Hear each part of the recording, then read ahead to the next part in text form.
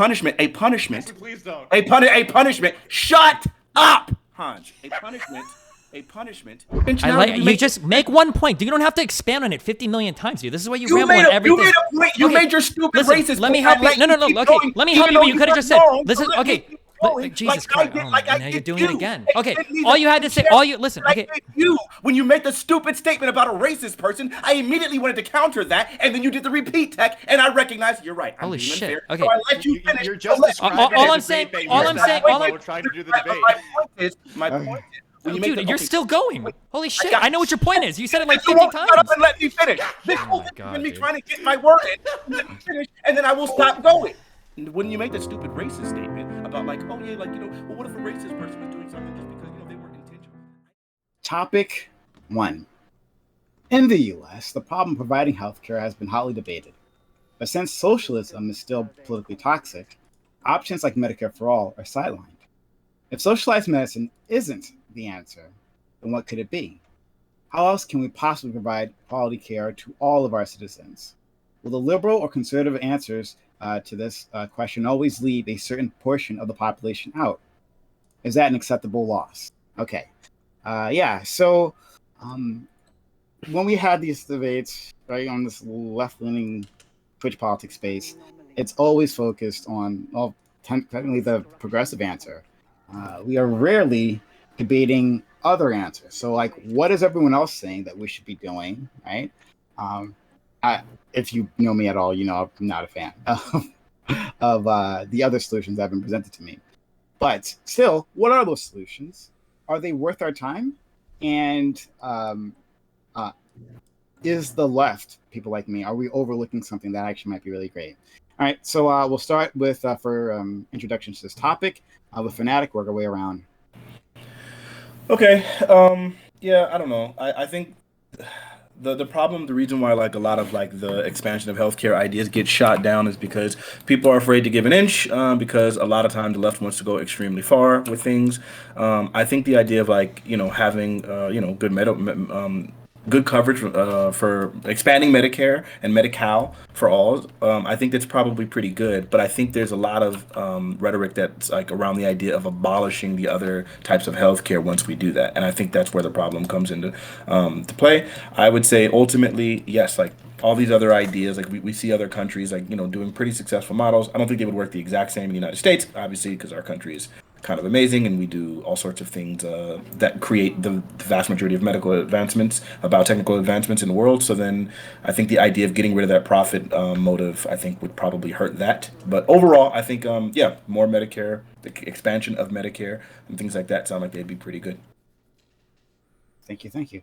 Next, Matt Latin. So I think like the way that the question is framed is kind of like an indicator of like what the issue is. Like, it's not even like socialism, right? It's not like we'd be getting like a health insurance co-op if we did like socialize the Medicaid or Medicare, right? The idea here is that you've got state managed healthcare or you have private run insurance. That's like the actual debate. And it wouldn't actually impact our medical research either. We have some forms of it. Like when COVID hit, I was privileged enough to be able to take advantage of some of the programs in my state. And the result was they basically put me on a private insurance provider anyway. And instead of me paying for it from my paycheck, I was paying, having it paid for by the state. So it's not like things would be that much different in terms of like the bureaucracy. Like everything would be basically the same and people would be still getting paid. I think the question is, will state managed health insurance work? And I think in our country specifically, it won't work specifically because there's individuals within our system that are actively willing to sabotage whatever systems we put in place, specifically to push the narrative that state-run anything will just like fail by default. Like we saw what happened with the Affordable Care Act. There's lots of harping about it, no replacement plans recommended, and then the end result was a system that's not particularly good and not being improved upon. So I think that state managed would be totally fine in a country where there is unity, but with our divided system where we're actively trying to sabotage ourselves and shoot ourselves in the foot, I don't think it's plausible currently. Okay. All right, Hans. Yeah, at this point, you're not gonna like find this lefty like freaking out that we don't have Medicare for all right now because it's not really possible inside like a Biden administration. I don't think anyone here who argues for that is being realistic, and that's why you mostly hear online people talk about Medicare for all at this point in time are like the Jimmy Dore dumbfucks who really just don't seem to understand how the system works, and that we should just try hard to do with socialism. I think while we're waiting for the awesome perfect state solution, which I am in favor of, for the most part, obviously take everything that Fanatiq suggested, like lowering the age for Medicare, increasing access to Medicaid, like to envelop more people, not just people who say are like in direct poverty, give like a public option to expand care. When we talk about, say, socialized medicine as like a boogeyman, I don't really understand that. We already have like a public-private system that sort of exists, and I'm happy with just shoring up the sides of the public system because, again, I don't see any profit motive that would ensure, say, private companies wanting to insure a bunch of fucking old people. That's why we have Medicare. So we should just keep lowering the age year by year, so that eventually when I'm 70, that the actual age maybe get into it is 40. So just do what we can to keep making things marginally better. And honestly, like big meme, don't let the perfect be the enemy of the good. Like just keep doing good stuff right now. And any people who argue against that are really fucking ridiculous and kind of annoying. An enemy to progress. Next, Destiny. I agree pretty much with everything Hans said. I think that well, actually, I'll give one more notable thing. I agree that expanding the ACA and things like Medicare and Medicaid would be good, increasing the eligibility, get more people drafted to these programs. When people see that they work, then they become more defensible, then we can expand them over and over again. Something that I think would be really good to try too, that people on the left often overlook, is more state experiments. We have Medi-Cal. We had Romney Care. If people think that these types of socialized medicine programs are good, maybe trying them out on the state level first, even though there are added difficulties to doing it on the state level, maybe that would be beneficial. And then once you see the proof of concept on a state level, then you can roll it out on a federal level. But otherwise, I agree more so with the expansion of the already existing federal programs in order to get more people rolled into these so that more people see them in a favorable light. Stevie. Yeah, I feel like I agree with just about everything Destiny and Hans said. And Fanatiq, actually. I think that the goal should be universal coverage of some sort. I think it makes more sense to have some kind of like hybrid system where you've got like some kind of public option or like universal coverage for everybody that covers like basic necessities, and then maybe some private plans available to what's the word I'm looking for, to cover all the extra shit. That makes the most sense to me. I think that works in countries that have it. I don't see any good reason we shouldn't have it here. It's awesome. Yeah, I don't want to be another broken record, but pretty much I agree with mostly what was said. I think the most interesting part about the question is about the possibility of leaving people behind and whether or not that's going to be an acceptable loss. I'm interested in what exactly would be an acceptable loss, or if anything is at all, right? Is if we continue progressing, like, is it like if we go down to the Medicare for all, like Hans was saying, and we get down to like to year 40, right? Is all the lives in the middle, is that like the acceptable loss that we have? Or if like we're only going to apply it to like American citizens solely, whatever system that we create, if that's going to be an acceptable loss? I think that's the interesting part of the question for me. Proud. So, man, I'm gonna take some heat for this. I think that the healthcare system is fine as is. I think there should be a public option. Besides that, I think that if you don't have healthcare, that you can choose to I think that the system is fine as is, to where hospitals are forced to give you medical care or life-saving care. If you go to the hospital and need life-saving care, they're forced to give it to you whether you can pay for it or not. And I think that's where we need to draw a line. I don't think we need to start paying for optional surgeries or optional care if there's no health insurance and they prove they can't pay. But other than that, I think there should be a public option and let the private market do what the private market does, because it's not sabotage to say that the government doesn't work. It's historical evidence that shows the government-run programs are bad. Look at the Veterans Affairs. Look at Social Security. We go on and on and on. This is historical evidence. It's been a pattern. It's not sabotage. Before we get into the general Prime, just letting you know, Ty got back to me, so we have another righty for the panel. You can bring him in whenever you want. He's ready. Okay. I do have someone else already here. Don't worry that he saw. Apparently, he saw Destiny, and he doesn't like you very much for whatever reason. Wait, which name? Anyway, Tiberius D. Okay. I don't know. Have y'all met? Like, I don't know. Maybe you both seem like, I don't know why y'all wouldn't like each other. Anyway, like Brian, just bring on who you're gonna bring on, I guess. Yeah, I already had someone. Wait, are they right leaning? The other person you're gonna I'm bring so on? mad at Gambit. What the fuck? Sorry. Would you say, Destiny? Are they right leaning? Who you're bringing on? Yeah. Well, the person he's you think he's right leaning. Oh, it's Gambit. This guy. This is just gonna be like this whole show is gonna be us like all shitting on this Spartacus is what it feels like. But It doesn't have to be. Actually, Well, I mean, like, I think Spartacus actually had a point a little bit in terms of like when I was first perceiving like what the ACA should have been. I really would have rather seen like a public option from the government competing against the regular insurance companies on the markets, because I think it would have driven prices down by default because they're competing with a government entity. So I think there's something to that argument. And I would be curious to see how that would work. And I think it does. Didn't they do that in Massachusetts already? Like that was a thing, right? And Yeah, like, I think Massachusetts has instituted already. I think several other states have instituted something like that already. Where Right. There's a public option and there's the private options as well. and it like drove costs down. I do believe. I have to look this up just to double check. But I think that's what happened. It's typically what happens when you introduce Can I? a cheaper alternative. Yeah, okay. I want to challenge this. If we're moving on, if we're past openings, why do we say that like the VA and Social Security are failed government programs?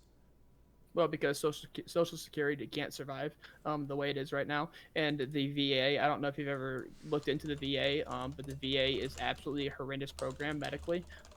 Soldiers have to, not just soldiers, Marines and seamen, all the military members have to wait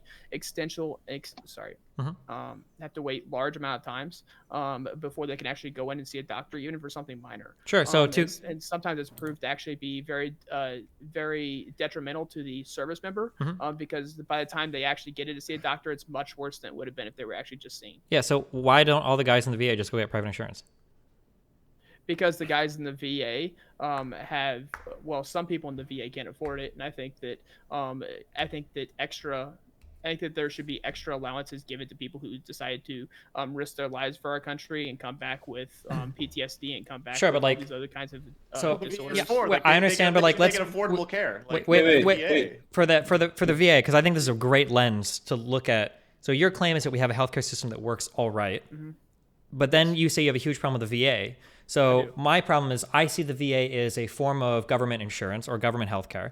But all the people that are in the VA, if they wanted to, they could go to this private market that you say works very well. But it sounds like they opt to do the VA, even though there's a private market out there that you say works well. If the VA is not that great and the private market is there and they're not choosing it, doesn't that mean that the private market might be even worse? Like you yourself said that a lot of people that have the VA or access to the VA might not have the money for private insurance. Like, yeah, because there's a lot of homeless veterans and get closer to your mic. You're a little quiet.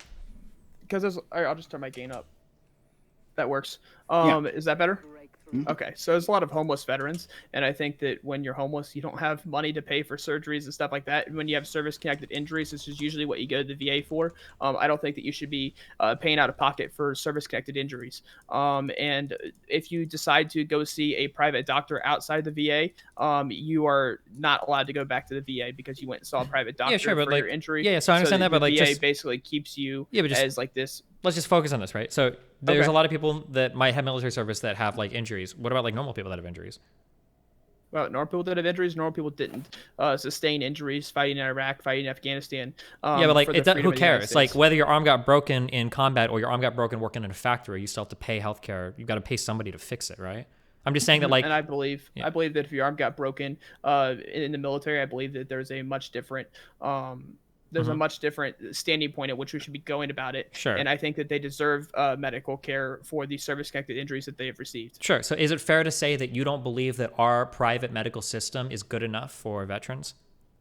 No, I think if the government decided, to basically contract out the VA to the private medical care system, I think it would be much better. The VA system is absolutely trash, and it hasn't been until Donald Trump started allowing veterans to go see a private medical care that they were able to do that. And now that veterans are able to see private medical care, there's a huge uptick in veterans actually doing that, and a huge uptick in there's a huge downtick in how often, like, the wait for veterans to actually go see doctors. Well, I mean, like, if you increase the pool of doctors by like subsidizing private education, like having subcontractors, then obviously like there's going to be like reduced wait times. If we're trying to like solve the problem, it seems like your issue is that the current free healthcare for veterans isn't enough, but you like listed systemic issues about them not being able to access the private system, which is apparently pretty good. So that feels like you're like suggesting almost like an Obamacare thing where we're like, oh, we're having the government send money to private like doctors to expand the pool for our healthcare system for veterans, which I'm not like entirely opposed to. Like if it's working, then that sounds cool. But then you're obviously like offering like a change to our existing system, and you said it was fine as is. Like I like, do you want to rephrase that, or just I'm not trying to like do like a gotcha thing. Like I'm legitimately curious because like I also like want to like reform the VA. My cousin is in the Air Force right now. He's going to like he's probably gonna like get a couple like dings in like shit before like he gets out. Like I want to make sure he's okay. So yeah, like. Yeah. So I think that this has worked magnificently for the VA. And I think that I think that it should be very limited on what we choose to do this with, and when government provides healthcare. Because unfortunately, when the government provides healthcare, the government also provides what healthcare you don't receive. And so I think it's a very dangerous proposition when you allow the government to say who can live and who can't. You saw this in Great Britain when an Italian citizen was in the hospital for Great Britain. I think it was a baby. Italy tried to take the citizen into their own hospitals to try and keep them alive, and Great Britain said no, and that they were just going to let the baby die peacefully.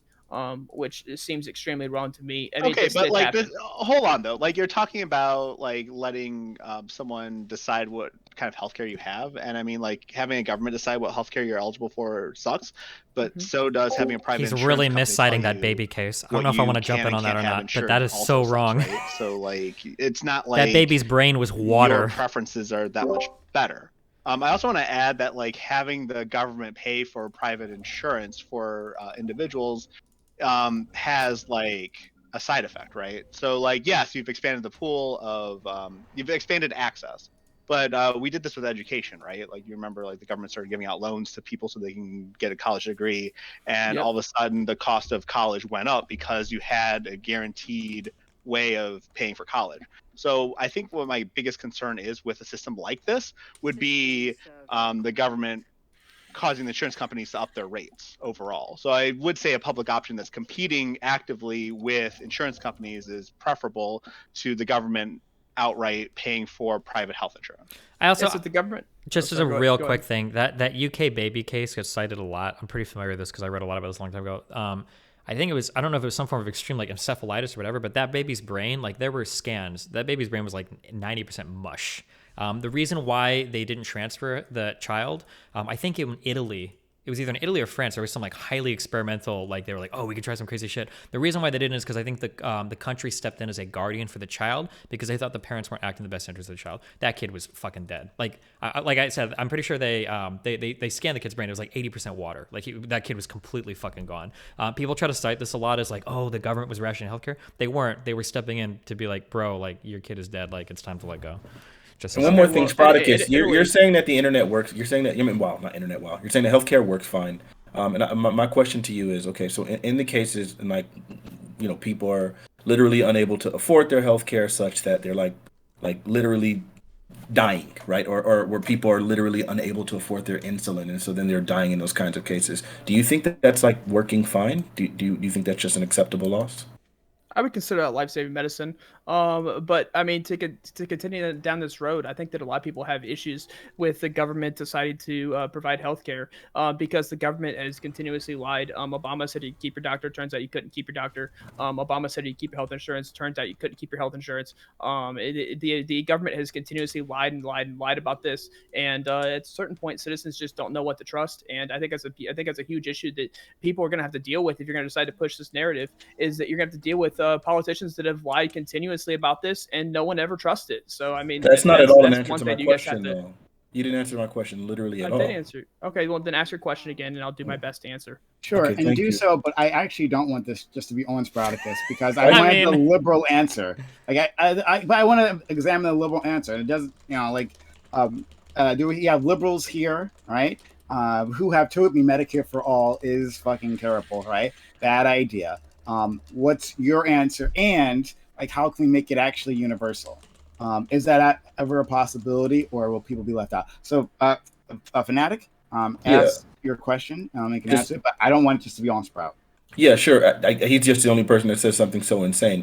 Do you think it's perfectly acceptable that there are people who are dying or going bankrupt because they can't afford their health care, or people who can't afford things like insulin and just dying because they can't afford it? Do you think that that is evidence of a working system? Do you think that that's something that could be avoided through a better designed system that would still function well? Okay, and in my mind, that would be life-saving healthcare. I think that I think that hospitals should be forced to take care of those people, and that would be life-saving. Wait, stop really quickly. Yes, we know it's life-saving health care. The point is that even though the hospitals are required to provide it, that those people are still on the hook to pay for it. So in these cases, these people are going bankrupt because they can't afford it. Is that acceptable to you? I mean, declare medical bankruptcy.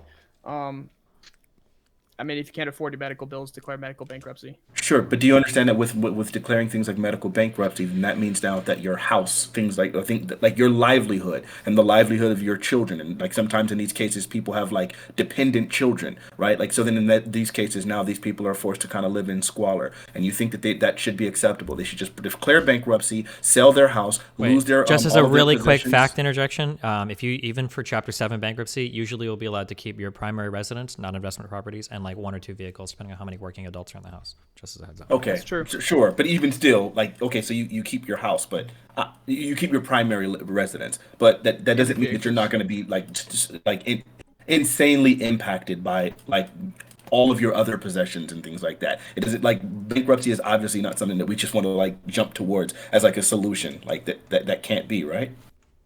I mean, I would push to take the public option. I would push the people that need this care to take the public option that is already there. And I think that's something that should seriously be pushed for someone who. What if people needed a lot of healthcare, but they were spending all their money on WWE champions, guys? Is the Eli Lilly is the company that puts out insulin. If you talk to Eli Lilly, they will actually lower their prices, and sometimes they make it free. If you can prove that you cannot pay for insulin, Eli Lilly will assist, and they say that in their commercials that if you have problems paying for it, to contact them and they'll see what they can do. So I would suggest maybe taking the public option, and then maybe talking to the people who make your drugs and seeing if you can get a better deal through them, and possibly even free. I mean, that's hardly a guarantee, though. Like, we'll do what we can. Let's hope for charity. Yeah, I don't. And I mean, the thing is, like, this is a hypothetical question, right? Like, this is like, what's the best healthcare you can imagine? And I'm hearing like something sort of like what we have now is like ideal, and I'm just kind of not feeling that. Like, it was like if I had to create like my perfect healthcare system, right? Like, everybody would be covered.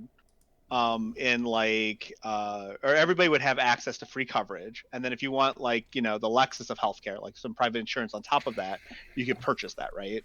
And then you would also have a public option for folks who can't afford like bonuses. And I mean, I guess we'd have to figure out like what the nuances are, like what counts as extra and what should be just like a guaranteed basic right for a person to have access to. Like if someone dislocates their shoulder, they should be able to go to a patient first somewhere and get that thing taken care of and go home and not have to pay for it, right? If someone's about to give birth, they should be able to give birth for less than $200. Like things like that. I think we should actually aspire to improve our system so that folks aren't going to go bankrupt every time something random happens, right? And Like again, I think Donald Trump was on the right road with this. I think Donald Trump was forcing these medical companies to give us the same price they were handing over in Europe, which would have greatly decreased the actual price of medicine here in the United States. So I think Donald Trump was on the right road with this. But to answer, but isn't it the government like affecting the market though? I thought this is something you'd be against. To enforce companies to not just sell their. I mean, the government already controls price gouging, right? The government on some already level, yeah. I'm just trying to figure out where you're at. Like, okay, they're price gouging. Okay, so I'm against price gouging. Wait, how is it price gouging to offer different rates to different markets? How's that price gouging? That's not price gouging at all, right? I mean, I'm against the ideal of price gouging and similar to price gouging, correct? I don't know how. I just don't understand how that's price gouging. Offering a lower rate to Europe than they do to the United States. You don't so right now, if I buy a latte in LA and then I go back to Nebraska and I buy a latte, those are going to be two different prices. Is that price gouging or? I would argue yes. That if you're gonna offer your latte for a price, then it's that price, and that's the price of your latte. Well, so like Wait. if you want to run a business, theoretically, you're looking Wait. at a certain profit margin, right? Different markets are going to support different prices. That's just Yeah. Oh, okay. And then like I mean, the reason Europe has cheaper drug prices is essentially because the U.S. is effectively subsidizing the prices. no, it's way more complicated than just that. But like when you talk about say like when you talk about like subsidization of like doctors and how like under Obamacare like people couldn't like keep their doctors because some doctors wouldn't opt into like the government insurance. You realize that's because like those rates are like either lower or subsidized. A lot of people don't like say like Medicare or certain government coverage because the government pays out less per person than like potentially like either paying out of pocket or private insurance. Like there are problems with that we accept like when we have like larger risk pools. And so I don't know how we solve that problem of like making and this is even what I wanted to talk about. I want to talk about like the catastrophic coverage thing that you were talking about, where we should like keep people from dying.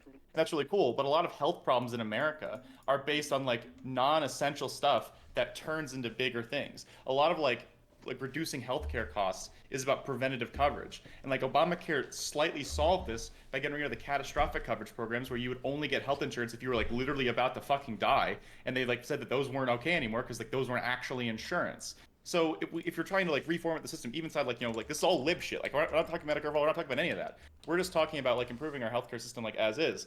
Then you got to make preventative care more accessible to people. Doctors' offices, like, you know, even if it's like a little bit of a copay, like that sort of stuff, that's still like way better for access. So I don't know, what's your goal then? Because you're okay with the public option, so then you're not okay with the current system. You want us to have a public option for like people like to either buy into or like have if they're like too poor. And like, is this outside of Medicaid? I'm just like I'm not trying to pick. I know we're all like asking you questions, so like I'm happy to ask other people's stuff as well if we want to take this off of you.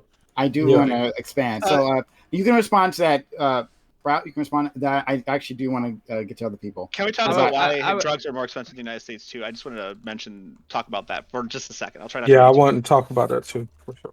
Okay. Okay. I mean, so okay, so there's one thing that's undeniable here is that if the American healthcare consumers suddenly started paying the same prices as the European Canadian counterparts, the world's private medical research would come to a screeching halt. Because the private medical research wouldn't actually be able to take that low of a pay cut to where they're not funded by the United States anymore. You don't have to pay upkeep for defense platforms, right? I don't think you do, right? Americans spent $7,960 per person on healthcare. Canada spent $4,808. Germans spent $4,218, and the French $3,978. And so if Americans had that same rate as the Canadians, the Germans, and the French, undeniably that the private medical research, which does so much better than government medical research, would come to a screeching halt because America is funding that far beyond what Canada, Germans, or French are. Well, no. So, like, if you look at like what Shkreli did, right? Like, there's Martin Shkreli. He would like buy old drugs that were like, you know, invented in the 19th century or early 20th century, and then quadruple or even like I think there was one drug that was like $3 a pill. They made $75 a pill, right? And no additional research was being done on it. So, like, we're talking about price gouging. Like, a lot of the drugs in the United States are at higher rates because of price gouging. It's not just Americans subsidizing it. It's the fact that insurance companies directly negotiate with these pharmaceutical companies. So you don't think companies that make, let's say, epinephrine, because Epipen got into that scandal as well, and I have an Epipen. I have several Epipens, and I've actually went to a different supplier after Epipen started doing that. But you don't think that Epipen is developing new medicine? You don't think they use the money they get from the medicine they sell to develop and research new medicine? Isn't it just adrenaline? Like, isn't it just something that like literally is produced by like? That's not correct. Like, let's not minimize Epipen. Yeah, we do. We like, I know, like, we lefties, like, we like doing the meme where it's like, oh, everything is like partially like built from public funding. That's totally fine, but like there is a lot of research like actually done by the private sector as well. So if we want to like increase public funding, I mean, I agree with that. I just feel like Epipen is a bad example, right? Like that's like something that's like very, very naturally produced and like not like the research development not existent. Wait, what? You can't reduce it down. Again, someone please stop me. I do not think Epipen is just adrenaline. Like, there's got to be like, if it's that easy, there'd be like a million different people who. I think it's like $3 to get. Don't quote me on this, but I think like Epipens in like third world countries are like really cheap, aren't they not? So the reason, real quick, so my understanding, somebody correct me if I'm wrong. My understanding is that the reason why things in the medical world become so expensive is because the fault tolerance is very, very, very, very, very, very, very low. So like EpiPens, like the drug itself might not necessarily be expensive to synthesize, or there might not be a lot of R&D that supports the drug. It's like the whole delivery system is why those are so expensive. Like, whereas for like a consumer gizmo or gadget, maybe you have like a 1% fail rate or like a 0.1% fail rate. When you're talking about EpiPens, that's not really acceptable. You can't have 1 out of 100 people that need an EpiPen dying.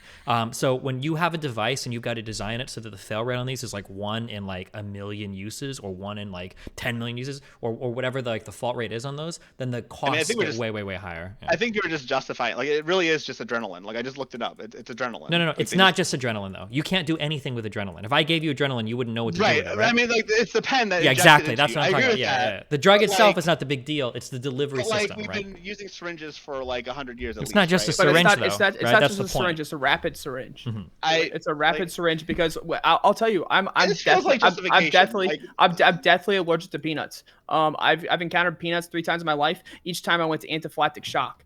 And I had to use the EpiPen.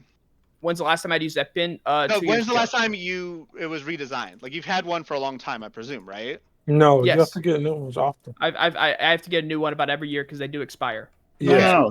He's saying redesigned. He's saying like when has it been functionally changed? So Destiny here points out that this cannot fail, right? We can't have people having a emergency, as our friend Sprouticus unfortunately has had in the past, right? And then he stabs himself, and then it doesn't work. That's a problem. Yeah, exactly. So you have to have an exact system that is reliable. Okay, so what our friend Mad Lad is pointing out, well, okay, then when is the last redesign?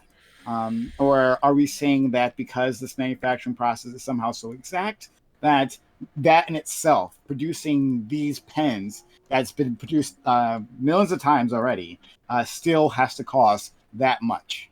I mean, just look at the country and how much it costs, right? Like, I mean, here's the thing, right?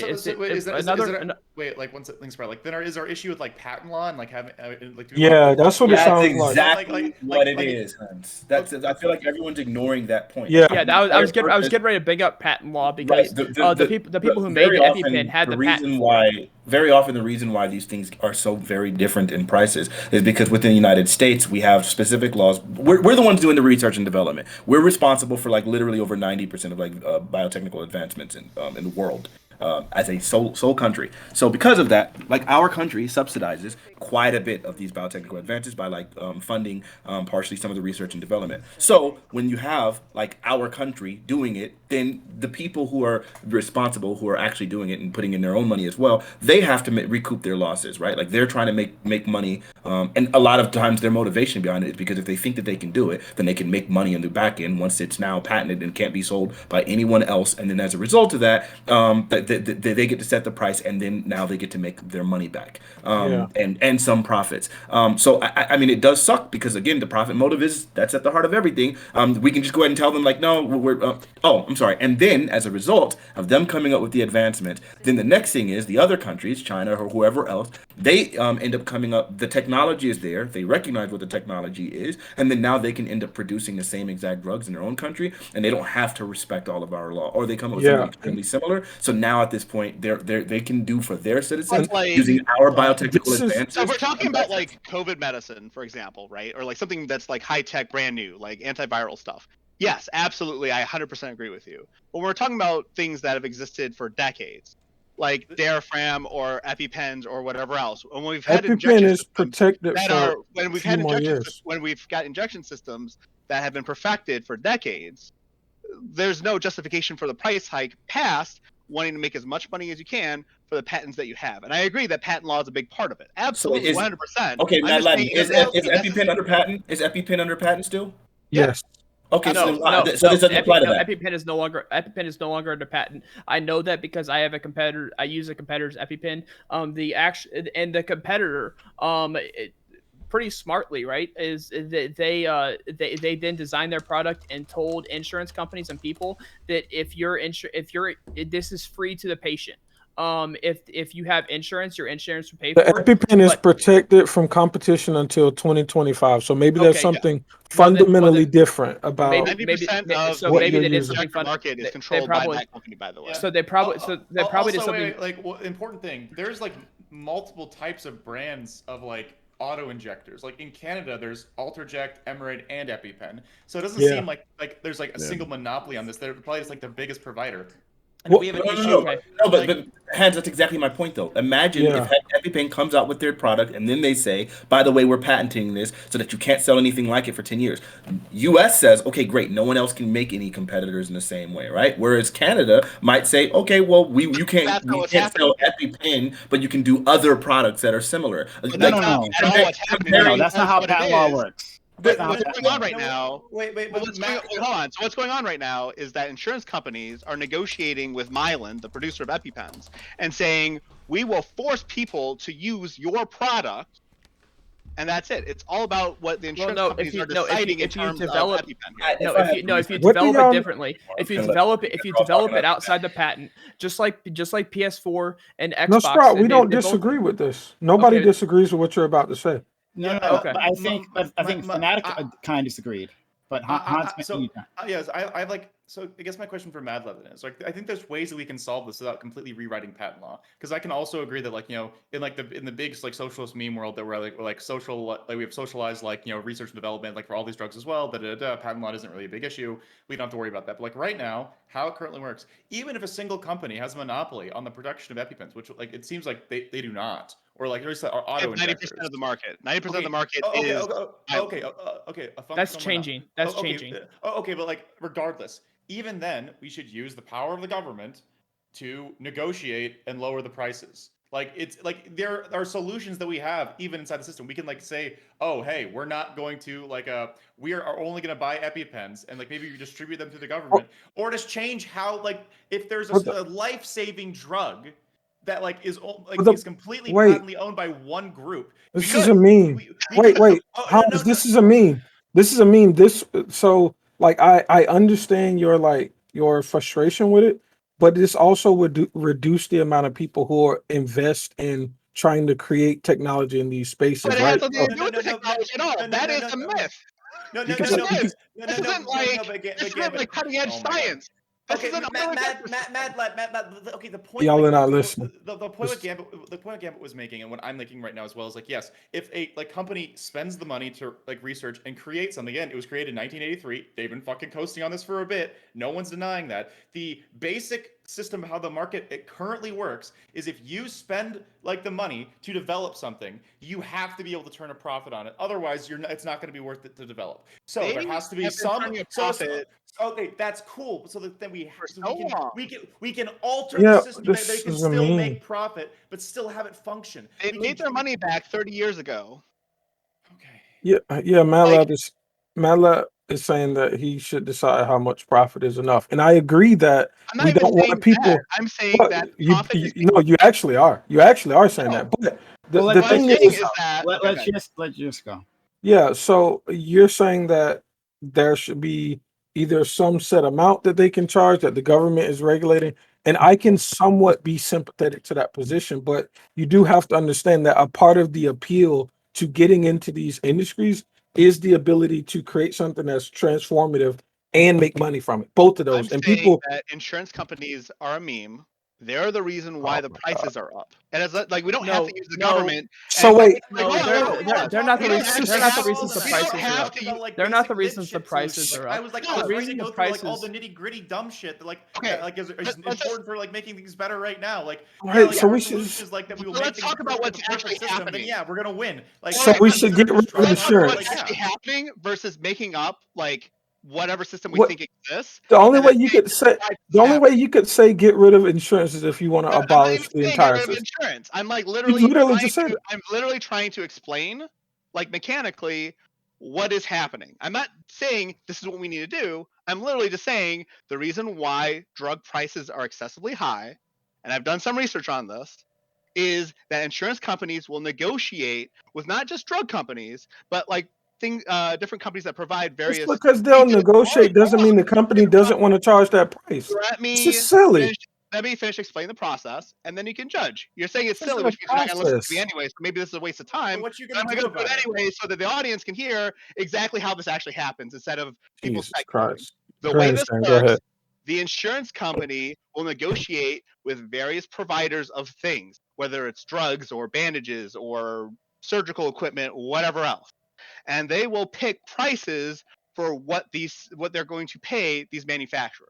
They will just literally say, you know what, we're going to give you $30 a pill for aspirin. That's what we're going to use for we're going to justify it by charging our insurance customers X amount of dollars a month. And then that way, when people don't have insurance, they will pay this money to you directly. And this is why people are forced to get shoehorned into getting insurance so that things are actually affordable. But also, the folks who manufacture the stuff make a killing when people don't have insurance, or when the insurance companies just pay them this money anyway. So, like, literally, Okay, it's then what do we do? Prescriptions. You've described the problem. Yes. Like saying like the problem without Yes, providing a exactly solution was- is just whining. We we already said Medicare Fine. is off the table tonight. No, we're So not how just do we trying to fix whine. it? I just want to accurately explain what the problem is. And Okay, Spartacus you did, actually had a but good, now- and now Spartacus actually had a good point. If there was a public option added to our current system, it would actually resolve a lot of problems. If there was Well, a it wouldn't resolve them all. state-managed It insurance, wouldn't resolve unless It the would company was willing to reduce it the would price. resolve a Wait, small it would there was- resolve a small did all amount. this just to So- say public option good? Like, bro. I'm actually trying to answer your question, and you guys are interrupting me. So don't. You're My- just grandstanding now. All right, whatever. Like, if you Let- that's let what him you think, finish. that's fine. Let- I don't care. Let I'm him going to answer finish. the question now. So my answer here regarding the Bro, public you're option- literally just grandstanding. All right, Please fine, I stop. don't care. Shh. How My long are you point going to is- go on? You didn't answer the question Well, I'm originally. trying to answer the First, you said question, you wanted to spell and out the question, and now you're just sitting here taking up stop all the time interrupting me, and sucking up all the air in the room and preventing anyone interrupting from you. having an Why actual interrupt me? Why conversation. interrupt me? You Are we can't gonna say talk you again? can't Okay, say let's that you're start. not you can't Okay, say that so you're not let's criticizing do the this. healthcare I community. don't I mean, care I'm sorry, about it. the Shut up. insurance. If at the exact same time while you're doing that, you're literally going and then saying, Okay. "Oh, the insurance is a You problem," talk and here's after all I'm the done. reasons why the You're the insurance is a fine problem, one. while Okay. simultaneously saying, Stop. "I'm not Stop. saying we should get rid of insurance. Okay, I don't okay, think we should okay, get all rid of it," but you are Seriously. clearly We saying got it's it. a problem. We Stop. got it. Great, thanks. You want to answer Come my on. question? Okay. All right. He's not Jesus. going Option to. good. We No, got yeah, it. all right. Oh man, Look. there's Fanatic going off again, thinking No. he's got all the answers, and they No. can't bother I'm me just waiting for you to bringing give up one. You won't. Oh. You're just I'm talking fine, and not you're saying doing it. anything. Okay. Matt Ladd. Fanatic. That Ladd. is incorrect. He provided one. Public option good. No. Agreed. All agreed with all Matt that. Ladd. Yes. Matt Ladd. We're talking about the public option and how it impacts the specific problem Hmm. is if you have a state-managed insurance company that's negotiating with providers of the same drugs overseas at a much cheaper rate, will allow us to import EpiPens and import surgical equipment and import pills at a much lower rate. And if there's No. a hospital that's charging $10 for an EpiPen, people are going to go to that hospital instead of all the other fucking hospitals. That's There's my a- point. Thank you very much. No, so I knew he was going to go to this, and this is something that I actually felt strongly about until I thought deeply about it. So I was a big Bernie fan, and Bernie was a big favor of importing drugs like from Canada, and I was as well because I was like, yeah, this will reduce prices, but it circumnavigates the problem of the U.S. companies doing the research and acquiring a patent.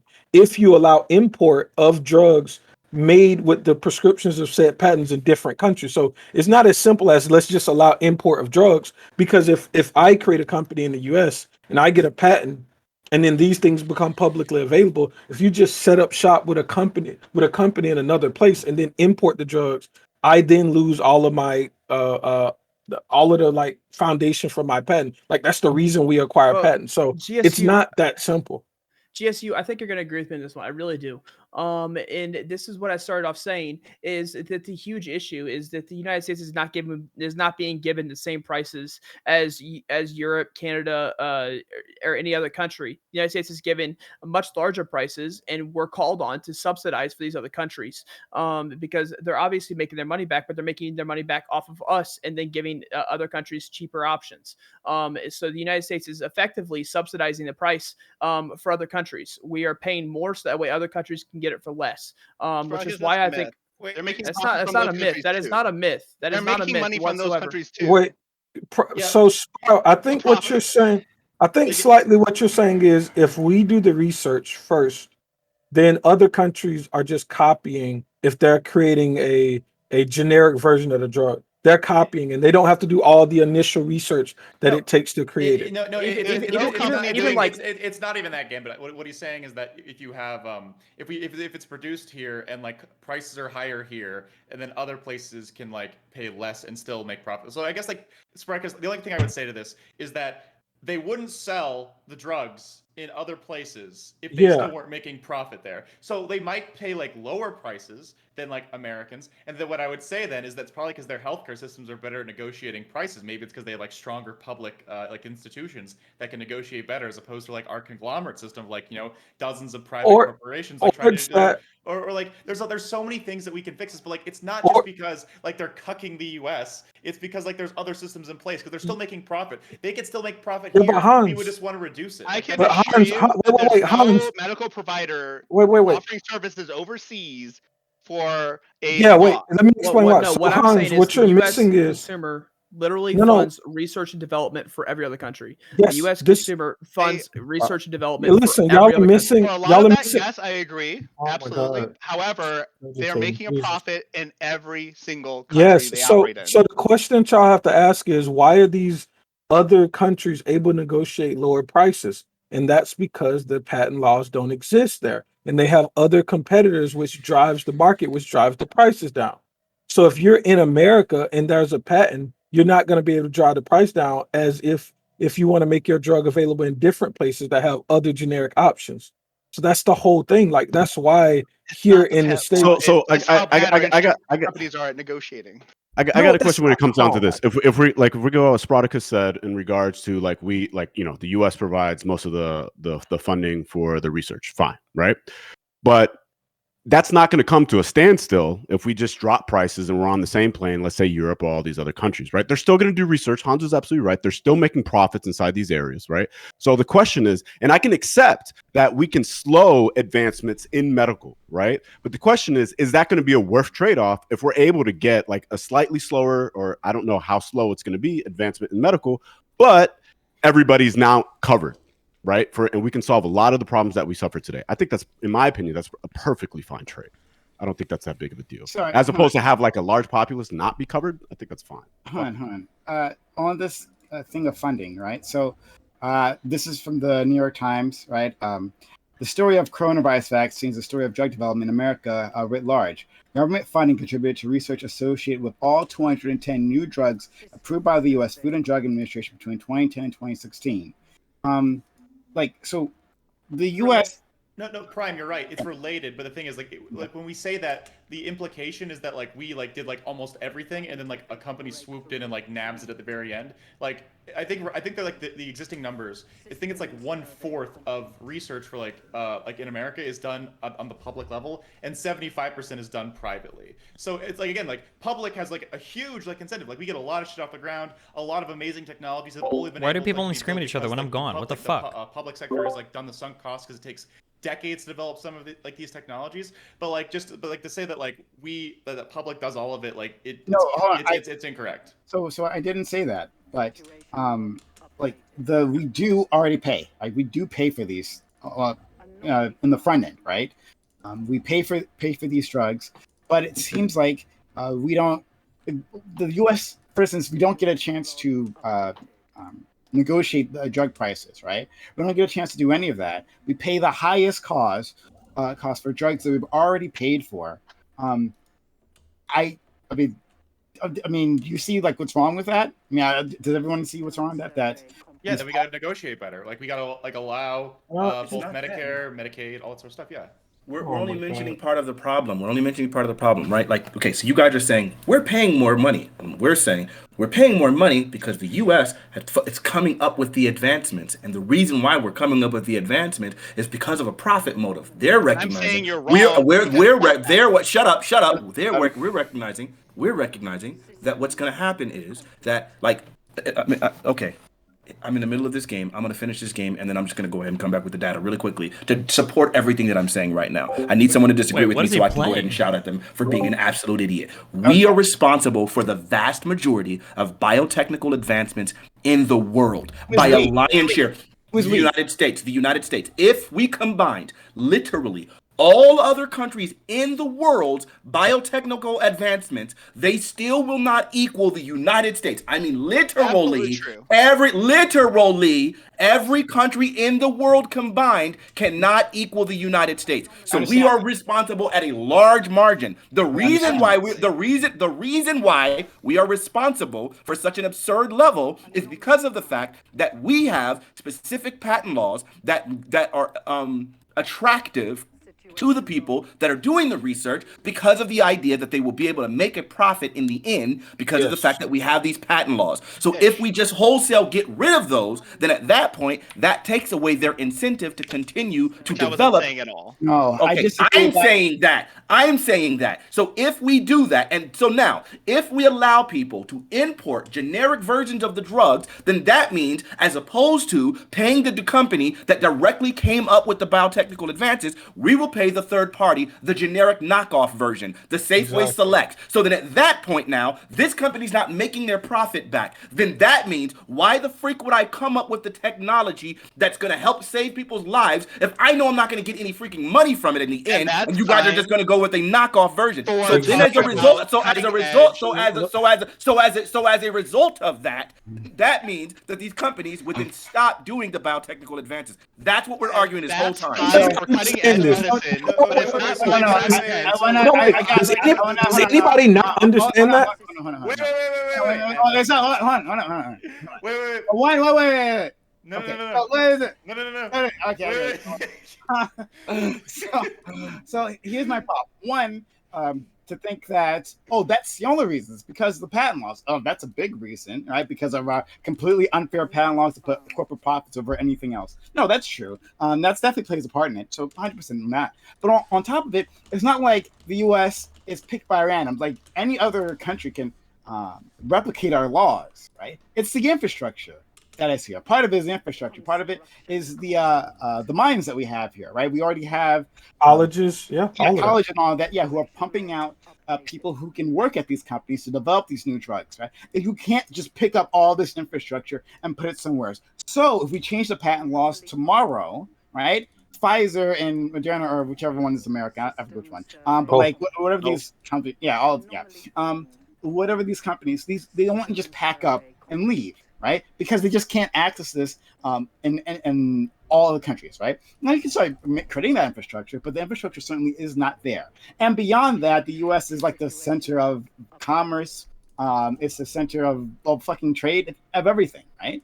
So I reject that. Well, it's these patent laws. That's the only thing, right? But beyond that, but I guess you didn't say the only thing, to be fair, right?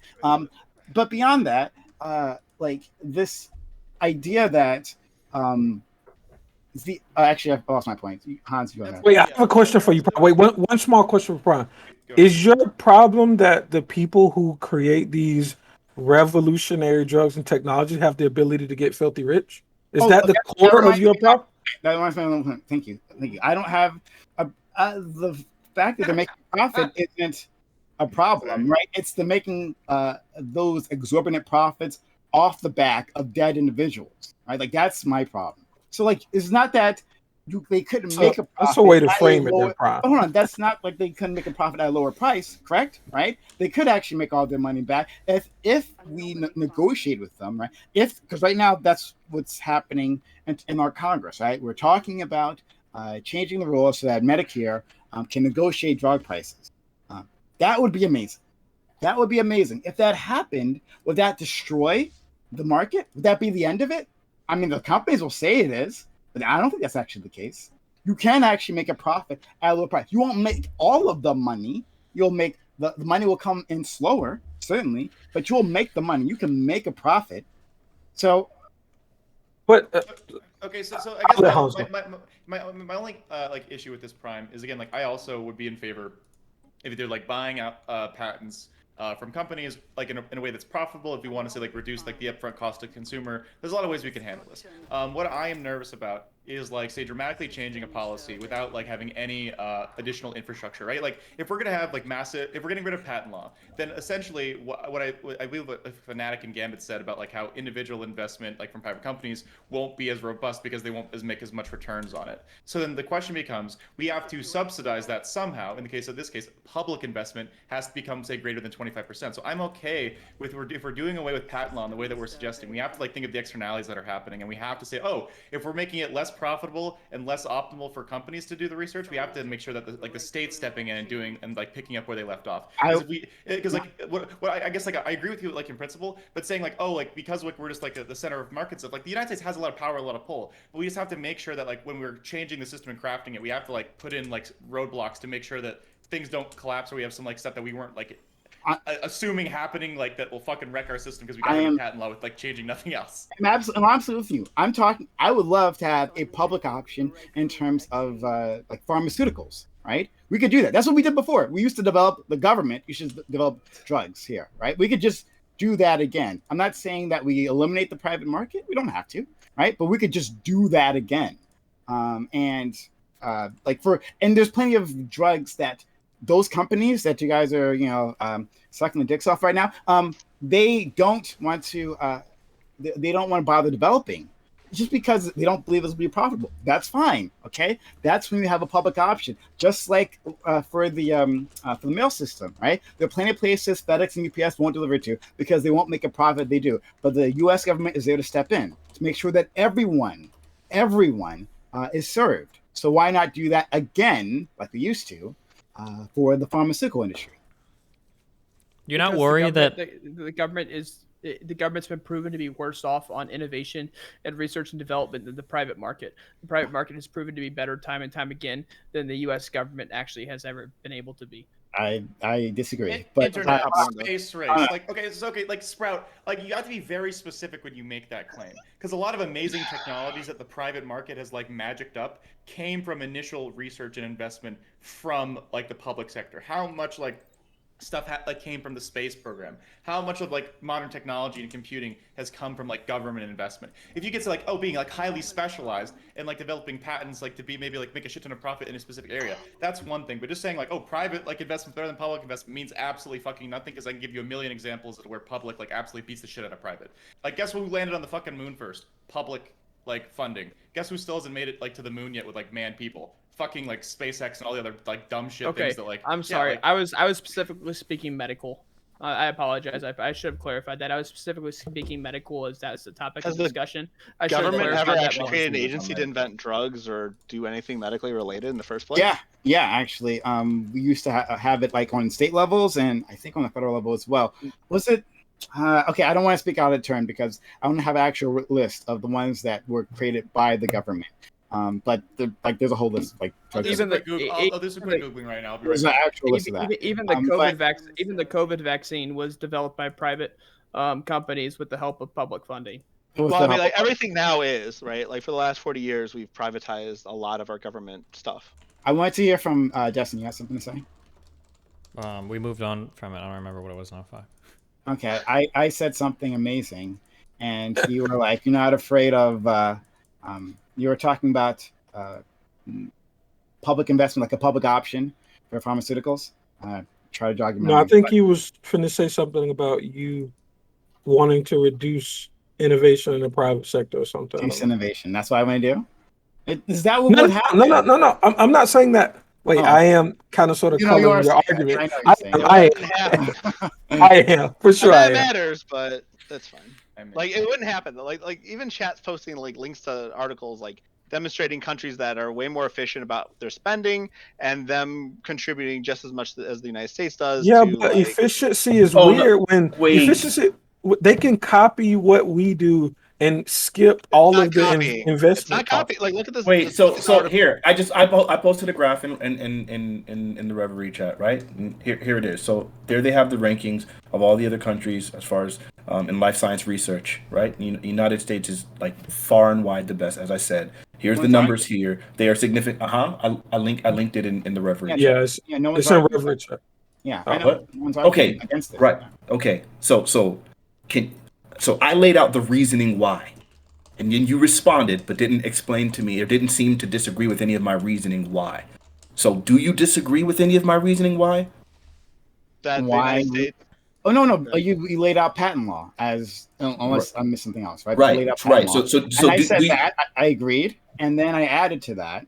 Okay. And yeah, like, but that's not the only reason. And I said, like, if we create or change patent law now, it doesn't necessarily mean that all the stops in terms of our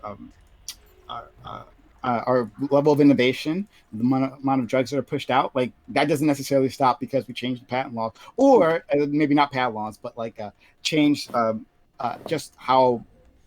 Okay, wait, real quick, just to establish some groundwork, right? We need patent laws, right? Yes. No, yeah, sure. Yeah, they're talking about reworking them, but hold on, Prime. Right, like, there's a difference. Like what seems like is like we're laying out. This is a really compelling argument for why these things are happening, and you're just saying what I think is rather vacuous. Well, look, that's not the only reason why things happen, and if we get rid of the major compelling reason, it'll still happen. I didn't. Okay, I'm not sure if I said get rid of patent laws. I said change them. Right, change them. Wait, change them. Wait, hold on. You can't just change them. You can't just say change them, because if I'm saying these things are the reason for this, and you're saying we need to change them, then I feel like if you to say change them in response to that, it sounds like you would also be changing the motivation for for you're changing them in relation to how they are compelling people in order to create the advantage. If I lay out these things are causing A, and you're saying, well, we can just change them, then that sounds like you're going to change the thing that are causing A. Well, how is he going to change it? Just ask him that, and then we don't have to. Yeah. Yeah. How are you going to change it? That's why I said disincentivization, Prime. But how would you change it? That's fine. How would you change them, Prime? Okay, thanks. Here, one example is to. Shorten the amount of time they have certain drugs patent, or can we stop right there? Maybe not even shorten, because one thing you can do with these drugs is you've already done it. That's enough. You just said it. Oh my God! Let me finish, and then you'll understand. You'll understand, right? Because one thing that these companies do is that they'll change the formula slightly, and then they'll like just re-up, right? So they'll just change it slightly. It's functionally the same drug. Right, but they'll add some like non-active ingredient, some shit like that, right? They'll change it slightly. Why do I have an unemployed specialist? Sometimes you'll even see this in drug commercials, right? There was one example that was years ago. I don't watch much TV anymore, but I remember there was one example. I think was like a weight loss drug or something. But anyway, it doesn't matter. Like there was this product, and then there was like, okay, there's this new bureaucratic jobs aren't specialized. It was literally the exact same thing, but they just changed the active ingredient, right? Like these things happen. So how am I supposed to know which jobs are specialized? Don't allow that, right? Like make it easier for generics to break into the market. That's one way. Wait.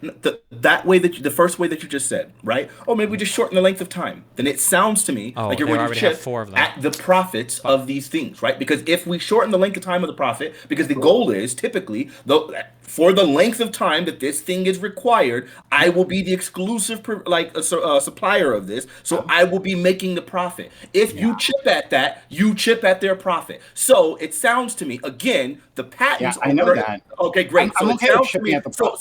So that's my point. So then the argument that I made originally, I don't know why I needed to entertain that. We knew that was the case, but we'll go through it anyway and lay it out plainly. Oh my God. The argument from the beginning was these patents are very causally related to their profits. And so you saying change them sounds like you're going to change their profits. You just said shorten the length of time, which means you're going to shorten the profits. If we get rid of the profits, then we get rid of the incentive in order for them to come up with the biotechnical advantage. That's where you made the jump. No. I just got to say this. That's what he made the jump, right? So you saw what he did there, right? He says you shorten. By that he means reduce the amount of profits, right? Of these pharmaceutical companies, right? And then he jumps to if you get rid of. I'm sorry. Okay, I'm sorry. I misspoke. Not short. I'm not get rid of. Keeping it simple. I get you. Although I knew that we weren't talking about getting rid of it entirely, but I guess if you guys read it that way, that's my fault. I'm sorry.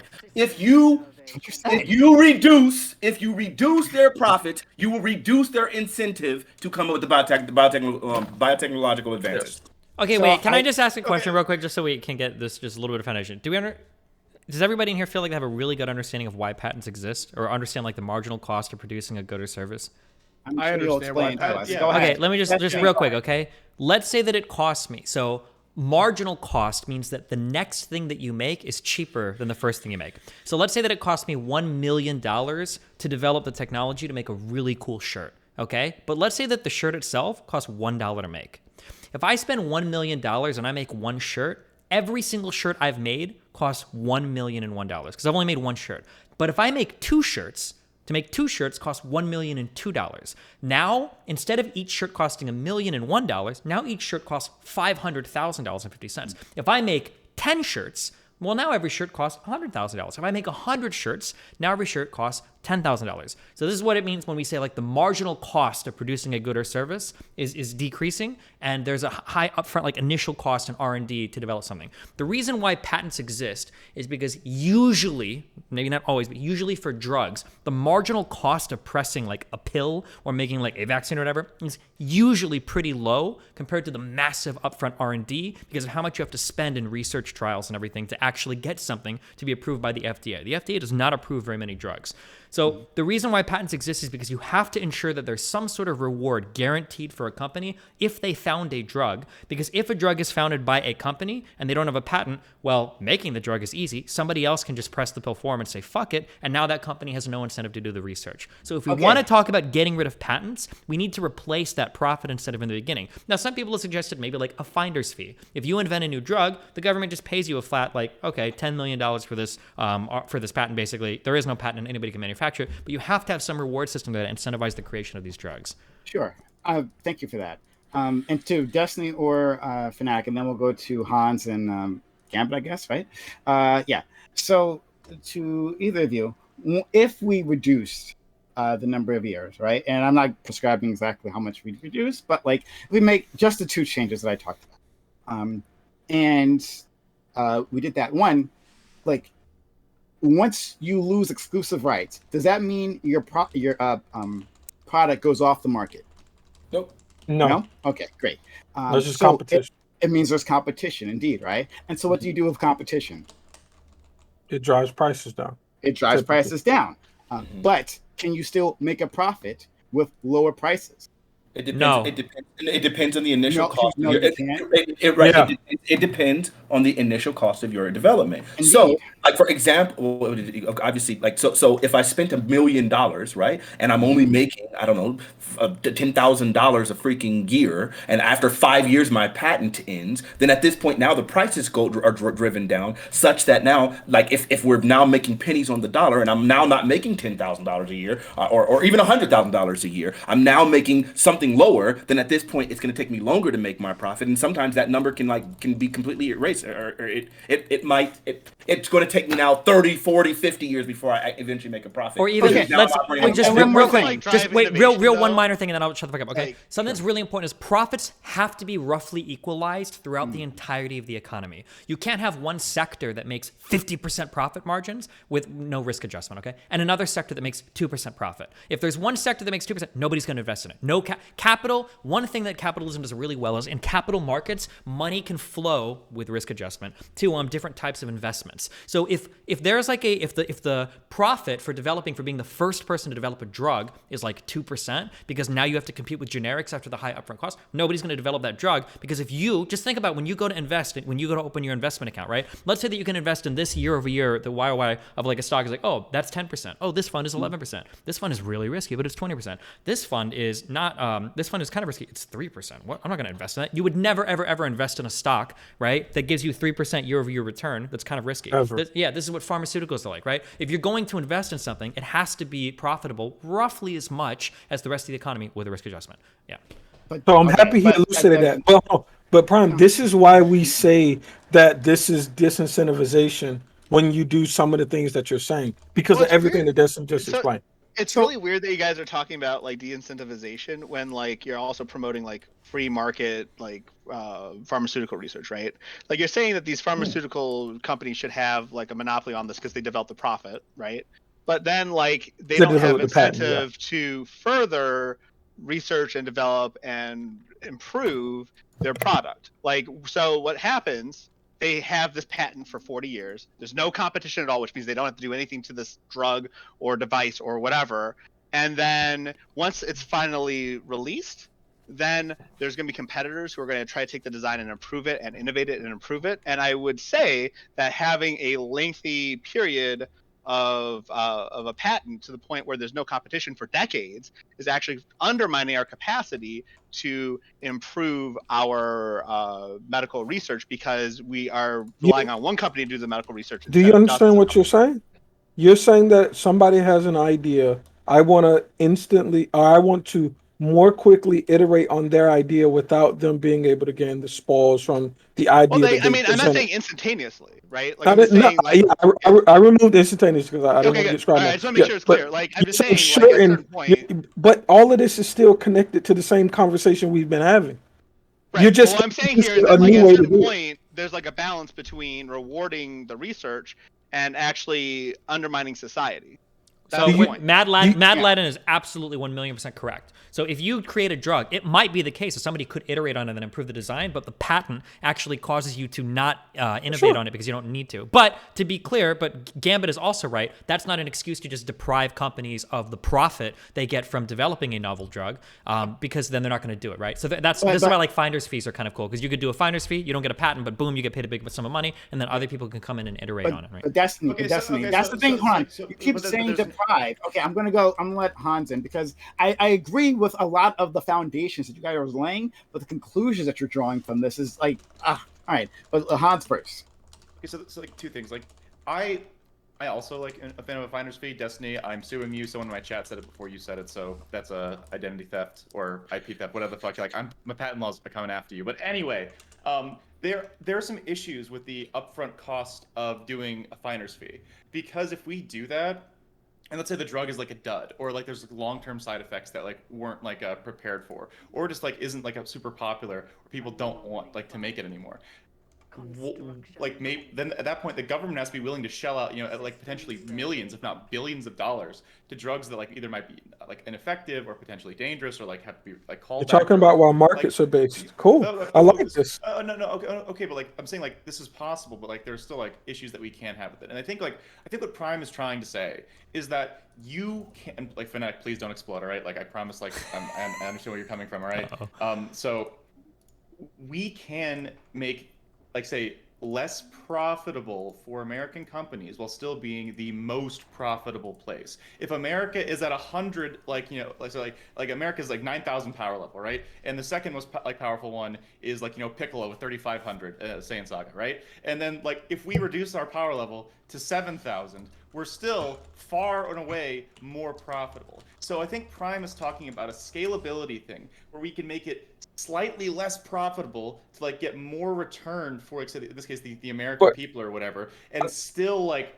I think you're overestimating. Okay, but 1 second, please. Like, and still like have substantial, like, say, sunk costs, because we have like American research, American universities that a lot of these companies use. There are certain things, and Prime like describes some of them, whether it's America's markets, whether it's America's research, or I think Fanatiq brought that part up, where there are incentives that keep them here aside from that, and that is a very delicate thing that I think no one on this panel is like particularly capable of like guessing that right now. Where it's like, how much can we slide it? I don't think we're at like where it's perfect right now. I really don't think it, like, sure, I think like we could easily like move it like a little bit and see like. We got you, but this is the problem with that. I agree. You're thinking that you know how to strategically reduce this complex equation from 9,000 to 7,000. And I would offer I would offer that these things are so complicated, and like the free market is valuable in these ways that once you put restrictions, you actually don't know whether you're reducing it from 9,000 to 7,000. And that's why a lot of these things are better left alone or completely absorbed in something else built, which hopefully we don't do. But like it's not this simple calculus to we're just changing the power level a little bit. It's absolutely not simple. There's a shit ton of levers that we'd have to like be worried about, which is the same reason that I was worried about like the potential pitfalls. Even though I very much like the idea of like the finder's fee stuff. I'm very much in favor of like public option stuff, or like having more public research. There's pros and cons for like literally all of these. Why do I things. have a trade route when I don't even have a trade hub? And I don't think we should just write off like the entire capacity. Wait, I might have a trade hub in this one. I don't have a trade hub in this one though, right? So why is this a trade route when I don't have a trade hub here? Else, like isn't like is like Yeah, fairy dusting. I don't think that's fairy Hans. dusting whatsoever. Hans, that I can agree with, right? Like I think the idea that Brother. right, the idea that we could just like alter these things somewhat so that we get somewhat less profitable, but at the same time Trade like still collection. make it extremely profitable and more profitable than any of the competing countries. I think that makes all the sense in the world. Yeah, I think it probably still will cut back, like it still will dial back some of these advancements, but I don't know. I think there's a price to pay. Like, I mean, I don't know what that number would be. None of us do. Like, obviously, it's something to work on. Why agree are we with that. so obsessed with? I think that like American drug innovation, it seems to be like at a really good place. I don't know why we're so fixated on like punishing pharmaceutical. Like we got the goddamn hero vaccines in like a year. Like it seems like American drug innovation and manufacturing is pretty good. It's just the end cost to consumers is really shit. It's definitely the end cost. It's definitely the end cost to consumers. It's just what I was pushing for the beginning is that the U.S. is subsidizing these other countries. Sure.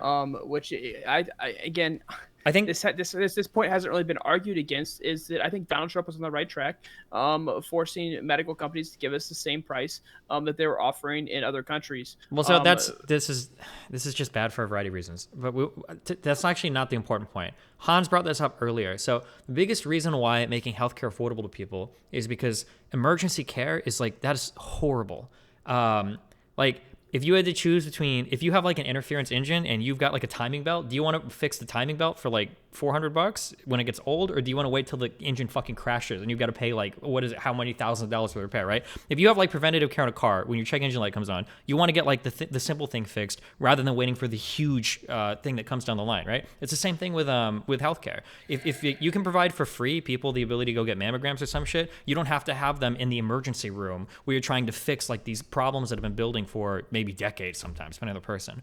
I think that the biggest argument in favor of like socialized healthcare, or at least some sort of public option, or at least some sort of subsidization from the government, is that if we invest publicly in preventative care, we save so much cost down the line. Like, I think that it's just a bad argument, even from a conservative point of view, to say, oh, well, because you've said multiple times, I think that like the emergency care should be, like provided free at the point of service, or it should have to be provided, and then you can file bankruptcy if you want. But that's like such an inefficient way to do things. Rather than me having to pay for all these like Americans to file bankruptcy, I'd rather just pay out of pocket for the preventative care. One, it's going to be cheaper publicly, and two, it's going to be better for the economy and the tax collection because there's going to be more people working, they're going to be happier, healthier, more productive. It just seems to be a better way all around to do it.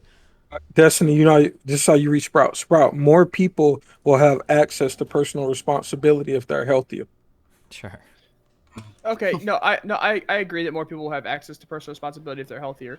I just think I think it's unfair for companies to be charging Americans more for research and development that helps the entire world. That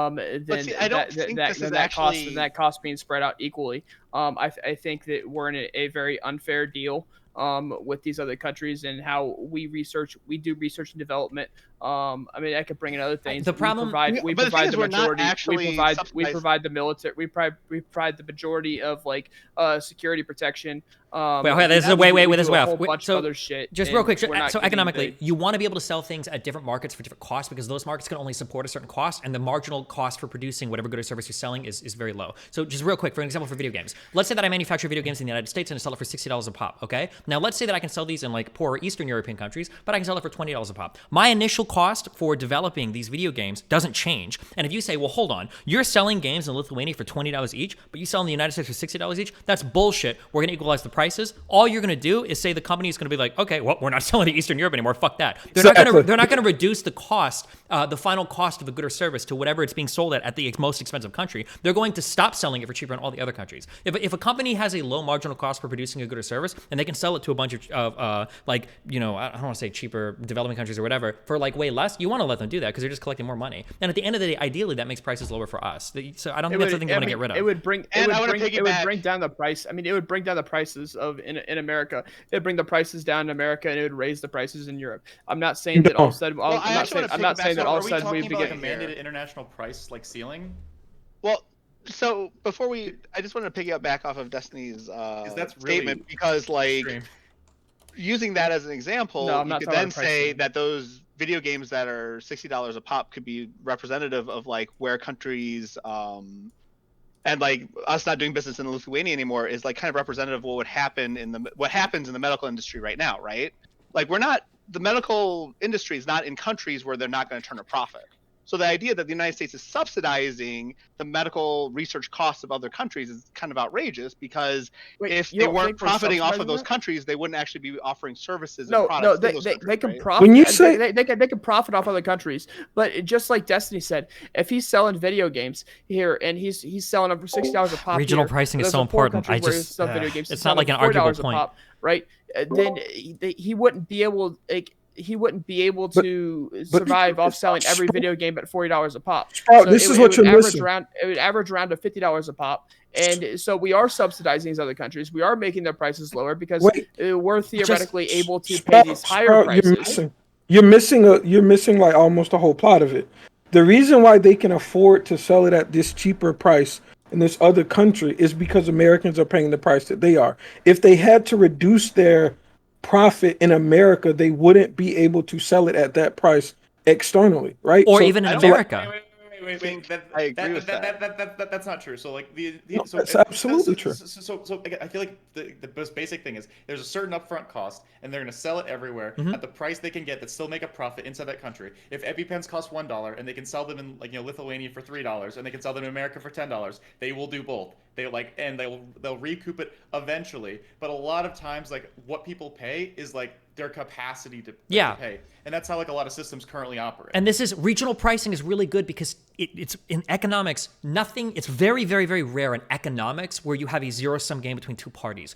Like when you have a high upfront initial investment, but then you can do regional pricing afterwards. Theoretically, everybody should win off that transaction. Let's say that an EpiPen costs $1 to produce after we've done millions of dollars of R&D into figuring out how to like make them to the precise formula and the precise delivery mechanism, right? Now, let's say that I need to turn a certain profit on these. I could sell these to Americans for $11 a piece because that's how many I need to make or whatever to do it, or I have a whole other market where these only cost me $1 a pop to make. If I can access other markets and do regional pricing and sell it for like $2, $3, $4 a piece, I can actually go back to my original American market. I can even afford to lower those prices a little bit to make it even more competitive because I'm collecting more revenue because I'm selling more units. And remember, selling more units is always better because our marginal cost, meaning the amount to produce the next unit, is lower and lower and lower and lower. So even though we are kind of, in a way, subsidizing other countries, oftentimes with the way that like economies of scale, comparative advantage, with all these trade mechanisms, the way that this works, even though we are kind of subsidizing the other countries, we're gaining off of that as well because the initial cost is so high and selling every extra unit brings down the average cost of every single product. So yeah. Exactly. Regional pricing is really good. Everybody wins. Destiny, do you think we're getting the fair end of that deal? Yes. Do you think we're getting the fair end of that deal? Research and development, paying higher costs. What makes you think the American? Hold on, wait, because you're continuing this and you're ignoring everybody's argument. So I have to ask you. I'm trying to listen. I want to ask you a more fundamental question. No, hold on. This is an easy question. What makes you think the companies would operate such that they could give cheaper prices to non-Americans? Like, what makes you think that they would preferentially treat non-Americans? Because that seems to be the thought that you have. You have this thought that, oh, the companies they're trying to preferentially treat external people while hurting all of us. Like, what makes you think that? Because, for example, Great Britain has a socialized healthcare, and so the government does pay for the healthcare. The government does pay for the drugs, and the government is the one that's bargaining for those drugs, and so the government is the one that's paying. The government's the one that's paying for this, and they're able to get the price lower than what American citizens are able to get. Sounds like socialized medicine's fucking awesome. No, it's socialized medicine isn't. I mean, no, it wouldn't work that way in the United States. The United States would still in this scenario still have to subsidize for other countries. The America would be paying more per unit than other countries would. People who can't pay.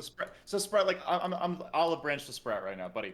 I can agree with you that right now there's a good amount of externalities that keep regular Americans from having access to healthcare, and that's a really big problem. And I don't mean access in that you can go to this to the emergency room and then go medically bankrupt. It's that there are certain issues inside our current system that, despite our advancements, some people are being left out in the cold, which is why we need to change how our existing system operates to make sure that doesn't happen. So I can agree with you on the basic premise that yes, some Americans are getting a very raw deal because they currently can't access our excellent supposed healthcare system. So then we have to make it so that they can do that. And in that way, that we will solve the problem of Americans getting a raw deal, because like as long as we have a functional system, whether it's through public, whether it's through private, whether it's through a combination, that we can fund like those things and make sure that Americans don't get a raw deal. Yes, like we will pay more than a lot of other countries because we can afford to pay more. Like our per capita income is like greater, so they're going to charge us more because they can. And like, but we can lower that. And again, this is about like the sliding scale of power level stuff of how much we like squeeze these companies, which I'm saying we can do a little bit if we really want to. We can try and lower that using government like risk pools and like greater like bargaining power through like either like larger private conglomerates or massive public conglomerates. There's a lot of ways we can do this to like help Americans get less of a, like a bad deal, but like those are systems that like are almost like they're adjacent to what you're talking about, but like the solution isn't government bad. It's we just have to like use like existing power structures to make things good. In this case, like have a public option that can negotiate for drug prices extremely effectively. There we go. Like, and the companies will still make profit. But that means that could be another issue then, right? Because if we use a public system to lower the like yearly profit of insurance companies, of pharmaceutical companies, does that mean that we have to lengthen patents now? Because now they're going to make less money per year. These are all things that you have to think about. And again, I'm okay with squeezing companies a little bit if that means like better like things for consumers. I'm like a huge consumer advocate. Like I love that sort of stuff. Like Consumer Financial Protection Bureau is like my fucking dream job. But it's like the way like your questions aren't like providing any solutions, and like I'm trying to provide them to you. Like I mean, I understand that, and I can't think off the top of my head who makes Epipen. So I'll just refer them. I'll just refer to Mylan. Okay, so Mylan makes Epipen. And I think they tripled their prices in the United States. While other countries received the same price that they were receiving prior to. This is after they've already gained back their the money that they put into research and development and put into these countries. Great Britain, France, Canada. Do you know how much of the market share they own there, and if there are generic versions that are competitors? I'm just asking. I'm gonna look it up, but I'm just asking. There is I can't tell you at the time. I can tell you there is a generic version now because I use the generic version. Because the generic version offered it free if you have it's free to the patient. So if you have insurance, your insurance pays for it, and if you don't have insurance, then you don't pay for it whatsoever. You just get it for free. And they work it that way. So if you have insurance, the insurance pays like as they have deals with insurance. I don't know exactly how it works. All I know is that I pay nothing and my insurance pays it. And if someone doesn't have insurance, they get it for free.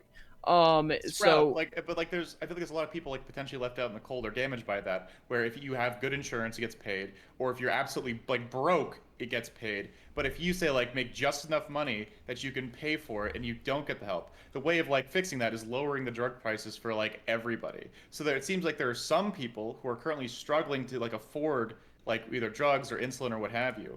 And those are the people that we also got to worry about. These are the same people that are say just like they make too much money to like be part of Medicaid and get free government healthcare that way, but they're still, fucking poor, right? Like I can't remember like the cutoff off the top of my head in terms of like income, but like that matters. And just because like so you're making like 26K versus like 24K, like you're still fucking struggling. Welfare. I just want to piggyback off that. So just like really quick, this is a very small point. Okay. The insurance companies are paying those Mylan a little less than you would be out of pocket, but then using that expensive cost to justify their high insurance rates. So they're still taking advantage of you for your insurance anyway, even though you're not paying out of pocket directly. Yeah, Madeline, it just sounds like you're just making the argument over and over again that just like, hey, insurance is bad in this country, which I totally agree with you. Like a lot of the incentives and things behind insurance are awful, but like that's not the conversation at hand. All right, that's fair. I mean, I just wanted to reinforce it since, Insurance bad, and public healthcare good. And Hans, I've said again and again and again. Yeah, I think we have an issue in this country. I think that welfare encourages people to stay poor. I think welfare keeps people from dying. Like, do we want to go back to like? Oh, wait. Actually, let's just ask like a really simple question. I'm not saying do away with welfare. Wait, just like a really simple question. What? Yeah, wait. If welfare encourages people to stay poor, why aren't all these European countries like fucked? Like, why isn't all of Scandinavia fucked? Or all of Western Europe I'm talking about United States welfare. Wait, are U.S. citizens like uniquely lazy? Special? Are U.S. citizens uniquely stupid or lazy? I don't understand that. Okay. I think the way the U.S. system of welfare is designed to where if you go over a certain amount of money, you no longer receive food stamps, you no longer receive Medicaid, you no longer receive this, you no longer receive that. They're encouraged to stay below that level because then they receive these benefits. They're not encouraged to get a job that pushes them past that, Also, you even like just UBI, you want to slightly. get rid of means testing. Oh, based. Well, hold on, or we can Oh, argue for like amazing. more I was or gonna less say, like, aggressive. this is gonna get mad about We means testing. we could argue about less aggressive like phase-ins if we want, right? Like we could literally because Yeah, most like- of our stuff is phase in, phase out. It's not like you earn the next dollar and then you're unless. Oh, fuck, I was gonna say because technically this argument means you're arguing against progressive taxation as well, but you probably would be against that. So, Sprout, we could do this thing, that's talked about phase-ins, where it's like the goal is like say to get everyone's standard of living to like maybe like 40K in America, like as the baseline, right? And if you make less than that, you'll get pulled up to it, and in that way you won't be like punished because once you start making say more than like 40K or whatever, the benefits that you get from like making that much money is better than like the benefits of being on the welfare. Like we can fix it that way, but like the solution isn't like getting rid of welfare. It's like again, like for a second, No, like I you were, wasn't like, arguing. like, I wasn't arguing for getting rid of welfare. I was saying that we have a bad welfare system in the United States so that just encourages the phase in poor to that, stay right? poor. Like, do Yes. okay, cool. Like that sounds fine. Like, but like, Okay. what's the upper limit then, right? Because right now it seems like there's some like harder cutoffs, like say like being able to apply for Medicaid, that sort of stuff. So I think we can get rid of like the issues of some of those things by having access. I'm not gonna do like the full like medlock universality thing, even though like I like that shit. Like instead, like giving people the option to opt into public health care. That's one thing that like you don't have to worry about being poor to afford Medicaid anymore. That sounds like a pretty fucking base thing, right? Maybe give everyone like everyone's allowed to say apply for like food assistance, like even though they don't like if they don't have to, like you can opt into like a government like food program or whatever. And, like there's a lot of things that we can do that provide these things that even to people who aren't say like expressly dying or poor that could like benefit from these programs. But that's again, that's a massive expansion of like the welfare state, which I'm in favor of. I'm not sure if you understand like the end state of like the prescriptions that you're espousing. No, I understand the ends. I haven't looked into food stamps. I haven't looked into that, so I'm not going to touch that part of what you said. But I am fully in support of having a public option and which would be available to U.S. citizens. And so I am 100% in support of a public option. That would be fully available. Yes. Okay, Cool. well then again, like but like if we're talking about like raising the baseline or having it so that like say monetary assistance isn't like a thing, then like that goes like dangerously close to decommodification territory. And like again, like as a big lefty, I was like told we weren't supposed to talk about that tonight. So like I'm gonna try and like like my solution for like solving that is like decommodifying like housing or healthcare or food or that kind of shit. But like that's not like I don't want to get into that right now. Yeah, so. let's not get into that. But yeah, Sprout, I posted a link that basically said everything that we've been saying today. You can check it out. I posted it in the Reverie chat too. Basically, they have competitors there. The UK has different restrictions on how they set limits on prices. Yeah, so it's basically everything that we're saying. So you'd have to do what those countries do, which would disincentivize investments and blah, blah, blah. And we can regurgitate back everything else we said. So I guess my issue is this idea of disincentivization, right? Like, if I am being paid $1 billion for a task, I am highly incentivized to do it. And if I am being paid $1 million for that task, I am much less incentivized, but still highly incentivized to do so. So I think there is a balance here, right? So we're talking about how this works out for the end user, right? And I don't care how we do it. I don't care. Would you all be in favor of? All right, moving to a bit of socialism, right? Would you all be in favor of the government paying these companies at whatever price? So let's say like the government decides we're just going to pay for everything, right? In some sort of Medicare for all stream or whatever, it doesn't matter. But they're going to pay for the drugs, but paying for it at whatever price that the that's legitimately fucking insane. Like, if we're going to have like a massive public risk pool, there's no reason not to use the power and the collective energy of that, like as a market force, like to reduce prices. Like if we say, oh, we're gonna throw like 1 million people on like public healthcare, and then not let public healthcare negotiate prices, despite it being like the largest like healthcare provider in the country. Then yeah, drugs prices are gonna be fucking like explosive. Like there's no reason not to do that. Like that way, we're essentially saying that like part of like an important market force cannot function. So that's just a really dumb way of that like. Sure, like everyone gets healthcare, but what if we just decide like, oh, EpiPens are now $10,000? Like, okay, like I guess we're gonna pay that, or we gonna say like, hey, you're still gonna make a fuck ton of money, but like per like unit, it's gonna cost less. Like I don't know why we wouldn't like. And I was saying this earlier, actually, it's exactly like what the government did with the education system, right? Like we offered student loans to everyone, and then everyone was able to go to college, and then the prices of university and college went up astronomically because the government was just subsidizing everybody's education. Wait, so when did we give student loans to everyone? Well, I guess anybody who applied for the loans could get it. Weren't they always means tested? Like, weren't they always means tested? On some level. If you want like subsidized loans, they are, yes. But like, unsub. But my point is that like the U.S. government was giving lots of people loans, and those I'm loans not were increasing the price. Let's be particular about this, though. Like, yeah, would you be fine if they just charged those drug companies charged the U.S. whatever the amount that they wanted to?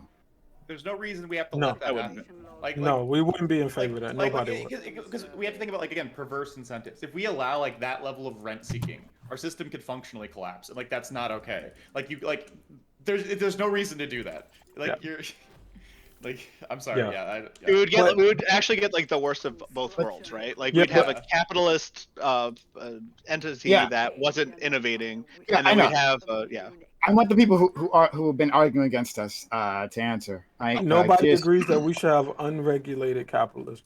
Yeah, okay, we can regulate it. Is anyone like again like just like full thing for the panel? Like, is anyone like actually against like like groups of people inside like an insurance pool like negotiating for like drug prices and stuff? No, I feel like we like barter. Yeah. Even like private companies like do this. Like, just I don't know. Sorry. You said, Gambit. You said previously that like putting in. Oh, and maybe I'm misinterpreting what you said, so I don't mean to put words in my mouth. No, fine. It seemed like you were saying that if we started to regulate these industries, right, we would be disincentivizing them, and then making the market worse. I see where you're missing me. I see where you're missing me. I said putting in more regulations of the types that have been discussed here would do that. So I agree that we have some level of regulation now. What I'm talking about is, do I need an army to go intercept this? Is that what this is? Being proposed that I've heard. Maybe there's something that all of us on this panel could agree with. Just the things that we've been discussing today aren't that. The thing I was talking about was essentially profit reduction, right? In the end, profit reduction. How you do profit reduction, right? We can agree or disagree on that, right? Yeah, it's just one of the tools. This is all hypothetical because I think we can all agree that there's like a level that we can reduce it to where we're still the most profitable country. But I don't think any of us, but none of us are policy experts. Like, well, again, like, and again, we have to keep in mind. Okay, so people. Okay, when it comes to investment, when it comes to companies, okay, there have to be these risk-adjusted profit margins for things to make sense. Again, imagine you walk into a giant building and you've got 20 companies you can invest in. One gives 10%, another gives 10%. One is twice as risky as the 10%, but it gives 20%. One is half as risky, it's very safe, it gives 5%, right? With the risk adjustment, all the profit margin should be roughly equal. If you're reducing the profit margin, stocks versus bonds, right? Yeah, or anything, or just some companies versus other companies. If you're talking about reducing the profits of pharmaceuticals, then necessarily capital will flow away from these industries. So if you're just going to cut profits, then people are just going to stop doing pharmaceutical investment, because why would you? You could just invest somewhere else. Okay, so then you're in favor of we could make it less risk averse, Destiny, by say like maybe in this case like say moving from a 75 public private split to maybe like a 50-50 public private split. So that way even though like you'll get less returns, it's wait, I don't know what public private split. I don't know what that means. Oh, sorry. I said earlier in the panel. Right now about. Hold on, I'll cut you off. I know what you mean when you say there's a lot of general research done, but like, so there is no public investment in creating drugs, right? Drugs, like the actual application of the public sector research, is all done privately. The government doesn't create drugs for the people. Like, if we want to talk about like splitting that up more to give the government some incentive, I think that you run into a lot of weird problems there potentially, in that I don't know. That's a whole other conversation. If you want to talk about like shouldering more of it on the government is going to have to start making decisions on what drugs it wants to manufacture or where it wants to point that research, which is a different type of thing. Yeah. So I wanna nail this down, and then DB wants to say something. That'd be great. But I want to nail this down with Destiny and with Fanatiq to understand their point. So Destiny, you're saying that if we reduce these profits, the capital will flow out. We were posting information like comparing the profits within the group DM that we have, comparing the profits to other large companies, but whatever, right? It doesn't matter. In any case, you're saying that capital would move out, and that would be a bad thing. So would you say that you don't want Medicare, for instance, to be able to negotiate with these companies to lower the price? If that's the case, then because it would damage your profits, and then capital would flow out, so that would be a bad thing. Anything to reduce the profits made would then be a bad thing. Anything to reduce theoretically. Oh God. Okay. I'm very cautious talking about this because I haven't read this whole study. I don't know if any of you have. So I see that you linked this, the profitability of large pharmaceutical companies compared with other large public companies. So the findings for this, in this cross-sectional study that compared the profits of 35 large pharmaceutical companies with those of 357 large non-pharmaceutical companies from 2000 to 2018, the median net income earnings expressed as a fraction of revenue, so we're talking about profit, was significantly greater for pharmaceutical companies compared with non-pharmaceutical companies. So every time earlier I said profit, I kept whispering risk-adjusted, risk-adjusted, risk-adjusted. So I don't know if this study does it, so I'm cautiously saying this, but I would be hesitant to compare 10 large pharmaceuticals to 10 non-large pharmaceuticals because my understanding, this is just layman, I could be wrong, but my understanding is that pharmaceuticals are necessarily more risky. So let's say, for instance, I had 10 different companies in the P sector and then 10 companies in the T sector. Let's say that for the P sector, the chances of one of those companies making it is 10%. Let's say that in the T sector, the chance of one of those companies making it is 20%. Well, let's say that I compared the top 10 P companies to the top 10 T companies. Let's say that the P companies were twice as profitable as the T companies. Well, if I look at that, I'd be like, wait, holy shit, P companies are they're twice as profitable as the T companies. That's insane. But the problem when we compare the top 10 largest is that we're not doing the risk adjustment necessary for all of the initial startup costs because only half of the companies that start compared to the, only half of the P companies, the pharmaceutical companies, are going to make it compared to the T companies, we'll say tech companies in this case. So even if the top ones are more profitable than the other top ones, that's because they overcame a lot of initial risk. Okay. Yeah, sorry. The risk adjustment is really complicated. Yeah. No, it makes sense. Hold on. I gotta nail this down, right? So that's fine. I understand what you're saying, but still, in the end, talking about like reducing profits, that's what I want to nail you down on. Like, is it bad? I mean, would that be detrimental, and would that be something you would not want to see, that the profits reduce of these companies in any way? No, I want profits in pharmaceuticals with risk adjustment should be in line with the profitability of any other sector. It has to be. Otherwise, if they're lower, then that sector will just dry up until only the most profitable things are invested in, and then everything else just goes away. We would have to find we would have to find some way if we make it less profitable, like to reduce the risk of it. Otherwise, it's not going to work. So, Destiny, I guess like I have a question about like say for like legacy or older pharmaceutical companies, right? Because like I could like totally understand say like a smaller pharmaceutical company having like a lot of like initial startup costs, and like if they don't make like their one or two like drugs like being a hit, like they're kind of fucked. How do we feel about like again?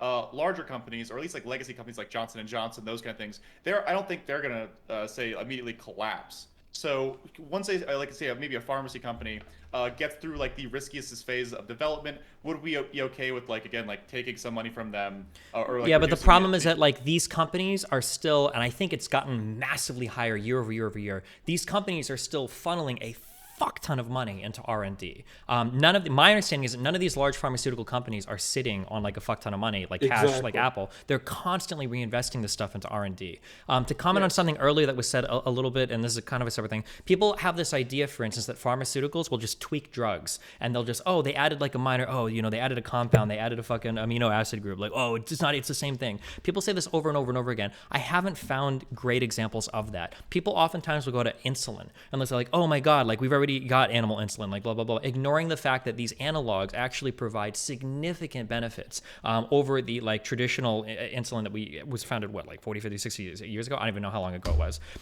It was ironic because like I've seen, like, there was a Reddit thread that popped up that showed that, like, oh my God, like this guy died because he couldn't afford his normal insulin, and he went to Walmart and he bought the shitty insulin. And people were like, oh my God. And in that very same thread, people are talking about like, oh, like companies just like make this new insulin just to make it more expensive, blah, blah, blah. No, they don't. Like, that guy was a type 1 diabetic. The longer lasting, slow release insulin is so much more important when it comes to regulating your blood sugar than just pumping you full of like fucking pig insulin and being like, oh, look, it's bro, I like your blood sugar levels go crazy when you're using the shitty version of insulin. Yeah, sorry, go ahead. Hold on, but yeah, I wouldn't be clear. That's when I was not referring to something like that. Now you're talking about. It seems from that example like two different types, right? That do two different things, right? And there were basically two different product lines that you're referring to. I'm talking about the same product line, pretty much the same name. I'd have to find you examples. I'll have to look that up for you later. But this is the thing that's done. But I'll have to look that up. But let's just get the doobie, and we're going to wrap this up to go to our next topic. So I was just kind of curious as to what you mean by reducing profits, because you guys talked about a lot of patents and about how much it costs to get drugs through R&D, and so I was kind of doing some research on the back end here, and it says that found that like the average cost to get a drug to market, right, through research, through clinical trials to market to actual people is about $1 billion. Right? But that doesn't really account for the fact that 90% of drugs that start clinical trials, which costs upwards of hundreds of millions of dollars to even get through the trials, 90% of those drugs fail. Right? So they need these drugs that do get through the trials, that do make it a market. They need the profits from those drugs to make up for the losses that they incurred on 90% of the other shit they've been doing. So a lot of these patents have been going on for 20, 30 years or so. Right? The profits from these patents are still being used to fund research on new drugs, and 90% of these new drugs fail. So I'm wondering, like, when you say that you want to reduce profits or you want to, fuck with the patents, like, what exactly do you mean by that? Again, so like, Doobie, I get what I would say. Again, I'm not like an expert in like pharmaceutical profits, right? But if we are currently like the best place in the world for like X industry, it's unless everyone is like so mega hyper competitive that like the next person is, or the next country is literally like right on our ass, and it's like a 0.0001 like percent difference, we could theoretically reduce like the profitability of a given industry, and like they would still like want to exist here.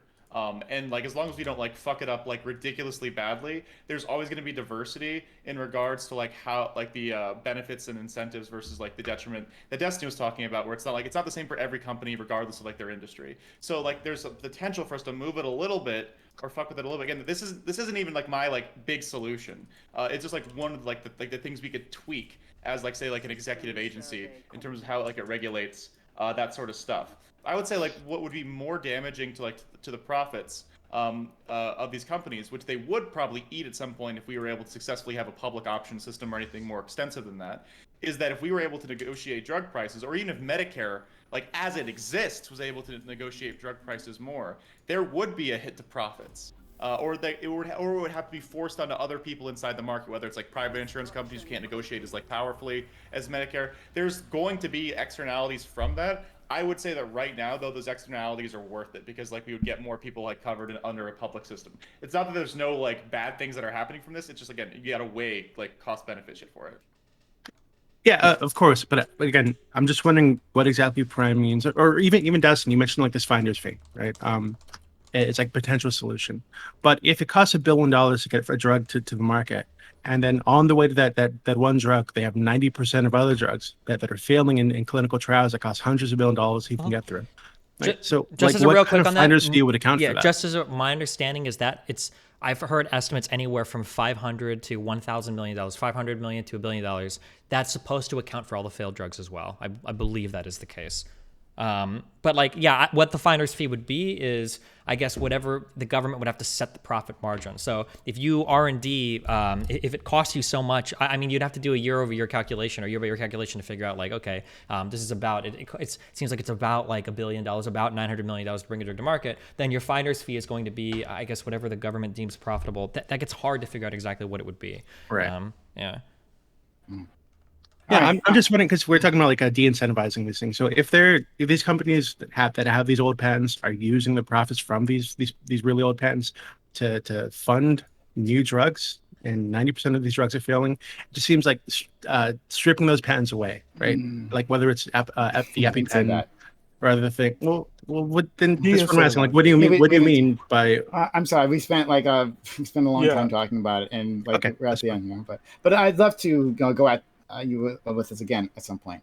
But yeah, we just gotta move on to the next thing. And like I said, this didn't have to be a conservative stomp on our friend Sprouticus. There are plenty of disagreements to have all across the political spectrum here.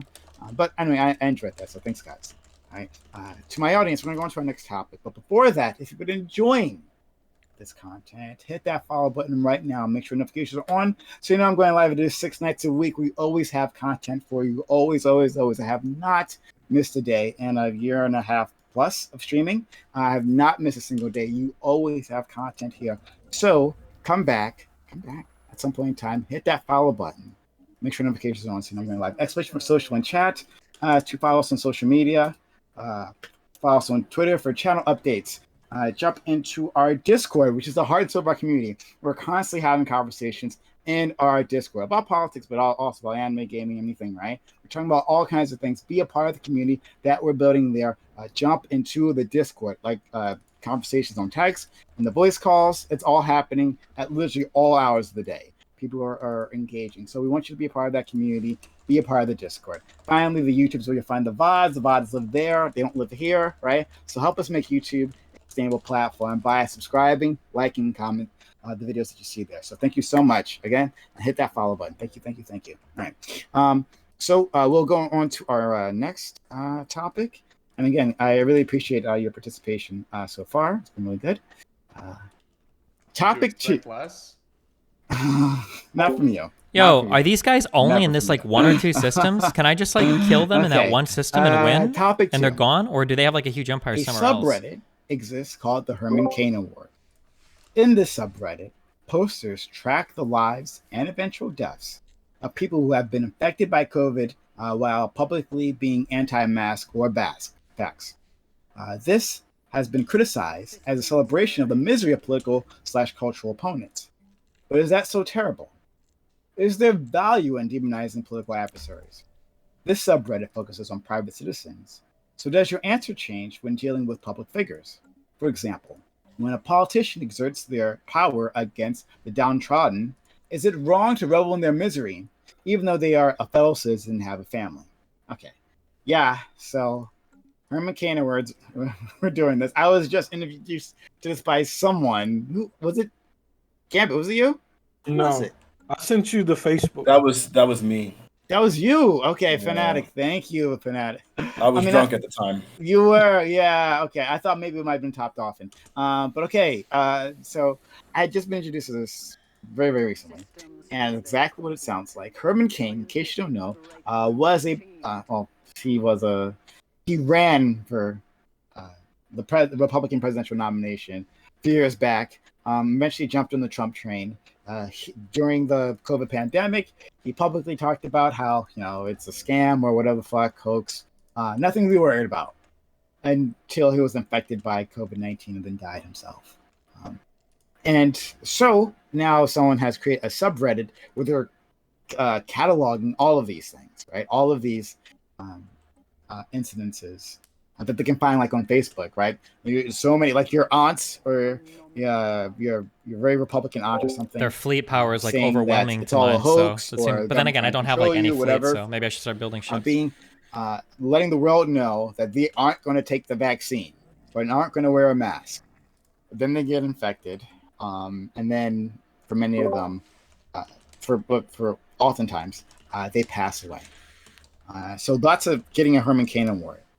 Is it right for that to happen? And we're going to touch on all kinds of things here. So we'll start with introductions. Let's go Fanatiq. Okay, as a sober man, I can now talk about this soberly and recognize how absolutely atrocious it is. I, I read that subreddit, and it's not good that I do, and it's awful. But I think ultimately what's really at stake here is that people are dying, and the reason why people are dying is because we've become so partisan and like so politicized, and our like news organizations are so untrustworthy that a lot of times like things that should be like shoo-ins, like we should be able to just accept things as facts. A lot of times they're like slanted so heavily that it's really hard for us to accept it.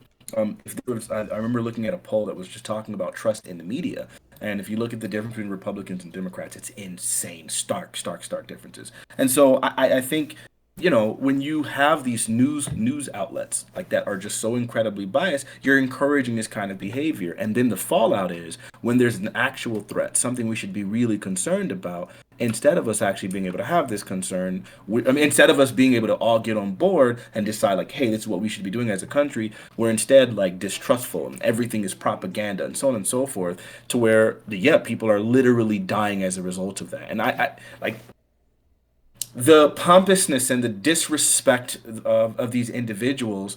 It makes you feel good when they die. No, you don't feel good when they die. It makes, I don't know.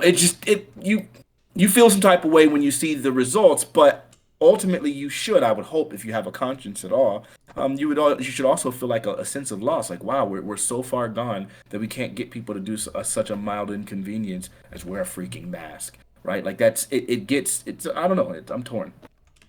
Okay. All right. MATLAB. So we have a long history as humanity of ridiculing those who are just blatantly wrong, right?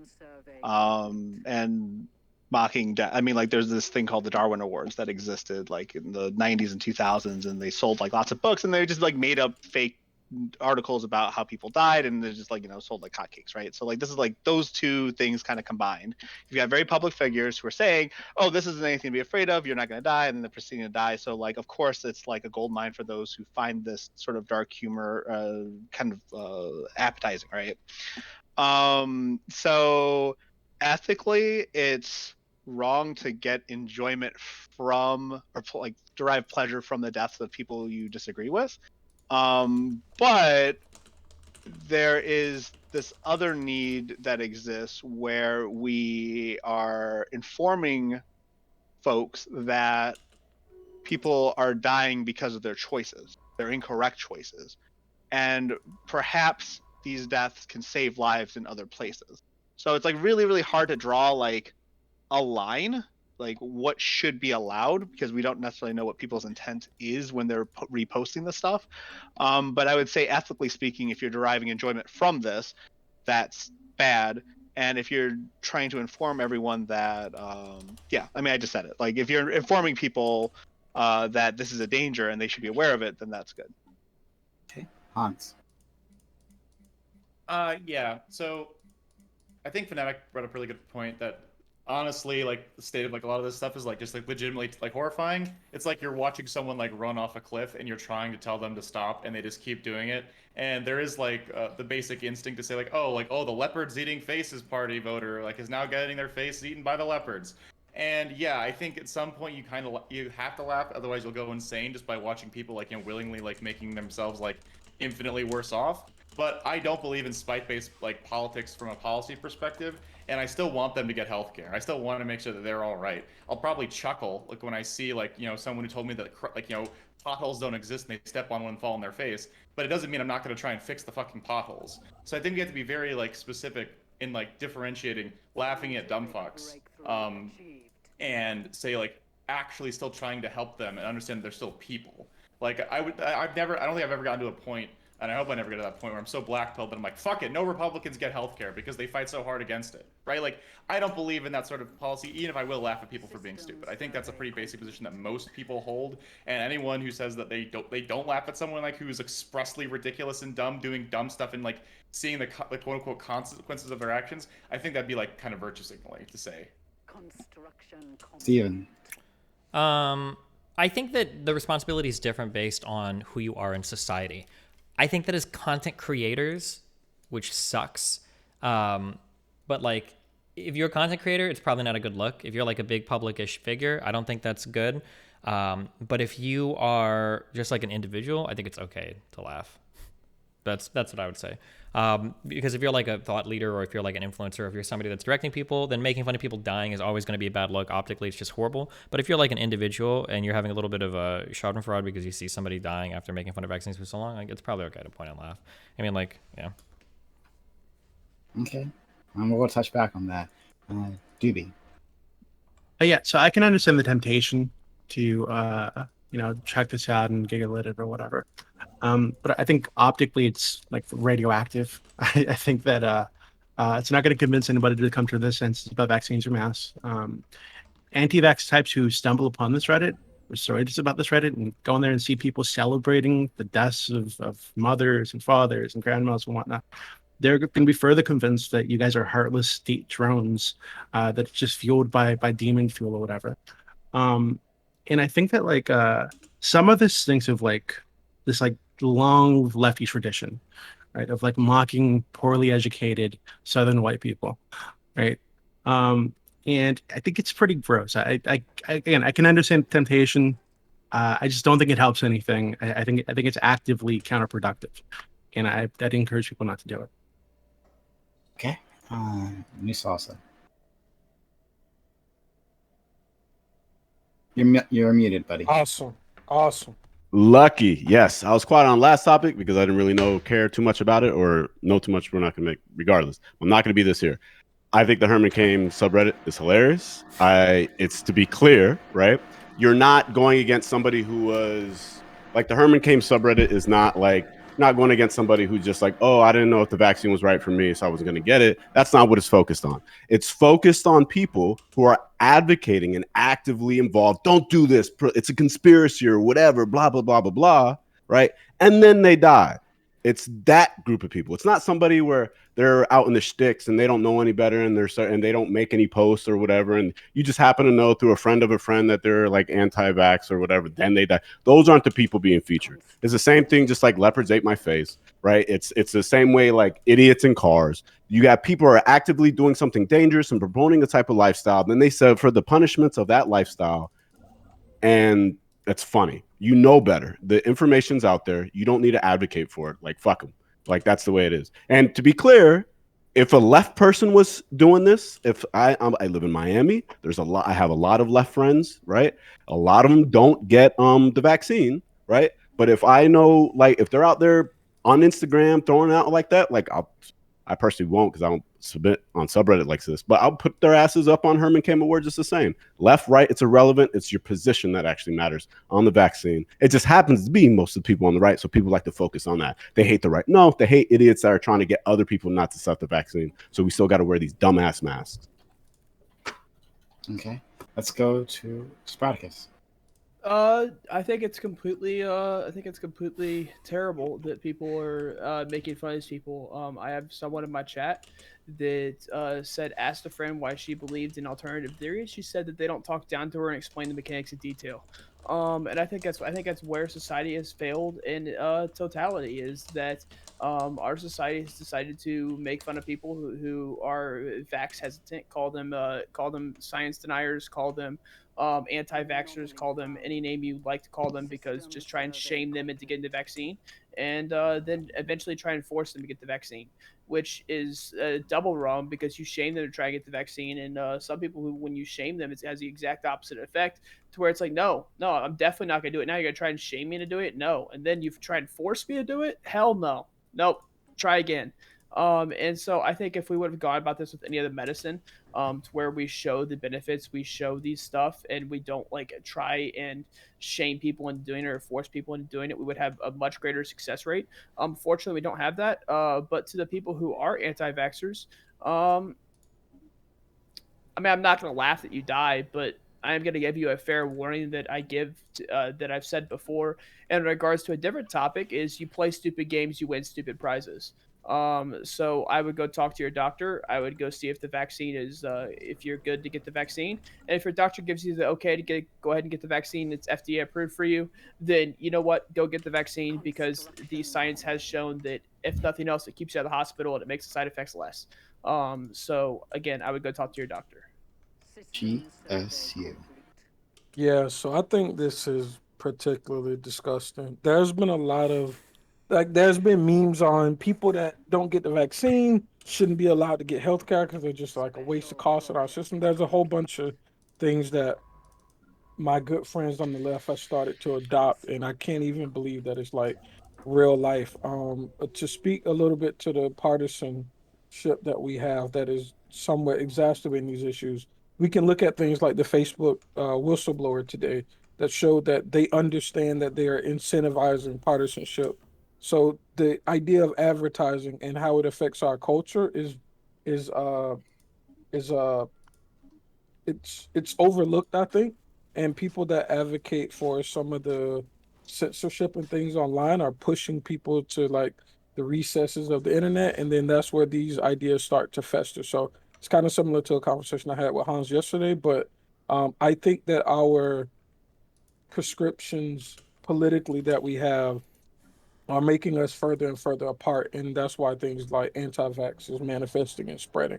So yeah, I think a lot of people get swept up into those things, and it's maybe just a fact of proximity, but yeah, I think that these people should be, treated with respect, and I don't think mocking somebody's death is a way to do that.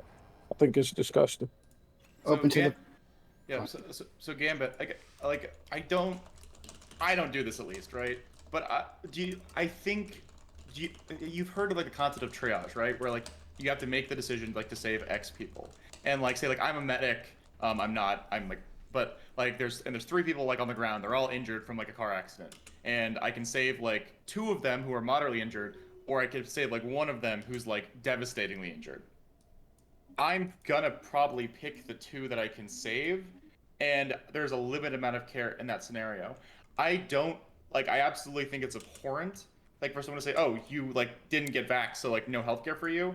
But if I have to, if with all other things being equal, and I had to pick between say helping like a gunshot victim that's dying, right, versus say like a person who got like through no fault of their own, versus someone who got COVID, like, and they were aggressively like against like getting the vaccine for no discernible reason aside from like the misinformation that exists in our society, I'll probably, if I have to pick one, I'll pick the gunshot person. I don't think we have to make that decision a lot of the time. There's like the like anecdotal stories that are popping up here and there, but in general, I don't think we really have to make those decisions. And because I don't like so basic thing for that. I don't know if there's anyone on the panel that like is like of that position, so I'm just making sure that we're not arguing against like a straw man for like the purpose of the evening.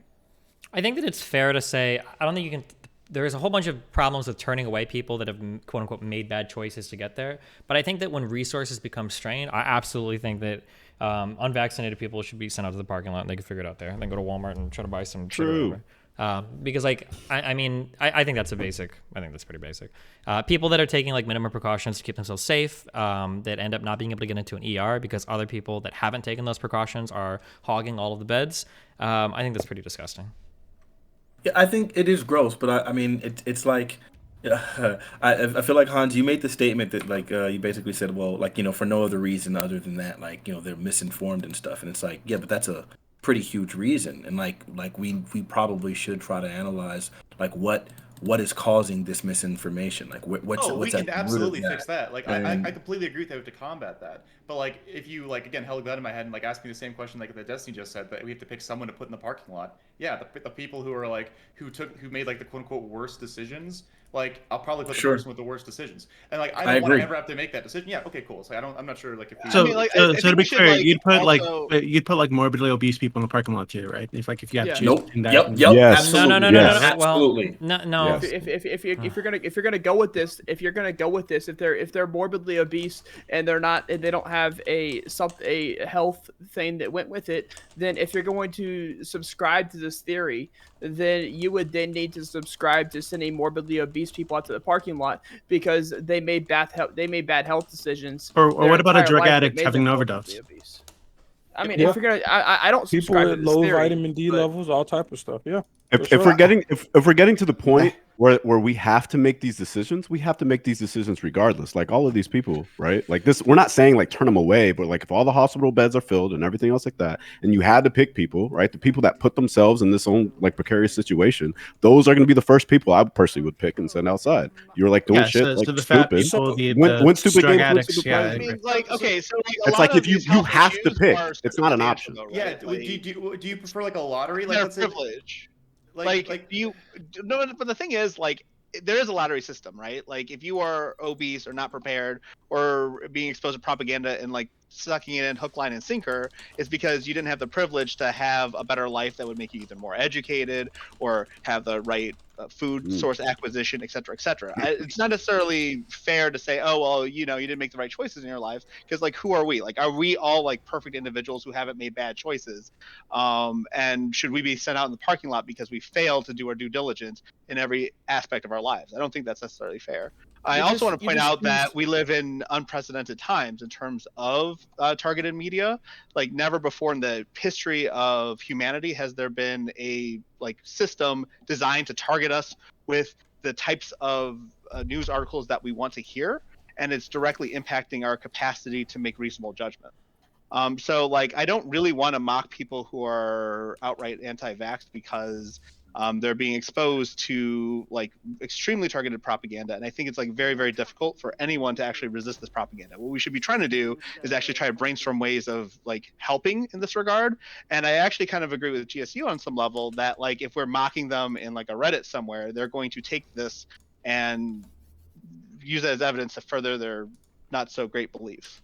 Destiny, Well, yeah, hold on. do- Destiny, you were going to say something to be about like when you brought up the morbidly obese people. No, we can't. You can't like have you can't start picking and choosing people based on health stuff, because that just goes into nowhere land. You can't do that. Like if you have to you wanted to do it based off vaccination status. I said that if there was a limitation of resources, then you necessarily need to make those decisions. But we that's can't. what he's saying. Yeah. But I'm saying you can't just like turn away like obese people unless you're literally like running out of he's resources to do presenting it. you the same argument. There's limited resources, and there's morbidly obese and non-obese people strung up at the hospital with COVID. Would you preferentially deny access? I think you can make an argument. I think you can make an argument that there's a difference in terms of effort that you'd require somebody to exert to deal with like a virus. So like being obese requires an entire lifestyle change. Saddling somebody with that responsibility is a lot different than just getting a vaccine. Okay, so let's talk about vitamin D deficient people, right? Vitamin D deficiency has been linked You're probably not going to be able to find me a single example of something that is as easy as getting vaccinated. When you talk about like yeah, go ahead.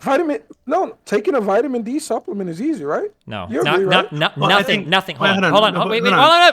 Nothing is as easy as getting vaccinated. Taking a daily pill. That's not the argument I'm making. I'm not saying that this is as easy. I'm saying this is relatively easy. So why wouldn't you discriminate based off this criteria as well? Because it's just a way higher burden. You don't. First of all, people don't know if they're vitamin D deficient, so they'd have to go to the hospital. They'd have to get blood work done. Secondly, they don't know like you'd have to find medication or not medication. You'd have to find some supplement. You'd have to take it every single day. Like that's like a whole other burden. It's just far and away different than just getting vaccinated. Also, we already make these decisions like right now, like in terms of organ donations. Like, so this is for all the people who are grandstanding right now about how like we shouldn't like make these decisions. You have two people, they both need to live or they're gonna fucking die. One's a 60-year-old person who's like drank their entire life, and that's why their liver has been destroyed. And the other one's like a 30-year-old non-drinker. The hospital will probably pick. I think it's first come, first serve. I don't think this is true. No. Well, okay. At the same time, they went in the door at the same fucking time. Who do you pick? Fucking grandstanders on the panel. Who do you select? You fucking flip a coin. It's about need. I don't think anybody. It's about need. Listen, it's about need. I served as a combat lifesaver in the Army. That was part of my duties in the Army. I served as a combat lifesaver. If I was ever to get in a firefight with the enemy, I would treat the patients prior to, like, they would be set up in accordance with need.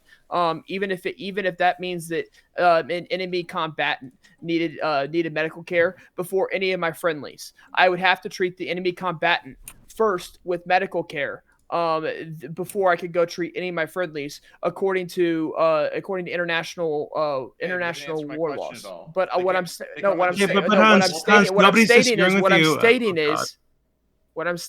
thank you. What I'm stating is it's about the need of the care. It's not about external circumstances. It's about the need of the care, and that's how doctors will actually prioritize their patients, is by need of the care. They don't take anything else into consideration. And when they How can I see which claims this fucker has made? Faced with these bad circumstances as to just use the liver example. When we're provided with these bad circumstances, as to they have to let one patient die, and they have to choose which patient they're going to work on. Otherwise they're both going to die. They have to choose one that's going to live and one that's going to die. They prioritize that off of which one would be more lethal. If I ever had to go to I'm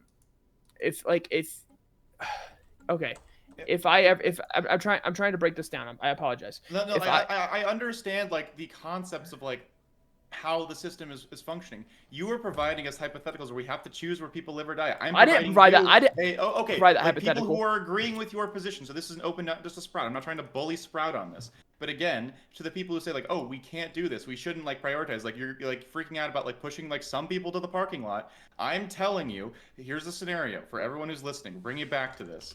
2 people will die without a liver. All right?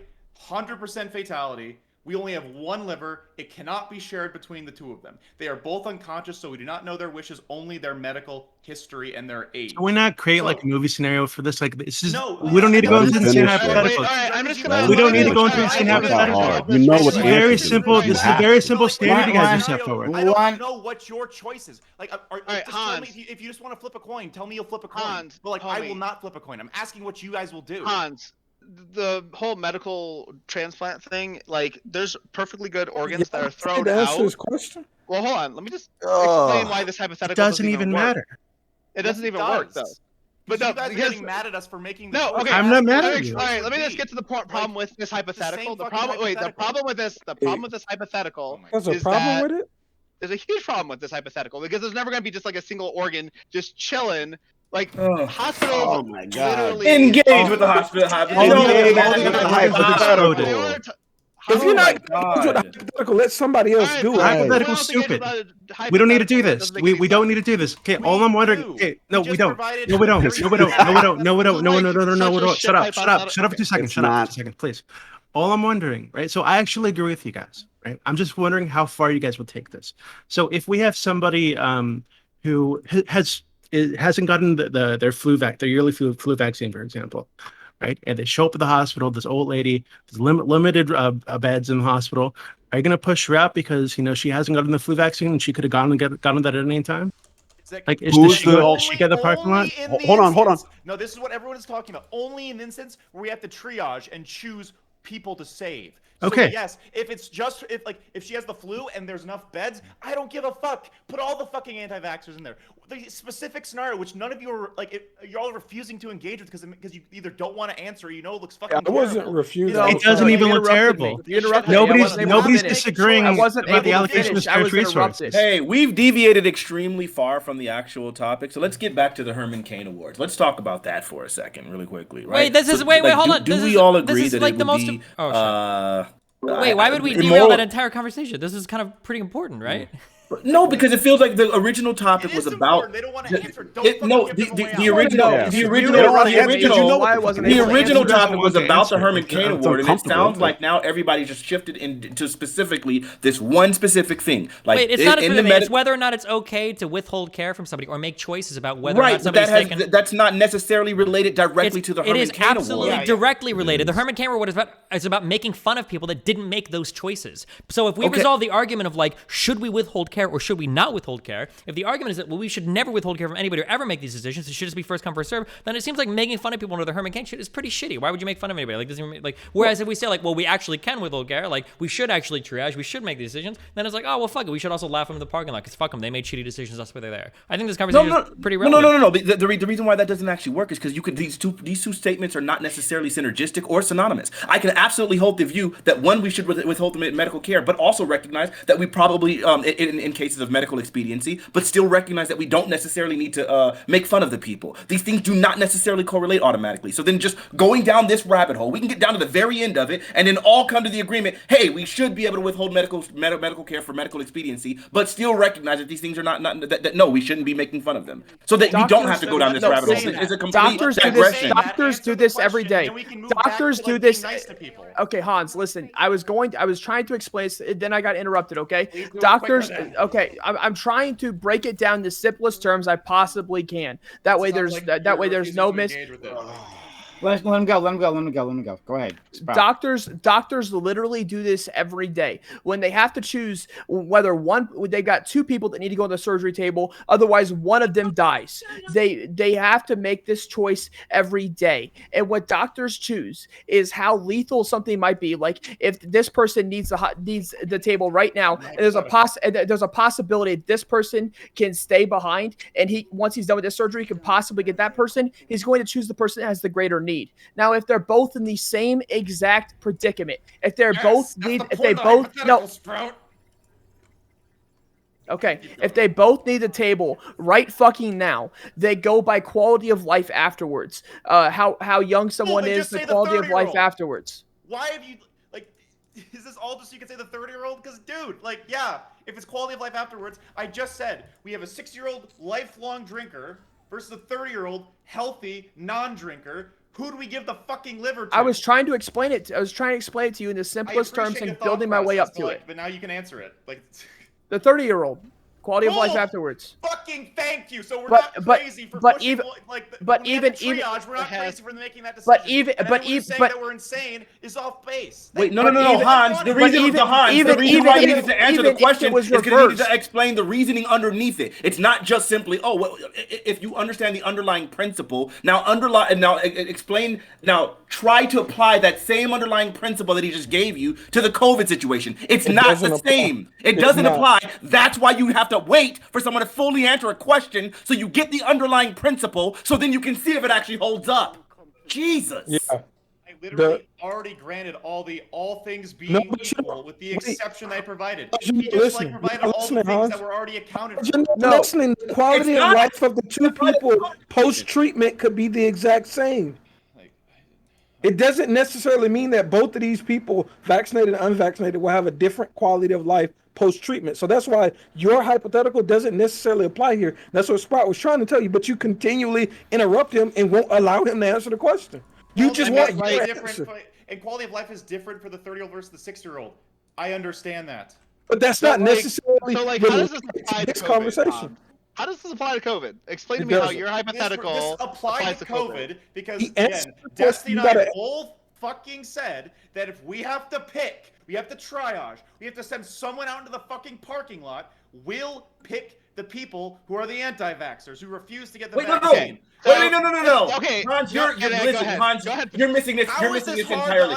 I got you. I'll explain why it's so hard to understand, because you're the one not understanding it. It's really simple. He gave a specific principle about quality of life afterwards. So now you just really restate. All you did right now was just restate your original position that we would give it to the unvaccinated. We would put the unvaccinated out to the thing. Now you have to be able to make the argument that the unvaccinated person will have a lower quality of life after their treatment, and you can't make that argument. So that means you're not engaging with his actual principle, with the actual principle that he expressed. All you're doing is just listening to it and then restating your original thing, in which everybody here is trying to explain to you these things don't apply. It's not immediately applicable that an unvaccinated person inside of a hospital is necessarily going to have a lower quality of life after you treat them. That's why it does not apply. So cool. You gotta engage. Jesus. You really need to engage. Now, I will say, here, Hans, let me take care of you. One fucking second, Madlet. I'll respond to you in just a second, buddy.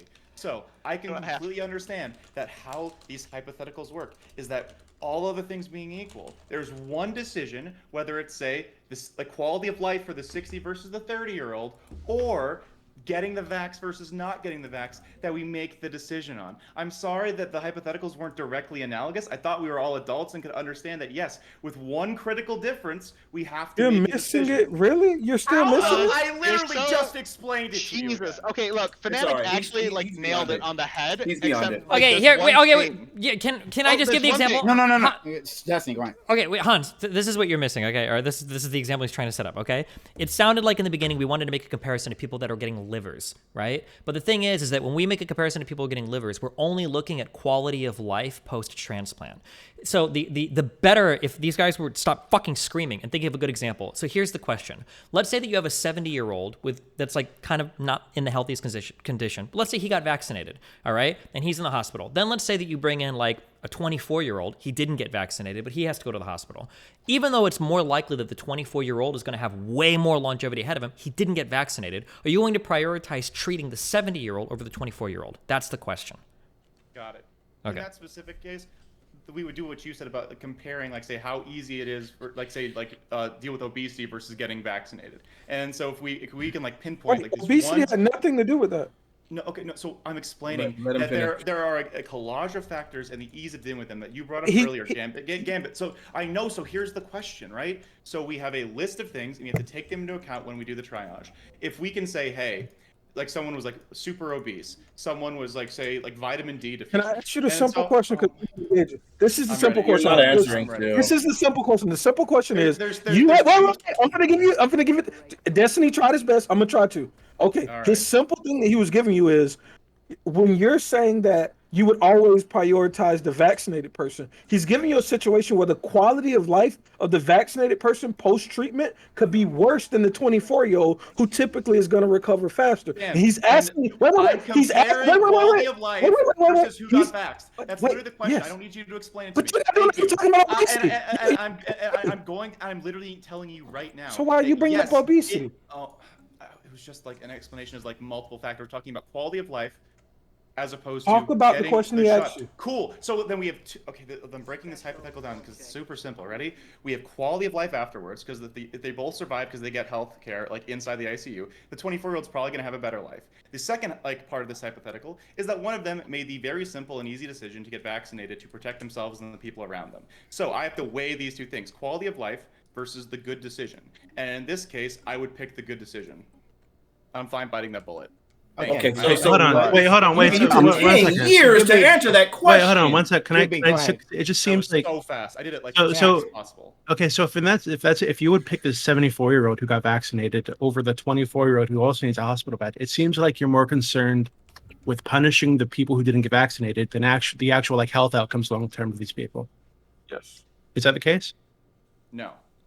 Then why would you pick the 74-year-old? It's not a matter of punishing somebody. So the problem is that sometimes when we go to make policy decisions, there's not a good answer. Like somebody is going to suffer, right? So the issue is, while you're saying, oh, well, you're punishing the 24-year-old, you just want him to die just because he made a bad choice. You could also flip the route and say like, oh, wow, you're punishing the 70-year-old. Like this guy did everything correct, but now he's fucked because a younger person was irresponsible and he decided not to get back. Somebody's going to get quote unquote punished. Somebody's going to get fucked over. Well, yeah, But that might no, be but true, that's not- but I think the thing is that what Sprodic is provided for us, which I think is a really great thing. I didn't know that was a policy, but it sounds very, very reasonable and sensible to me. Exactly. The idea would be that, like, yes, you would be judging these things. There is a barometer of health outcomes that sounds like a reasonable thing. But hold on. To be clear, But we're not. the That's fact not that the you guys are question. willing to Wait, cross that's not the question that we're asking right now. We're not asking. It what is. No, hold on. The question on this panel is not what are the current medical policies on the book. We don't need a panel to discuss it. We can all Google the answer for that. The question is what ought I'm to not be. saying that that's the question. The fact of the matter is he provided us with a sensible policy that sounds reasonable, and because the reason why it sounds sensible and reasonable, then that means it implies that it relates, it makes sense to our own personal ideas of what should be done. So now applying this new thing that he provided to us that sounds reasonable and sensible, now we're considering it as well. Like, okay, good. So using this newfound thing that I guess most of us probably weren't aware of, I definitely wasn't. Now let's apply that. And do you think it's worth chucking that out the window to punish a guy for making a bad decision. It's not because about that's what Hans is doing. So when you phrase it like But that, that's like healthy asking old guy if who's you made the good when you decision. phrase it like that, it's like saying, Or why do you think it's wear a okay to mask. murder a baby in a mother's womb, right? The answer is, well, No, never. So stop, don't fucking monologue for 20 fucking minutes. Holy shit! I'm just I telling you haven't- that I've when you speak- I've phrase spoken it, less than dang near everybody in this panel. just That saying was that no, when I haven't even monologued. Be quiet. when you phrase things like, oh, you're punishing this guy, why do you want to punish that guy? Well, obviously nobody wants to punish anybody, but the reality of the situation is you're always going to be punishing someone. So don't phrase it like that. Why are you punishing? It's not about punishing. It's about making a choice. It is. punishing Wait, the hold on. old No. man. They are not equally. They are not equally the same thing. In this case, you are directly punishing. You're saying this is the behavior and this is the action I'm taking in order because of this behavior. I'm doing this. Hold on. I'm doing this specifically because of this behavior. That is a punishment. If you're saying if you're saying, stop interjecting. If you're saying this is an adverse interaction, this is an adverse reaction, specifically because of an action that you took, so this is a reaction, that's the word. If this is a reaction specifically to bad behavior, then by definition it is a punishment. In the other case, it's not a matter of punishment, it's a matter of just the merit of the decision that quality of life matters, and that's what we're doing. That's why one is a punishment and the other one is not. You're not punishing necessarily. Punishment has a definition, and we understand that the other one would not be a punishment at all.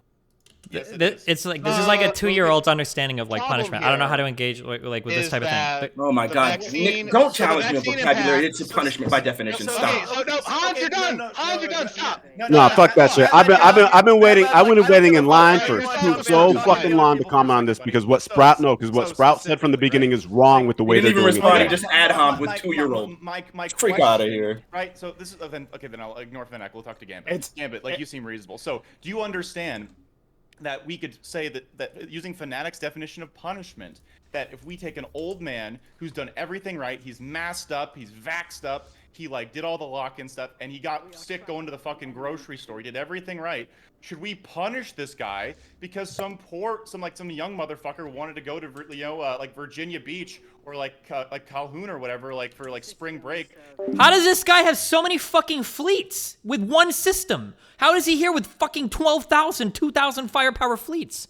Like Yeah, intrinsic so- to the death. Does Okay, it like so the Hold on, whole really point quickly. The here definition is of punish. that- Hold on. We're getting lost behind some stupid sauce when I know everybody's vocabulary. Definitely vocabulary is not this stupid. So let me just go ahead and make sure we understand this really quickly. Punishment is to inflict a penalty or sanction on someone as retribution for an offense. So there has to be an initial offense in order for you to say something is a punishment. So in this case, we are saying the offense was your decision not to get vaccinated, and as recompense for that, we are inflicting a penalty, which is to deny you health care. That is not a 2-year-old's understanding of a punishment. That's just what the word punishment means. So in this case, directly related Man's to the offense is offense, being directly, old. Can we just, like, directly, you went too long, motherfucker. Time to get Oh, shut up. Let him directly related to the actions of the original individual. We are making a decision to deny you health care. In the other case, with the old man, we are not doing it by any decision he's making. We're not intentionally punishing Okay, him.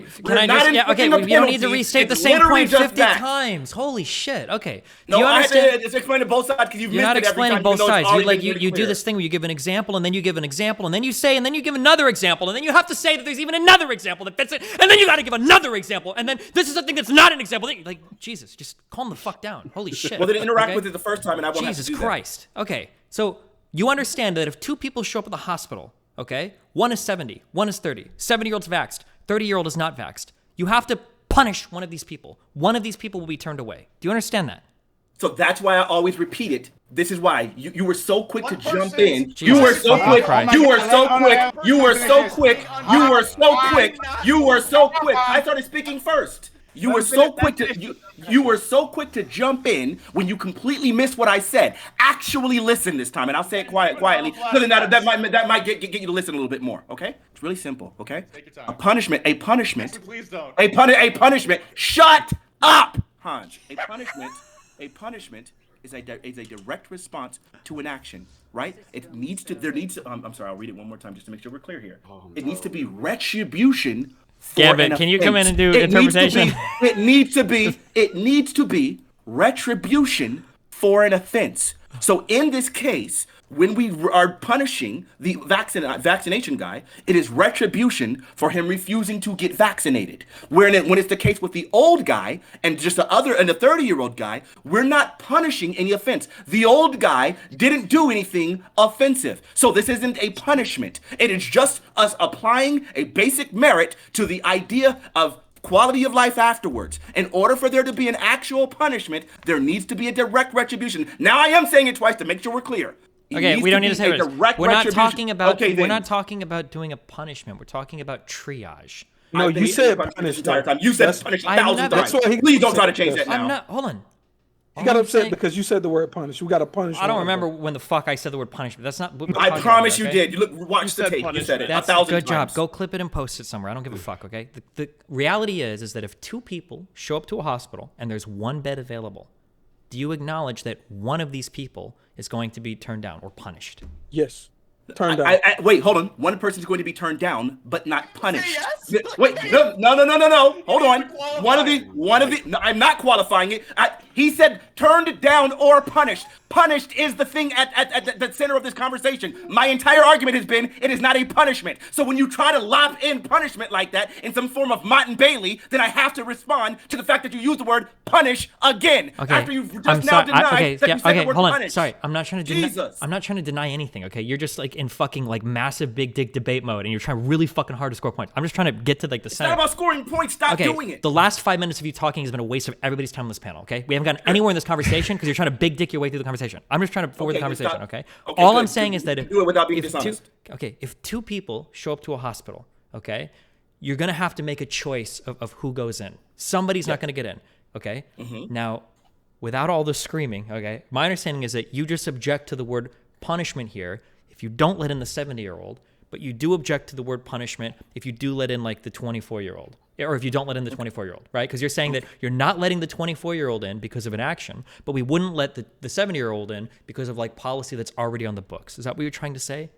Okay, it's basically what I'm saying is there is a basic principle that Spartacus applied that we all agreed to, and it sounds like we are penalizing the other guy and deviating from the principle in order to punish the bad behavior of the person not getting vaccinated. Yes, okay, you're so restating in those what I said. cases, I understand. would be yes. right. Okay. So I'd have a problem with that. Okay. I'd have a problem with punishing a person. So okay, that's great. Okay, so now my issue is that wouldn't the old person feel like they're being punished? They wouldn't feel like they're being punished. It would feel. I can't tell. I don't care about how they would feel. It would not be. They would not be being punished. So if they felt like they were being punished, they'd be feeling that in error. Because ultimately, if we have a system that is designed around a specific form of merit, and we're applying that merit towards everything, then at that point, it's not. No one's being punished. So if they feel that way, they're feeling that way in error, and I can't be bothered with your feelings when we have a system in play that's accurately being employed here. So can I ask just a quick question to maybe boil down like what we're talking about? So in any other situation, not any, in most other situations, if you had to weigh the consequences of putting a 25-year-old out in the parking lot versus a 70-something-year-old, right? The U.S. Life expectancy is, I think, below 80. So this person's toward the end of their life anyway. I think most of us would agree that you'd probably put the older person out in the parking lot, right, and treat the younger person because there's a greater chance for long-term quality of life and yada yada yada, right? So I'm wondering, so Hans is saying in this situation, no, he'd treat the 70-something-year-old person and not the 30-year-old or whatever. And it seems like the only reason he's choosing not to do that is because the old person chose to get the vaccine. Right? This person's at the end of their life anyway, right? Whether or not they had this vaccination. The younger person, long term, they're going to be around a lot, probably going to be around more. So why would not choosing this person, where you physically choose them in any other situation, it just seems like a consequence of not getting the vaccine. Wait, and if that's what it is, that's what it is. 1 second. We currently do this in our system. Alcoholics are lower priority for liver transplants. Like we already that's fine. Hold on, wait. Stop. Hold on. Don't go down this road, okay? We don't take into account behavior. You take into account the quality of life afterwards. An alcoholic won't be treated differently because they're an alcoholic. They're treated differently because they might have other complications that would make it so that if an organ was given to them, then it might be wasted. Right? Exactly. Yes. Yeah. They don't say, "Oh, that guy's alcoholic." Nah. That's not New, true. new salsa. Yeah, Now I got a I chance just to want talk, to period. Then we'll go Yeah, to I Mad just Lab. want to make clarification. So Sprout is correct, not during COVID times, right? So on a first come basis and everything, they're going to pick who needs it more, blah blah blah blah blah. But I've been reading articles during this entire time trying to find something that supports Sprout. I could not, right? Where it basically says where now they're just having save more lives. They acknowledge, right? Ethically, this is a little bit weird as it favors young people, right? And it throws older people to the curb, but they realize they have to save more lives, and this is unique and that a lot of hospitals are going through. There's no governing body that says like you have to do it like this or you have to Okay. pick and choose like that. Hold on, But wait. like that is a they're How does that distinctly apply doing here? it differently I now. was added. Give me 1 second.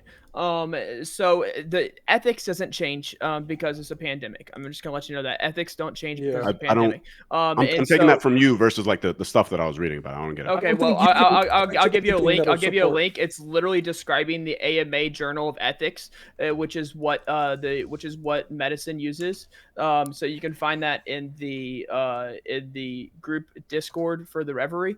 But ethics doesn't change just because it's a pandemic. Now, what does change is there's people constantly coming, right? So if the 7 got the bed and a 24-year-old comes in, there's no beds, they're not gonna be like, oh, hey, yeah, 70-year-old, hop on up off that bed. A 24-year-old needs it. Okay, that's not going to happen. So that's why it's deemed to become different for COVID. Ethics does not change because of a pandemic, and I don't know why anyone would suggest that ethics does change because of a pandemic. And new Okay. salsa, I'll link. but even more new salsa, if your goal was to save more lives, you'd have to consider quality of life aftercare, which would still go back to his principle, and it wouldn't be a refutation of anything that he said. So everything that you said is just nonsensical, almost. Bullshit. So Hans, Like no, like it's like no when it comes. You I save didn't more mean. lives if you preferentially treated people with worse conditions after care. You're stupid. This makes no sense. You can acknowledge, right? Oh you my can God. acknowledge. No, No, you said a dumb thing and we can move on. No, what the fuck? I'm telling you what the fuck I've been reading about this thing. It's like I'm gonna link it, Can right? you You're link going out, you're going out with Sprout, and link you're it? going with everything that he was I saying, looked up stuff right? too. I actually looked up stuff too. I'm not going No, all and over the so spot. share with me what the fuck you Okay. got, and I'll share with you what the fuck Okay, I here got, it and is. we have countering things. That's it. it's extremely wholesome. It's beautiful. That was actually a Sharing beautiful out, moment. instead And of yelling at each other. it does go off need prior to quality of life afterwards. If someone needs it more, they will go off of need prior to quality of life. Quality of life is literally the last deciding factor. So yes, if someone needs it Oh, more, shit, that's true. then Yeah. yes, that they're going to get a bed than someone else. Like, yes, need does come before quality of life. Maybe the old person needs the bed more. The healthy young person has a better shot. in the Mad Pokemon. Lad. Well, Mad Lad. technically, Hans, they don't have a better shot because they didn't get vaccinated, right? I don't know. It's a good joke. All right, whatever. So the only thing I really wanted to say was that we can actually use the vaccine directly as a way of determining not just quality of life, but like who's in more dire need, right? So like the 70-year-old person who's been vaccinated will likely have a less severe life-threatening case of COVID versus the unvaxxed person who is more likely to have a severe case of COVID that will require intubation, right? Now, age does impact this as well, obviously, and there's a bunch of factors, but like we could literally use the vaccine as just one of those factors. That's all I wanted to say. Thanks for having a 40-minute argument about punishment instead. I mean, like thank Prime, like fucking banger content for him. You're welcome. Wait, so Hans, can you just answer the question that I asked earlier? Sorry, could you answer it again or Sure. ask it again? Sure. So, basically, you were saying that you would choose the 70-something-year-old in the situation because they made the decision to get the vaccine, whereas the 20-something-year-old did not, and so you're going to prioritize a person who made the right decision. But it seems like, I mean, I can't think of any other situation where we would prioritize the care of a 70-something-year-old over like a 20-something-year-old if they're in like similar like dire health circumstances, Like if right? they're both gonna die, right? Okay. Yeah. So you choosing to give the bet to the person who made the right decision. I mean, it seems like you are penalizing the younger person because I mean, in any other situation, the older person wouldn't get the bet because they're at the end of their life anyway. This is kind of getting back to Or There's penalize the there's old person then. Like okay, I Wait, refuse. hold on, to, I wait, refuse no, to accept wait, no, wait, 2 okay. seconds. Hey, Wait, if we're using penalties. Okay. wait. This Wait, kind of wait, gets, wait. I'm sorry, go ahead. this kind of gets back to fuck, what was it? Death panels. There was this meme, oh, move out of the way, grandma. You're costing us millions of dollars to keep you alive. Yeah, sorry, grandma, it's time to go. I mean, if that's, I think most people, when that topic came up, so yeah, at some point, it does make sense to say, hey, we can't spend millions of dollars to keep this person alive, to extend their life. It might make it more sense to put those resources toward younger people, toward preventative care. Right. Hey, So Hans, if that's all you're saying, then I agree with you. But it just seems like in this specific situation, you're saying that because this young person that didn't get the vaccine, they're lower on the totem pole, morally to you somehow, Yeah. and therefore you're going to put them out in the parking lot. Yeah, Hey, Hans, Hans, is there Hans, any- really quickly, can you tell me, when you say that we're penalizing the old guy, what are we penalizing the old guy for? What did he do that we're penalizing him for? So the guy is getting sick in a society, and it seems like that there would ordinarily be resources available to him, but those resources are being consumed by people that were less responsible than he was. That's Okay, what the punishment seems like. And so at this point, you would say I'm sorry, you guys both spoke at the same time. Can you say the beginning of what you said again one more time? So the problem is that he has the expectation that if he gets sick in a society, somebody will be there to take care of him. But now he's being deprived of those resources because people that were less responsible are now are consuming them. Okay, you just laid out for me the circumstances. I'm asking you, what are we penalizing him for? That's not a direct answer to my question. I'm not going to play the dictionary game with you like you're 4 years It's not old. a dictionary game. I asked you. Okay, fine. If you're not going to before answer you the start question, I originally asked you the question really quickly. You said that the guy was being penalized. What are we penalizing him for? For being old and sick at the wrong time. No, Okay. he's got the dictionary definition, and he's like, it's fine, in it's order to great. penalize Okay, someone, that's they have to cool. do something That's explicitly cool. wrong. Yeah, I know. and I he's do just have the gonna dictionary harp on the definition. dictionary definition. I love when people I love the idea when people want to just create arbitrary definitions that like completely deviate and then try to hammer a person on a word that they're using and use it improperly like Destiny's doing now. But anyway, so Hans, so you said because he got old. Now, is that something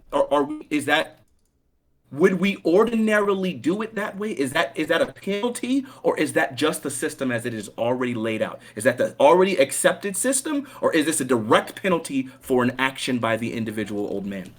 For an example of how we use the word punish, Can Hans answer the questions that you don't want to how answer? we Do you use the want to word engage punishment, Destiny? there's literally no point in engaging with this. So like when somebody works for a company their whole life and then that company ends up going bankrupt and they don't have a pension, somebody might utter the phrase, "Why did I get punished for this? Like I feel like I did everything right." People will say phrases like that sometimes. Like you would walk into the room. Use the word that way. But I guess okay. So you're just arguing that people use the word incorrectly sometimes. That's fine. But okay. we're not. For the specific way that I want the word to work. So I would mute Fanatiq and move on because this is like unironically. I can't believe that somebody's trying to throw the dictionary around in a conversation like this. Like it's such a waste. It's not about throwing the dictionary around. We're using the word punish. No. Okay. All right. Fine. Let's get rid of the word punish. Fine. Let's get rid of the word punish. Can we just talk about the prompt? Fine. Yeah. Let's get rid of the word punish. Let's get rid of. I wanted to answer Tubi's Let's question.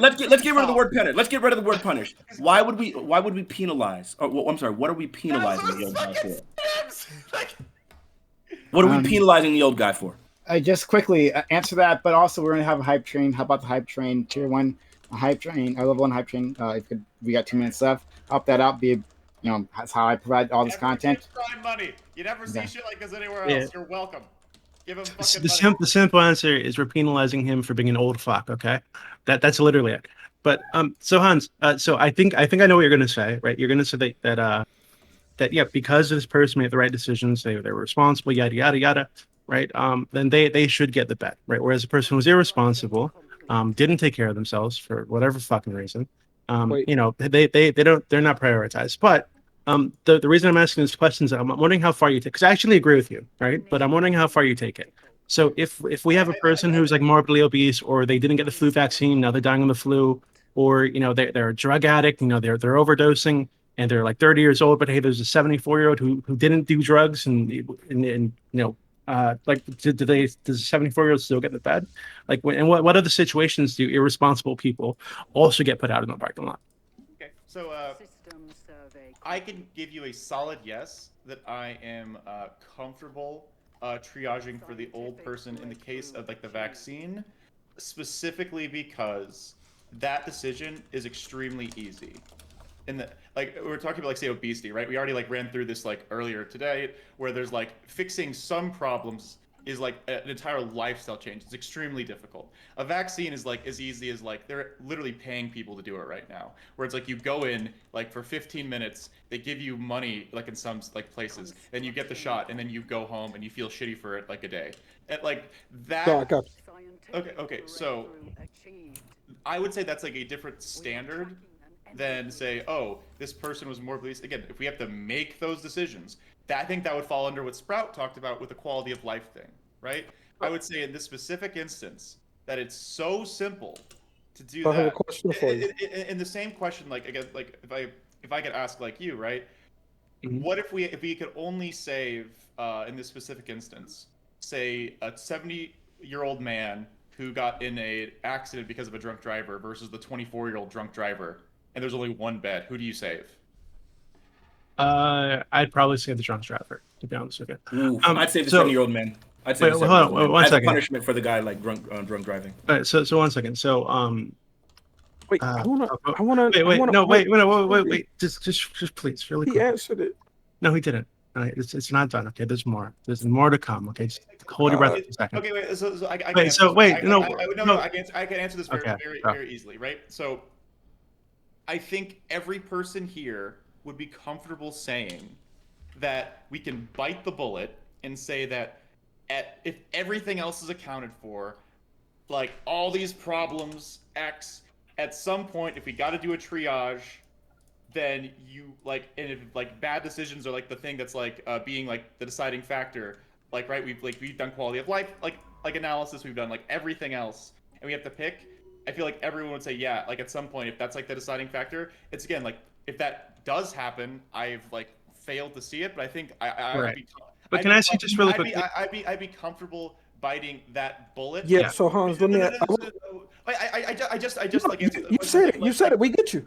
Okay. No, wait, Gambit. I just like to expand on one thing really quick, because typically the reason people don't get the COVID vaccine isn't because they're lazy, right? It's typically because they've I mean, at least so far as I know, they've fallen victim to misinformation, right? They have some kind of like wariness about the vaccine for some reason. It's not just because they're lazy fucks usually, right? They have some kind of hang up. Maybe they're poorly educated, misinformed.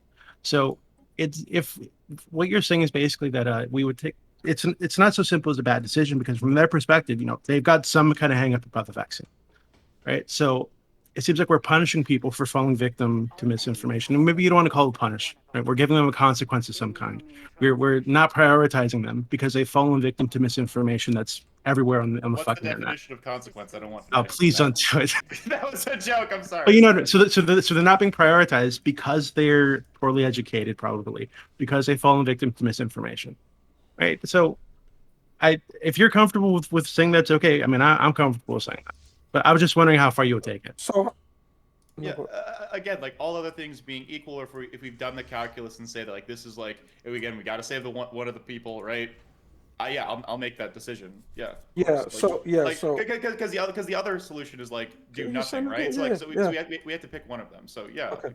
You're Yeah, looping. Okay. I would just say that like in virtually every scenario, like otherwise, like in the case of obesity, in the case of like other stuff, there are other like life events that I'd say are more than just like disinformation. Because like in America, there's a lot of like disinfo, right? But there's also an overwhelming amount of evidence that the vaccines are safe, they're effective, they're like very like readily available for like virtually everyone in the United States. If that is not the case, I would know. I would if someone like was saying like if this was the beginning of the pandemic, right? I wouldn't hold an unvaxxed person like accountable in the same like in the same way like for the triage system. So yeah, but go ahead.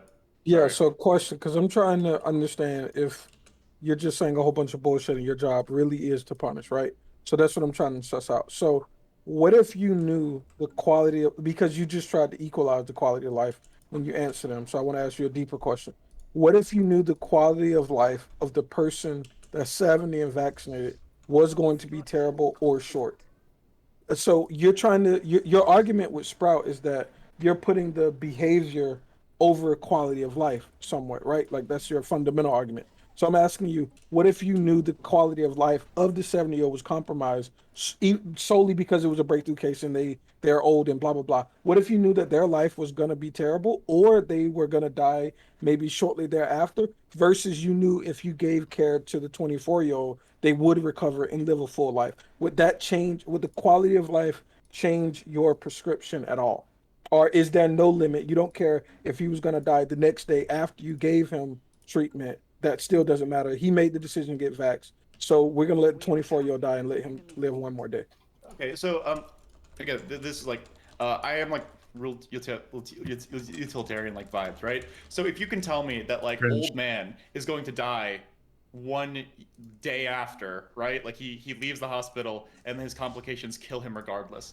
Then at that point, I would say that man is almost dead anyway. And like I would like, and I would say like it compared to say like 10 years of maybe like living a decent life, like into his 70s and 80s. What's the average lifespan of an American person, right? Like if they're talking say like one day alive left versus say 7 years alive left, I would say that those are like that fundamentally changes like the situation, right? Because if we're essentially saying like, oh, we're gonna like let someone again like because we have to weigh all the things, right? So you're saying that just because you're saying a lot, so I think I understand what you're saying. You're saying there is a quality of life modifier that would supersede your principle over punishing someone for their decision not to be vaxxed. True. Basically. Basically, yeah, because they're all factors. Like everything is a factor, right? Well, earlier Like, you were acting as if it wasn't a factor, so I had to present you with something to try and push Right. you to understand that there is a factor. I got you, yeah, and like again, like if we're talking say the old man living for 10 years like relatively happily versus say one day after like and yeah, then yeah, at that point you're asking like do we save one person or do we save like nobody, right? Like yeah, sure, yeah, of course. So, okay, have you finished? Yeah. Okay, great. I would continue, but there's too many people. Yeah. This is fun. No, I mean it's just like yeah. I mean, I think we've hit this hypothetical hard. Holy crap! And there was literally a lot to this question. There's a lot to the question. We're not going to be able to get to all of it, but that's fine. Okay. So we can go back to the Herman Cain words itself. Go back to that. Again, there's so much to this question, but we'll focus on that for a moment. I wanted to ask Destiny a question on that. Okay, go ahead. Destiny, you said you're okay with in private these things being like kind of laughed at, but we understand that this is how movements fester, such as the Reddit or whatever we're talking about right now, right? There's a whole bunch of anonymous or unknown people who have now collectivized, and even though they aren't a streamer or a president or whatever, a content creator, that their influence has now created a meme on Reddit, which is probably viewed a lot, right? Do you take that into account at all, or solely because they are individuals is still okay? I mean, like, it's unfathomable to me that people wouldn't be making fun of people that are just like so obviously like asking to be made fun of. I'm like, not saying that I'm not asking will they do it. I'm asking do you like your intro statement seemed to be that you think it's an okay thing. I mean, like, I like when I say like it's an okay thing. I mean, it's neutral. It like provides some level of entertainment for an individual. I mean, like this is always gonna happen. Like this will always be the case that when somebody does something that's so obviously self-destructive and then wrought that self-destruction upon themselves while simultaneously making fun of other people for avoiding the self-destructive behavior, like. I mean, to some extent, people are going to laugh at them for it. But I mean, people, like, there's tons of other behaviors that this applies to as well. People might make fun of you for drunk driving and getting in an accident, or people might make fun of you for, like, a number of things. Like, there's probably some level of social utility to, like, bullying or making fun of people that do really stupid self-destructive things to discourage it from happening. Yeah, I don't know. Is there any relation between laughing at someone in private versus, like, something else, like saying, like, another word in private? Is there a difference between those two in terms of a utility if you say that you do it in private on a public platform? That was a joke. I'm not trying to start Edward discourse again.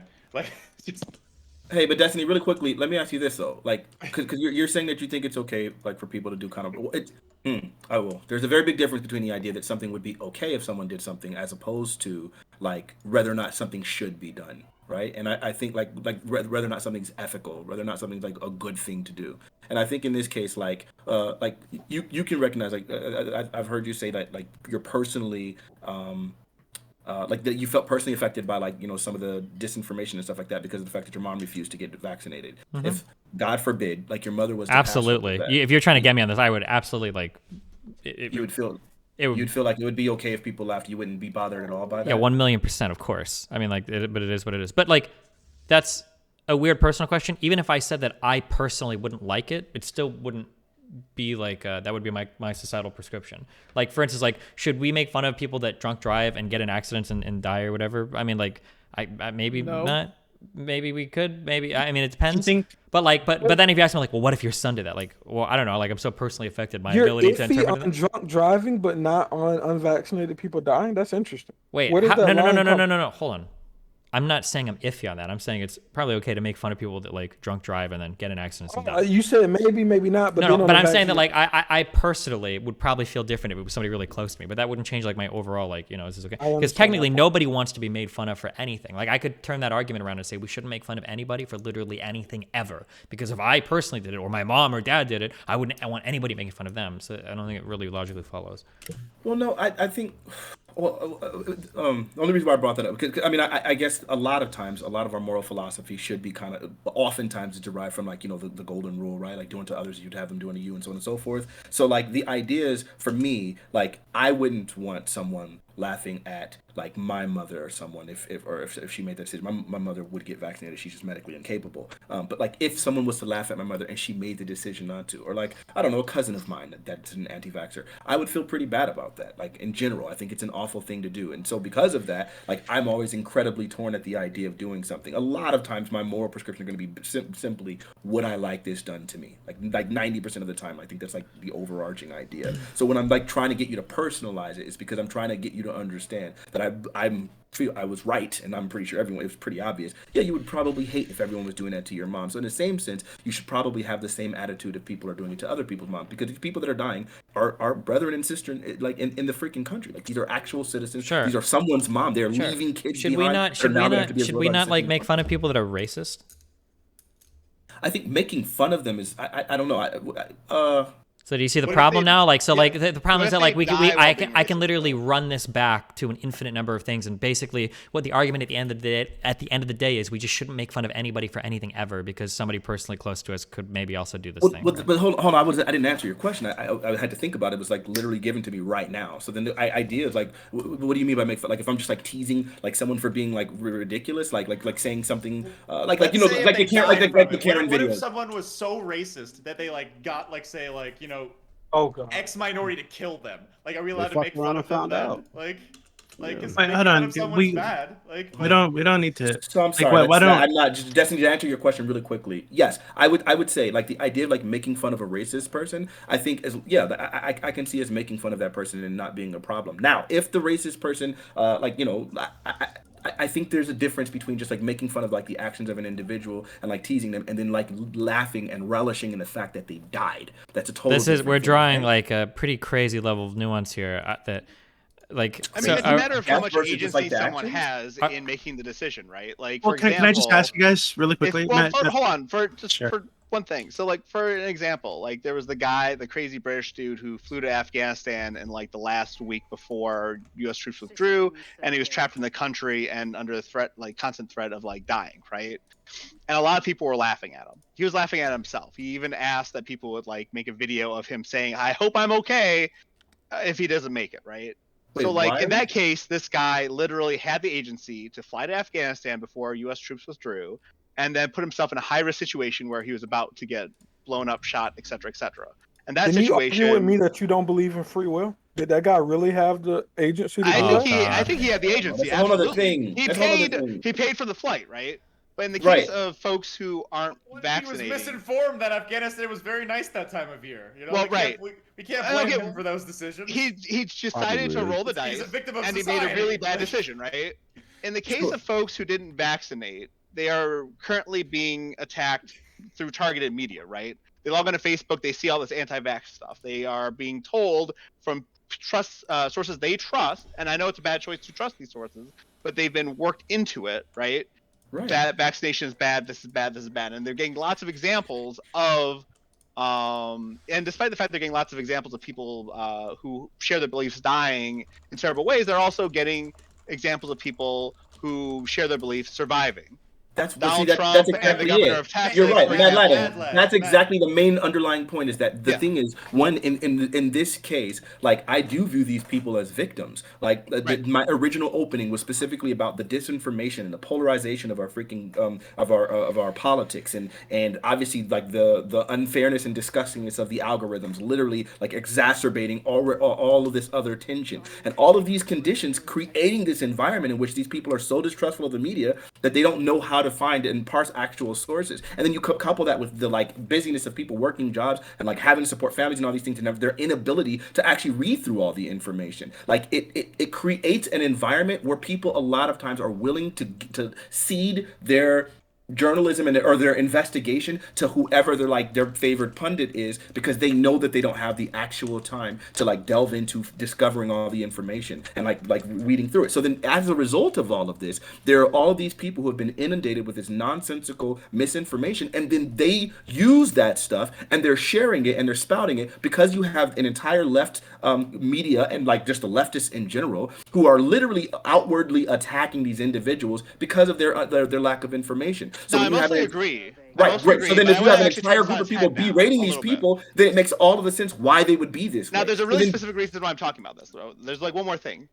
The next level is, okay, so we've got people who don't have the time, don't have the energy, their livelihoods prevent them from being well researched. And then we have individuals who are pushing the misinformation, pushing and making a career off of it, getting paid to present the misinformation, right? Oh yeah, those people. Now the are question scum. is, They're those scum. individuals have agency to choose how they're going to make their money. Yes. So the question is, wait, what about do we laugh people at who them? like don't make money? What about the people who like just share like the anti-vax memes? Like, do we hold them accountable? Those are the people that we're talking about. Like, if you're like a Tucker Carlson or a Candace Owens, right, and you're like literally intentionally, because I think Candace Owens is particularly intelligent. I think she's just grifting. If she's intentionally doing this, then now at this point, it's like, yeah, I feel like I'm not going to be reveling in the fact that you're dead, but I'm going to recognize like the positive benefit of the loss of tokenization, the loss of like somebody that's spreading this misinformation and all those things. But I still don't think I would laugh at the fact that they died. But I would say there's a benefit there. The difference is for all these other people that we're talking about, like the vast majority of people, like on the Herman Cain Award, I spent a considerable amount of time there.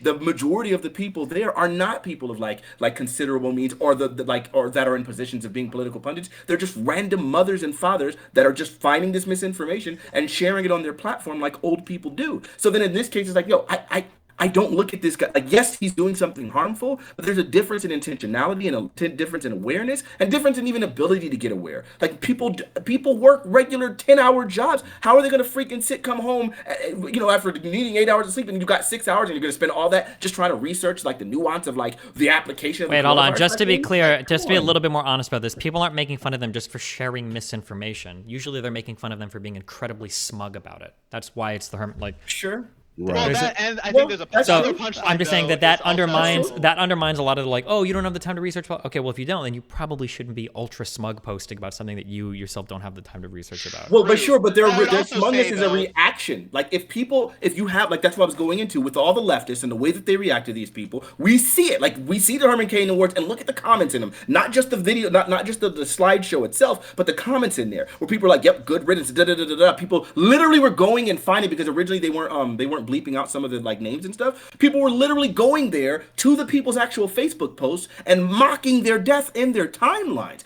Imagine what that looks like to your family. And when you're a person that's at the other end of that, before you even die, when you're at the other end where people are calling you second-class citizen, literally recommending for you to die in whatever, like we've had in this panel, when you have all of these things where all these people are berating them on a constant basis for their lack of information, now their fight or flight is already activated. Now they feel particularly defensive. Now they actually like don't want to give in. Like now it's like, man, even if I do start feeling slightly like, man, y'all niggas might be right, it's like I don't want to give you the satisfaction of changing my mind. Now I'm so bolstered into this opinion that I'm unwilling to do it. Who the fuck cares though? The problem is who cares? These people are contributing a harm. You have to understand both ends of it. I'm causing them to do this. Then your argument is just saying that every single person should be nice to everybody all the time. Like No, that's not, th- yes, no, that that's is not- I'm because not making because that I can statement. run this Okay, I guess same you wanna I can stretch it to run that way, this I guess same fine. I guess you argument. make an I argument. can run this same argument back for literally any other thing where a person You makes couldn't. a choice. You tried it with racism earlier and it failed. It didn't fail. Like everything that Well, I I every didn't feel the every same way I did. every single thing that you're saying now, I could argue literally translates 1-to-1 to that white moderate comment that Martin Luther King makes.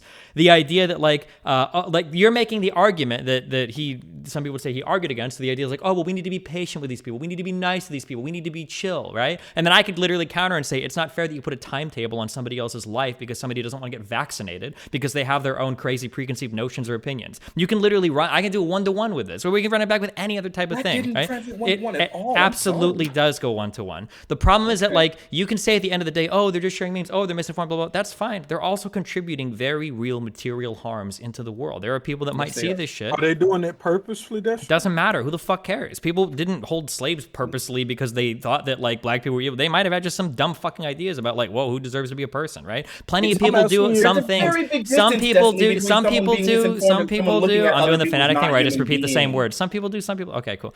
So some people do a lot of harm, then they're not doing it intentionally, right? There are people that like make fun of gay people and they use bad slurs and all this shit. They're not necessarily being intentional about it. We never No, look at Destiny- harms and How do say you not whether or intentionally not do that? we never look at I harms mean, like, and go were they you mean, like, intentionally levied. spreading misinformation or not getting vaxxed? Wait, Like, that Sure. feels We pretty never intentional. look at a harm and say, was it intentional or not to figure out if somebody has a Listen, right to be harmed by wait. it. I think Yes, you we do. We misunderstood have me. a difference between No. manslaughter and murder. That's literally the difference between these two can literally be intention, right? We use intentions to determine. Whoa, no. Whoa.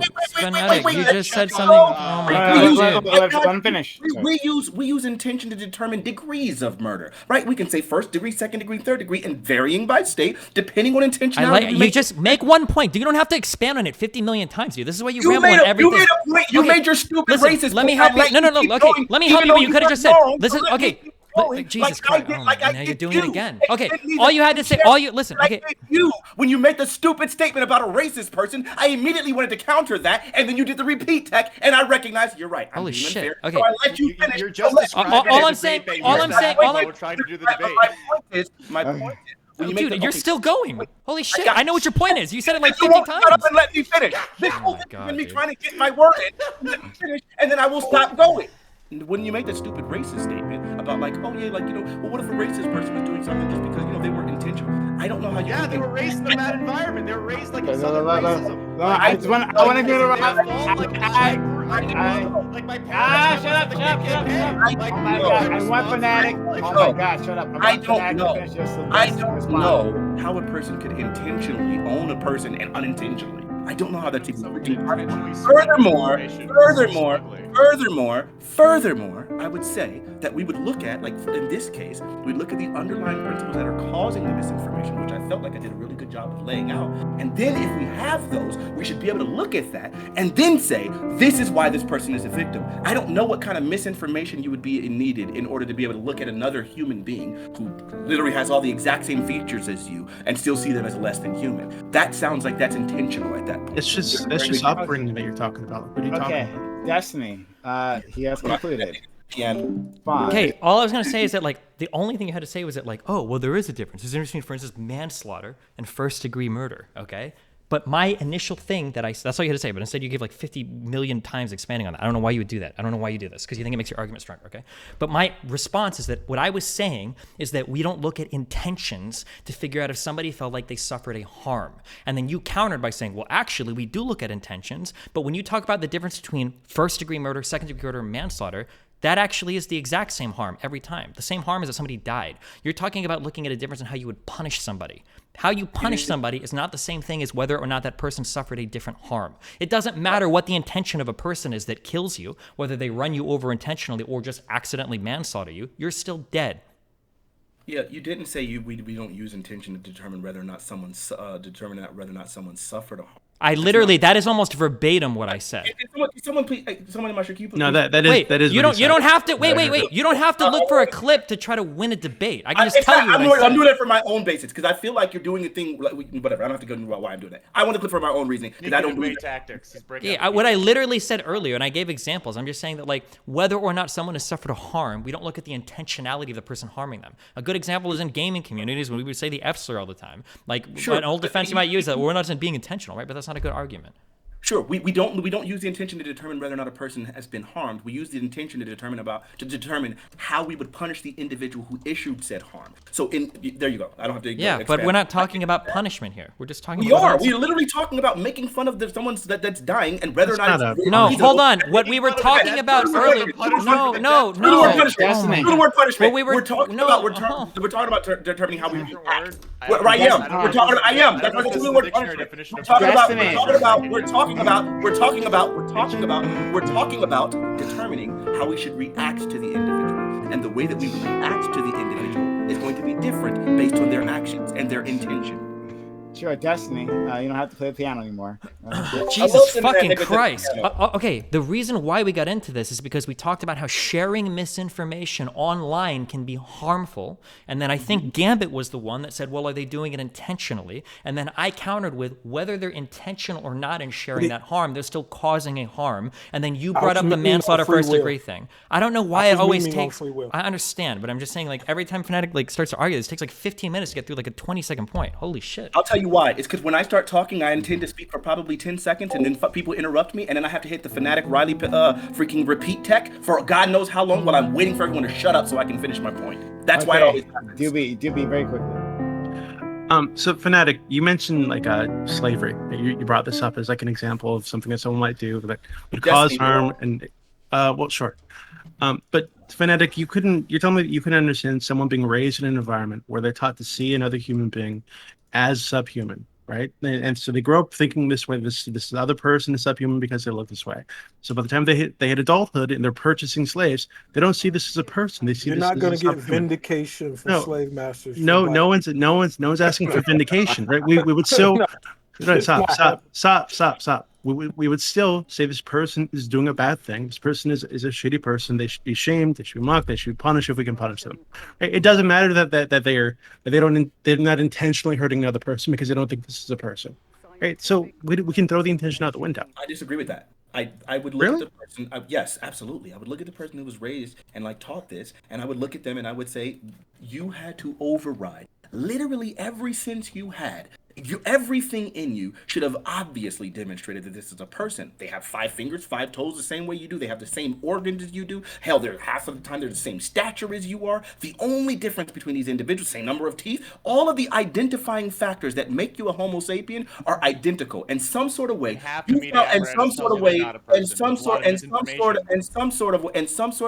You found a way to ignore literally every piece of information you had, which clearly indicated they were human, to come to the conclusion that they weren't. Yeah, I'm sorry, I can't give you that pass. That seems. I don't want to say. I don't think you're being dishonest, but I think that if you're going to be this sympathetic, right, to COVID, like anti-vaxxers, whatever. What's the limit of intentionality? Attempt to put yourself in the shoes of a young boy growing up in the South that's surrounded by media, that's surrounded by newspapers, that's surrounded by preachers and mentors and parental figures that are all telling you these people, these farm animals are beasts because they're black. You know, they're that way because God punished them, and they're below you like your fucking donkeys for your entire fucking life. Right? And you're telling me that you couldn't see a situation where that person will grow up to think that this black person is subhuman? Of course they would. Okay. And they did. We have evidence. We have evidence that these people genuinely thought of black people as subhuman because they grew up in this environment. Okay. Does that remove the damage that they did? No. Does it remove the fact that we punish them if we could? That we like more like castigate them, we'd shame them? No, of course not. So the difference between these two things, number one, is obviously, again, like what you just said had literally nothing to do with all of the objections that I brought up. One, again, as we were even having the abortion conversation, I specifically mentioned that typically we tend to extend rights to the things the more similar they are to us, which is why, like, if you look at like I said, people get very sympathetic about things like dolphins because they exhibit so much intelligence, right? Or apes, right? Because they exhibit so much intelligence. The more self-aware something is, the more conscious we view it, the more it resembles us, the more we have sympathy towards it. It's just like biologically embedded in us. So there was so much like the intelligence in Africans, the as I said, like all of the other identifiable features. All the misinformation. We all of the other identifiable features that were literally visible to our eyeballs, which is why I made the statement. They had to override all of that, literally everything they could see that clearly demonstrated it in order to arrive at this false conclusion that these things were beasts. In order to be able to do that, like that sounds like you're intentionally being dishonest at that point. So yes, I'm sorry. That's why I would not be able to give them a pass. So yes, and the difference between this and I know I do. So shut up. And the difference, and the difference, I know, I love me too. And the difference between this and COVID is that one, you don't have like literal visible access to all of the information regarding the COVID stuff, right? Those things are not the same thing. You're telling me that like in like the pre-Civil War South, that like there wasn't a absolute collage of misinformation, indoctrination, and all sorts you of didn't stuff listen, that were You didn't listen to me at all. I'm not ignoring that. Hans, you didn't listen. Okay, no. You didn't listen at all. I'm ignoring everything you just said. Yubi, do you want to respond? I let him go. I let him go. I was nice. I don't think you're gonna make any progress here. But Hans, everything you're saying is absolutely correct. This is the dumbest thing I've ever heard in my entire life. So hey, Doobie, you actually listen. Here to me, buddy. Hans, hold on. Let me try to reach out. I think what's being said is, if you have the faculties. No, wait. We don't need to restate it. We understand what's being said. The argument is that like all the tools were available to you in the 1600s, 1500s. Now you're gonna resay it. Yeah, I'm re-saying right now. All the tools were available in the because I can restate it in like 10 seconds without having to do I'm gonna resay it. Okay, I can restate this in 10 seconds without having to do a 20-minute explanation between 50 different people. Okay, all you're saying is that all the tools were available to every single person in the 1500s, 1600s, 1700s to not be racist. That's what you're saying. That's a stupid fucking argument. That's all we're saying. And now we move on. We don't have to agree on that. Boom. Yeah, and if that is your argument, they have the internet. All these anti-vaxxers have the internet. They have medical professionals all over the fucking world. Yeah. So if that's your argument, then you know. No, hold on. I got it. I love it. I love it that you guys just did that because now this thing comes full circle. Do you remember the initial? Do you remember the initial? All the initial things that I said specifically about people not having time. No, but I assume you're gonna tell us. Hey, shut up, Hans. Not having access. So, like I said, it wouldn't take that long if you would just shut up. Not having access to actually being able to read all the information and be able to parse all the data and literally being targeted with misinformation from authority figures. So there's a very big difference here. They don't actually have the access to information, but all of these racist people, the slave owners, they had their eyes. They could see all of the identifiable features that clearly indicated black people were human. There's a difference here. That's the disconnect. Okay, but all those identifiable features that you're talking about were also indications that these people were not human, i.e. the different hair, the skin color, the fact they couldn't read and they could barely speak, right? Like they were treated as like farm animals, right? They were dehumanized intentionally by the entire fucking society that these people grew up in. Like, what are you saying? I just want to say, I think it is so fucking funny. The idea that like people in the 1600s had enough information to not be racist, but people today don't have enough information to know if a vaccine works. That is very funny to me. I don't know, buddy. This feels like a big leap. I don't know why we're all interrupting. Like, this is getting insane. Are we intentionally doing this at this point? Hans, wait, seriously. Hans and Destiny, are you seriously like intentionally interrupting Fanatiq? It's not really just a matter. It's not really funny. But like, okay, but actually though, please just respond to a simple question. I'll let you talk. It's not really. I'm not going to respond to you, Hans. You're not going to interrupt me in order to get me to listen to you. Obviously, the difference. The difference would be the difference. No, I'm not. There's no amount of pleading. I'm not going to concede here. The difference between these two things, obviously, is we're talking about a capacity, right? And when you recognize that they had all of these laws specifically outlawing teaching them to read. So it wasn't just that they couldn't read, or it wasn't that they were incapable necessarily, or they didn't have the capacity. You literally made it impossible for it to do so. And then now you're literally trying to say, well, because they treated them differently, you're trying to justify that they were treated like animals, therefore they were animals. What I'm saying is they had all of the indicators that clearly demonstrated that they weren't, and decided to treat them like that anyway. Like, you're almost like jumping the gun here. I mean, they also had medical professionals and scientists measuring skulls to say that how they were closer to apes and humans. Like, what do you? Why didn't they just use I don't their know. ingenuity, dude? We like to find out that like all the scientists were wrong. Why is it No, hold on. Wait, I have a better question. Hans Hans is being a fucking troll. Let me ask the real question, okay? Sorry. Can you bring up a dictionary in the year 1600 and see how they define human? Sure. So I could, and I bet you black people would fall underneath it. We could probably look up the etymology of the word of human and find out that black people obviously qualify. And it wasn't like they were treated as subhuman in literally every part of the world. So anyway, my point being, like, what you just pointed out, like, and the other thing that you pointed out was a whole bunch of other distinctions, right? Like, oh, well, they had different hair color, they had different skin color, they had different, all of these other things. But we saw those same things like present in like Hispanics. We saw differences in Asians. We see all of these differences, and despite all these differences for every other person, they could still see them as human, right? No one else was fighting for, like, no one else had a 3/5 compromise, right? So, like, the idea is they did know that they were humans, just like they knew everyone else was, pointing out that there were some observable differences that would not be the human characteristic, such as the number of organs, the number of toes, the number of fingers, the teeth, like so on and so forth, the presence of air, two eyes, and so on and so forth. All of the observable features were very clearly indicative of the fact that they were human. That we could have solved racism 200 years ago just by people like being not racist and like just plus altering harder. No, come on. And again, Fanatiq. If we be more, Fanatiq is making a better argument. He's saying they just needed to count the fingers and toes, but maybe the lack of education at the time meant people couldn't get all the way up to 20, and that's why they didn't know black people weren't human.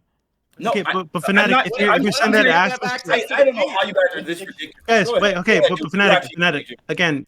So if you're saying that they had access to this, right? This was in front of their eyes. They could have seen these people. They could have empathized with them as humans, and they could have known, whatever. Well, okay, sure. But if that's the argument you're making, all these anti-vaxxers have access to the internet. Whether you don't need fucking to devote an entire day to googling vaccines that they're listening to, right? That's the problem. Yeah, while they're on the internet, it's intentionally targeting them with misinformation because the pundits that. But now misinformation matters. Not the misinformation they were getting back then. Like, what do you? The difference is, Doobie, they couldn't have gotten misinformation from their own eyeballs. You saw a man. You saw a baby. You saw they had the exact same gestational process. You saw the 10 fingers. I mean, you saw all of these other features. That's the difference. You cannot equate these two things because one of them, you had your own eyeballs and your direct senses that were directly communicating to you, right? And the other thing is you're asking, and the other thing, and the other thing is you're asking them to parse through information where they're required to do research. They're not the same thing. Well, wait, can I just ask one question? I'm so curious. So you genuinely believe that it was... No, this is just fascinating to me. You genuinely believe that in the year 1600, it was easier to not be racist than in the year 2021 it is to find out that vaccines are safe and effective? I'm not... Wait, what do you mean easier to not be racist? Come on, parse that. You can that is what you just said. That is exactly what you said. What I'm saying is... It's going to take 5 minutes to rephrase this, even though it's a super easy question. Sure. I don't know. I don't know how that directly relates to anything I said. Are you serious? This is literally everything you just said. Wait, how is this so difficult for you? Are you actually serious? Have you not listened to yourself talk for the last 35 fucking minutes? I've listened very obviously, and I spoke with an intention. If you're going to ask a question that seems like it's a complete digression, or at least not directly related to what I'm saying, then I have to try to understand what you're getting at. Do you want me to explain? Wait. Oh, here he goes. Oh, man. We're saying that they are. Like, how do you not understand this? I don't understand. I'm not saying it's easy for anyone not to be racist. What I'm saying is what I'm saying is that they had literally all of the indicators to be able to recognize that black people were human and chose to overlook all of those things. I would not say that people have the exact ease of information regarding COVID. Like, one is you're literally just by existing, you will see them when you just interact in society. You will see the human being. All right, so let me. parse information and do research. Can I- They're not the okay. same thing. Oh man. Okay, so let me ask again then. Are you saying that it was easier in the year 1600 to look around and observe and not be racist than it is in the year 2021 to find out that vaccines are safe and effective? I'm saying it would be easier in the 1600s to recognize that black people were humans than it would. Yes, it would be easy to Okay, so recognize. the answer is yes. Okay, that's all I wanted to know. That's just very funny to me. Thank you. Okay, I'm good. I didn't know It's Doobie. crazy I didn't because- know Doobie had a close up. I didn't know Doobie had a close up of his VTube. Like, Yeah, sure. Okay, yeah. amazing. Yeah, so Fanatiq, like, why do you think that? Just Well, like 'cause quickly, what- because sure, I mean, sure. because the entire, just quickly, the entire establishment is against you. I guess you like this is from perspective of your ordinary white individual, right? The entire establishment is against you. Society is telling you that these people are, well, these individuals are of a different class, right? A class that is below you. So not only do you have everyone saying that, they're confirming something that makes you feel good, right? Makes you feel good about yourself, that I am better, right? That's why that part, at least, is definitely continued on to in the future, because people love that superiority complex. So, so people have no incentive to even re-examine these things, right? Yeah. Especially since you can make money off of it. So then, why is it easier then than the vaccine now? So this is why this is why I'm gonna respond to you, Prime, that you asked me a question. This is why. So this is why. So this is why. This is why. So this is why. This is So why. this is why. We all So this is why. So this is why. So this is why. So this is why. So this is why. So this is why. So this is why. So this is why I feel like it's so important to make sure that you frame the questions properly. I think there's an obvious difference between the idea of someone viewing something as black people as human and still being racist. You can be racist and still see black people as human, as they do today, right? Like, you know that they're human beings, but you still think that they're beneath you. And so what I was pointing out to Doobie was specifically that they had all of the indications to recognize that these people were human, yet they still tried to define them as not human. There was a literal 3/5 compromise. Those two things are not the same, which is why I kept wanting to rephrase when Destiny was trying to paraphrase incorrectly. Oh, so you're saying that it's easy for people not to be racist? No, I'm not saying that they wouldn't be racist. Society created a scenario where they would still probably be racist, but they should have been able to recognize them as humans. Okay, so they should have pushed past the misinformation. In the same way that I tell my fucking uncle who won't get vaccinated, dude, just fucking log off Facebook. Have you considered trying harder? Hans, have you considered that in the 1600s you didn't have Facebook memes telling you to be racist? It was a totally different information environment, my dude. Pamphlets. Hey, I love how you guys completely ignored everything I said.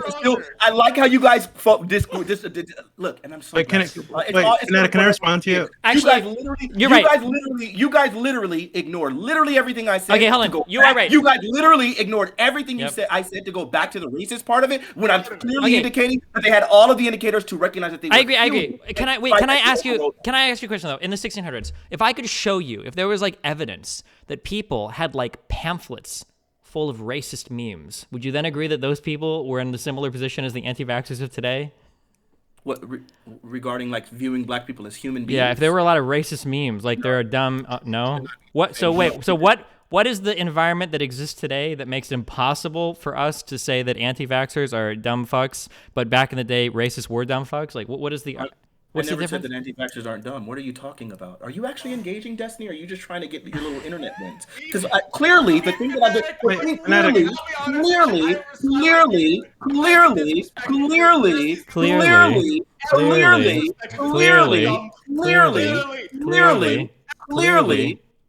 the thing that I pointed out this entire time was specifically that we're talking about establishing someone as a human. Now, I keep pointing out that you could observe that with your own eyes, right? These are things that we can understand at a very properly basic level. If you're telling me that people can understand the efficacy of vaccines on a properly basic level, and you're equating that, I clearly don't think that you're truly engaging with what I'm saying, or at least not understanding it, even though I'm very articulate and expressing it very obviously. You're confusing articulate with verbose, but okay. I think so I can be verbose. I just want to make sure. Can I respond to what you actually said? Sure, thank you, Doobie. So I can understand your position. If you're saying that the people. Hey, Doobie, back up, man. Back up. No. I gotta get close for this. Okay. you're saying that the people at the top, right, the people who wrote the Three-Fifths Compromise, for example, right, they knew that these were human beings. Yeah, I might agree with you, right? But what I'm talking about is the average Southern teenager working on the farm, poorly educated, growing up in a society where his parents, his grandparents, his preacher, But the moms local were the local sometimes banging doctor, slaves, the right? guy down the street, everybody is saying, hey, yeah, these look like human. Maybe they might kind of look like you, but these are subhuman. These are animals. If you read publications from the time, they call them beasts, they call them gorillas, they call them feral, they call them all kinds of crazy fucking shit, right? So this person surrounded by this stuff from birth, like, growing up in the society, I really don't understand how you could say it would be easier for them to But see Doopy, what that. about the women that were banging slaves? They understood that they were human. Yo, there's places Oh in my South God. Africa that bang donkeys. That's not a good. That's not a good. Not okay. That's true. No. But you can't do that. But No. you just, can you just tell me? You can't do that because these same South individuals, America, not South Africa. these same individuals that were banging these slaves were not willing to sleep with their animals. So when you have a case in which people are averse to bestiality yet still willing to sleep with humans, then it sounds. I mean, sleep with black slaves. Then it sounds like there's logical dissonance here, isn't there? I feel like the South has a long tradition of fucking with farm animals. So I don't know. God, we didn't even consider them fucking slaves. And maybe if they would have brought up the slave fucking thing instead of the 3/5 compromise, it would have been the 4/5 compromise. They just needed a few more points to push them over the edge. Wait, so Fanatiq, okay, can you understand how someone who grew up in this kind of society? Wait. Stop. Stop. Stop. No, stop. I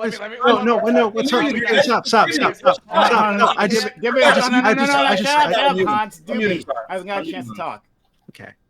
So someone who's grown up in the society, right, where they said, hey, where they're being told these people, right, who might look a little bit like them, right, are actually subhuman. The Bible says so. You know, the preacher says so. The doctor says so. The guy down the street says so. Your parents say so. Your friends say so. The neighbor says so.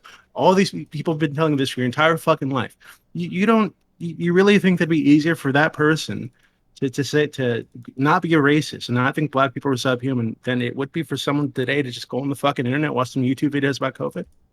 Man, I feel like I've said this far too many times. I just don't understand how you're making that leap. You're re-asking the question, and I feel like I feel like I've answered it. I don't think Doobie's not engaging in good faith. I think Doobie is actually a bad faith actor right now. I think Doobie is incredibly good faith. I think you're obviously. He's not even engaging with what you said though. I think Doobie's just looking for debate, bro. Gotchas. Destiny, you're really just annoyed because I sunned you on the freaking different. Protect you. I hate you. I actually hate all of you. I got you. My vocabulary is better than yours. It's not that big a deal. It's all right. I'd put you all in the parking lot, every single one of you. I mean, when you spend as much time as you do in the dictionary winning debates, I'd expect you to have a better vocabulary. Don't put me in a parking lot. Get your vocabulary dicks on the table. That's what the people came here for. I love it. Oh, it don't stop there. We can do real dicks too. Your boy is. I'll put real dicks on the table. We want to go real dicks? I'll put real dicks. I'll do it too. Yeah, like we're taking the opportunity. We're taking the opportunity to advertise. I'll do so as well. Hans, all right. What about your piece? Go ahead. I'm just trying to get Destiny. All right. So it depends on what piece we're talking about. So I think we're completely misrepresenting Fanatiq's points and arguments because, like, all the misinformation probably would have been less effective. Like, you can't read Uncle Tom's Cabin if you can't read, and there were so many illiterate people in the South back then that I assume that, like, it just didn't function. And so, like, all the misinformation, you just can't read it, so it can't hurt you. It's just like, so we should have anti-literacy programs to make sure that we can't listen to and watch Facebook memes. Yeah, I would say again, I don't know if like when you know something at a properly basic level, I would say that that the idea that like you would equate that to someone being able to do research to divine information about a lot like of people are doing their own research, buddy. Where's that? In order for people to be able to divine information about the coronavirus sounds absolutely insane, and I think everyone here can see that. Just to be clear, I think hackers are doing a wonderful job at making sure Facebook memes don't get shared. I think hackers are doing a wonderful job today. So. It's like, hey, okay. Bonus hard mode round. Is it harder, like, to spread misinformation in the modern day, like compared to like ye olden times if Facebook is gone? Like, what's Listen, the analysis then, So Fanatiq? listen, you guys keep on moving something, right? Like, because I don't care about you can make the Well, we argument. remove Facebook for this equation, but like, You can make the argument that yes, like it'd be easier to spread misinformation back in the day, but that has nothing to do with my argument because my argument, I feel like I should write it out for y'all niggas since your comprehension is so boo boo. My argument is specifically that their own senses and their eyeballs directly relayed to them that these were humans, and they ignored that. Now you guys can go and start talking about Facebook ads and research if you want to, but I'm saying that these two things are very different. You can have a completely uneducated or unformally educated population and they can still learn to speak and communicate and all of these things. We see it. How many people are illiterate but still functional? Like look at freaking Mayweather. You know, like, nigga can't read, but he's still able to function in society, right? Like they're not pay someone to read. I mean, him, all right. I'm just gonna just say that like it's not a matter of whether people are being perceived as human. We are literally just looking at other individuals and not caring that they're human. Like the whole point of the Herman Cain Award, for example, is that we've got human beings who are dying, who have like influence, agency, whatever, and we're laughing at them because they used all their wealth and power and privilege and everything to just die in a pandemic in a silly manner. So like the humanity of the individuals don't matter. It's literally they're a human being, sure, but we're still going to do horrible things to them and laugh at them and whatever else. Exactly, and that's exactly why the slavery. If you don't stop being so good, Faith, I'm gonna fucking lose it right now. That's exactly why the slavery thing was not a good analogy. You just pointed it out exactly. Based. Thank you, man. Thank you. Glad we did this. It was a very worthwhile 50 minutes. I am so happy to have been here. I am also happy. This was so much fun. All right. All right, well, then, thank you for that. To my audience, so what's going to happen now is that we are going to go into our open walk-on panel. We will continue on with some of this. Here's the thing about this conversation. Destiny said he's coming too. Am I coming? Oh, I've got another thing scheduled. Otherwise, I would. I'm so sorry. No. We'll drag him back one of these days. But here's the thing. For this topic, I had something completely different planned. We did not in any way go in a direction that I thought we would, right? I even, in my head, I had Destiny's points planned out, right? He was going to say some stupid shit. It was going to aggravate me. I was going to scratch my head like I usually do when I get really frustrated, right? And I was going to retort with some big brain points, right? But it didn't happen. It went down this completely different road. But I think this question is actually still really good. So one day I'm going to introduce this question again without the Herman Cain part because that was a mistake. Brian, this was the best fucking conversation that ever could have been had on this subject. It was good. No, it was good. It was fun. But I'm just saying that like there's still more to be mined. So much more to be mined from this question. That we didn't even approach at all. But still, I think it was a good conversation. To my audience, if you've been enjoying this content, gave you a lot of content just now, a lot of prime content, a lot of top tier content. If you've enjoyed that, here's what you need to do. Come to my channel, hit that follow button, make sure notifications are on so you know I'm going live. Because I do 6 nights a week. 6 nights a week, we have these moments, we have these memes that happen constantly on the regular. You don't want to miss out on any of that, right? You missed out a lot so much, don't miss out anymore. So hit that follow button, make sure notifications are on so you know I'm going live. All right. Beyond that, !social in chat to follow us on social media. And follow us on Twitter for channel updates. Discord is the heart and soul of this community. Once again, that's where we do all these conversations. Everything takes place on Discord, right? Online, offline, in VCs, outside of VCs, on politics, on anything else culturally, right? We're always talking 24/7. We have people in there talking, right? Be a part of the community. Jump into our Discord. Finally, the YouTube. YouTube's where you'll find the VOD of this. And everything else will be on YouTube. So like, comment, subscribe. Remember, !social in chat for that. But first and foremost, hit that follow button. Make sure notifications are on for this Twitch channel, twitch.tv/Primecayes, as it's spelled on your screen. All right. So we will give an outro to these individuals. This is Destiny's favorite part. He loves it when I'm slow and methodical and thanking people for taking the time to be a part of my channel. So don't worry, I won't disappoint. Thank you. Thank you, Fanatiq, for being so kind as to join us. I don't know. Those arguments, I don't know. It was hitting for me today. but still your passion is what brings us in, right? So it brings all the boys to the yard. So, Fanatiq, thank you for being so kind. As to help us out and be here, you made the stream better. Fanatiq, tell the world about yourself. Now's the time to be quiet. My bad. My name is Fanatiq. Listen, I do music primarily. Like that's like literally what I do. But I like having fun arguing with niggas over Twitch because we're bored in coronavirus and lockdown and hadn't been able to perform for God knows how long. But we're getting back into the music grind. I just made a brand new song. It's not 100% finished, but I feel like it's a banger of a beast of a song. You can check it out. I'm gonna link it to you right here on Primecayes channel. You can download it there. I would advise you not to play on stream because I stole the vocals from Katy Perry because I am now a pop nigga. Okay. Because I pop. Anyway, follow me, twitch.tv/Mr. Fanatiq. I have a channel, Ask Fanatiq, on YouTube where I talk about politics stuff and I upload like these conversations and commentary and things like that. I'm not always cantankerous. It just depends. Panels, I think, bring out the worst in me because I just hate niggas interrupting all the time. But yeah, it was really great. I enjoy it. Subscribe to Prime, all the good stuff. I think I'm gonna ask Destiny to help me prep for something I got coming up. I think on the 14th, so 10 days from now. I don't know. I might have probably burned that bridge. Destiny, I hope you still love me, bro, because I do respect you. And I'll try to get you to play more piano. All right. So I'm hoping he'll be able to help me prep for something really, really soon. But hopefully he'll be willing to do that, and then we'll be really good. But look for me in the future. Destiny's a damn good sport. I have been more cantankerous and aggravated with them, and it keeps coming back. So yeah, no worries there. But thank you, Fanatiq. Hey, Fanatiq, is our bridge okay? Is what? Is our bridge okay? Of course. I will never be angry at the panel. Trust me. I promise you. Hell yeah. I think panels bring out the best in Fanatiq. That's just my opinion. All right, so or at least my my concurrent viewers say so. All right, let's move on to Madeline. Madeline, thank you so much also being here. Yes, mod to this community, great supporter of the channel. He's going to introduce himself and he's going to do a thorough job of this. So yes, I actually even typed it all out.